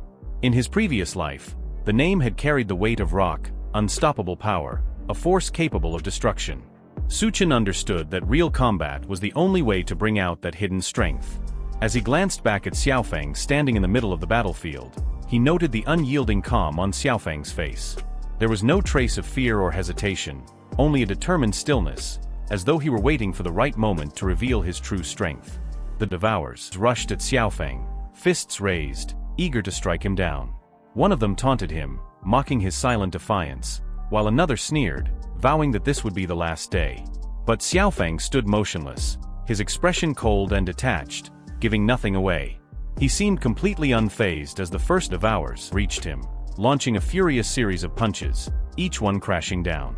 The others joined in, their strikes coming down relentlessly, each blow intended to break him. Watching from a distance, Bai Chong grew with every strike, her eyes fixed on Xiaofeng as the devolves unleashed their brutal assault. He looked like he was taking hit after hit, struggling under the impact. Her face full of concern, she wondered if Xiaofeng was really struggling. But Suchen, still calm, looked on with a steady gaze, still playing with the cat. He reassured her in a quiet tone that Xiaofeng wasn't struggling. In fact, Suchen believed Xiaofeng was starting to grasp the depth of his powers. As the assault continued, the Devourers' expressions began to shift, their initial excitement turning into confusion. Their fists landed again and again, but Xiaofeng remained standing. One of the Devourers paused mid-swing, a look of bewilderment spreading over his face. He muttered in disbelief, unable to comprehend how Xiaofeng had taken so many blows without injury. Their attacks should have shattered him. Then, finally, Xiaofeng spoke. His voice was low and chilling, and as he spoke, a faint green aura began to form around him. The Devourers watched in shock, their eyes widening as the energy around Xiaofeng thickened, He clarified that it wasn't that he was unaffected by their attacks. No, he had been absorbing the energy of their strikes, pulling it inward and transforming it into strength. The realization struck the Devourers like a shock wave, and panic quickly took over. One of them stumbled back, shouting in both anger and confusion as they attacked Xiaofang. The green energy grew denser, expanding outward in tendrils that stretched toward the Devolves, latching onto them and beginning to drain their strength. Each of the Devourers felt the strange pull, their own power draining away as Xiaofang's ability took hold, leaving them weaker with every passing second. One of the Devolves gasped. From a distance, Chen observed, his thoughts turning over the true depth of Xiaofang's potential. This was no ordinary ability. Xiaofang was like a black hole, drawing in every bit of energy around him with a hunger that seemed limitless. His power didn't just defend, it consumed, making him an unstoppable force. Out of nowhere, a powerful arc of movement cut sharply through the air.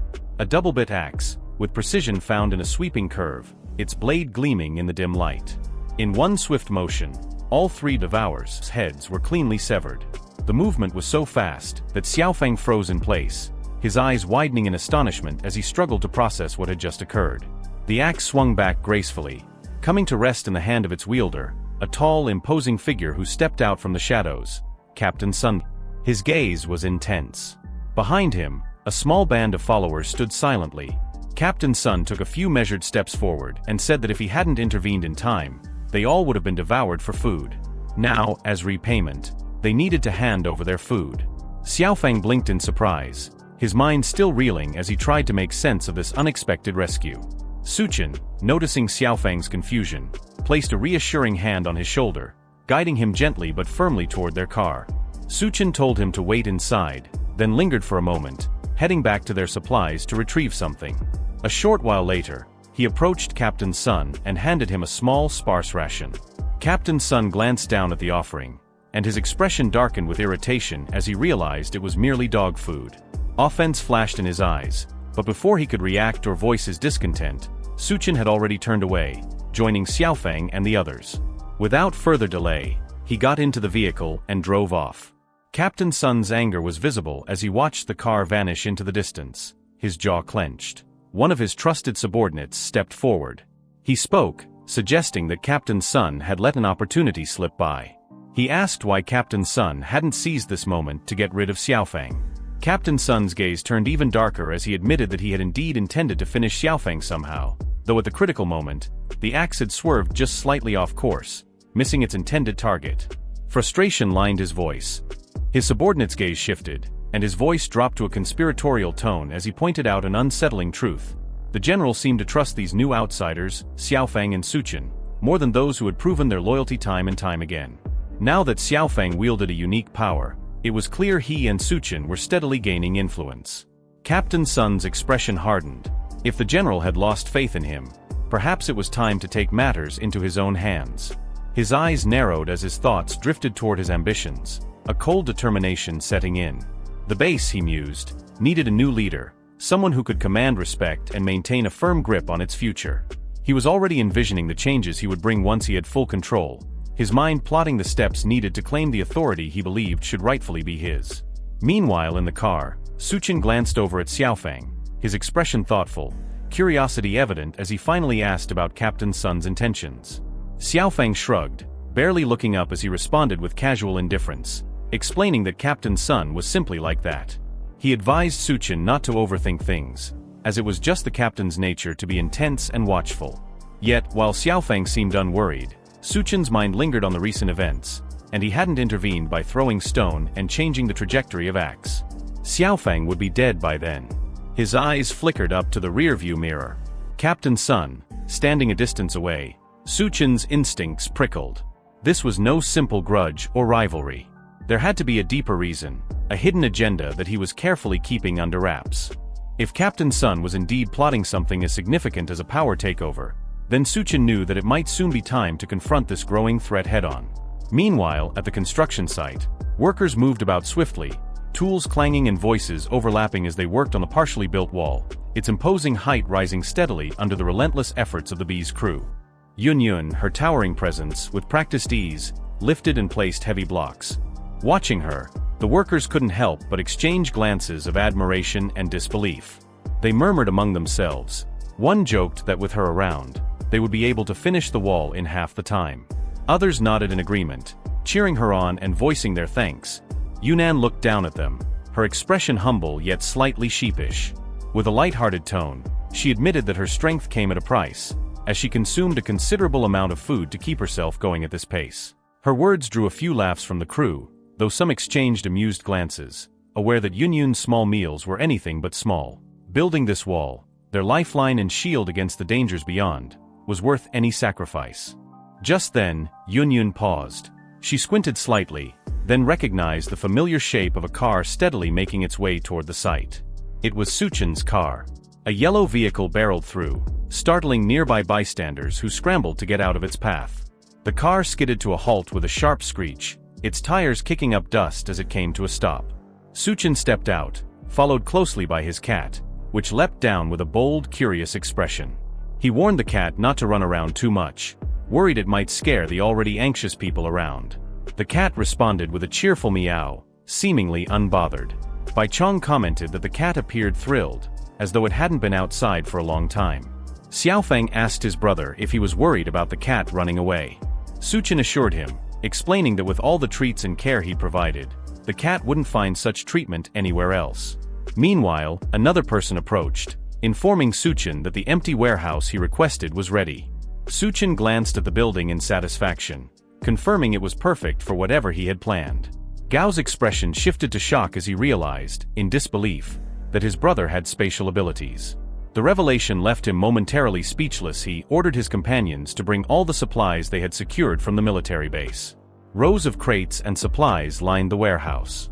With these resources, one of them confidently declared that the safety of their new base was nearly assured. The man addressed Suchen directly, questioning why he hadn't revealed his spatial abilities sooner.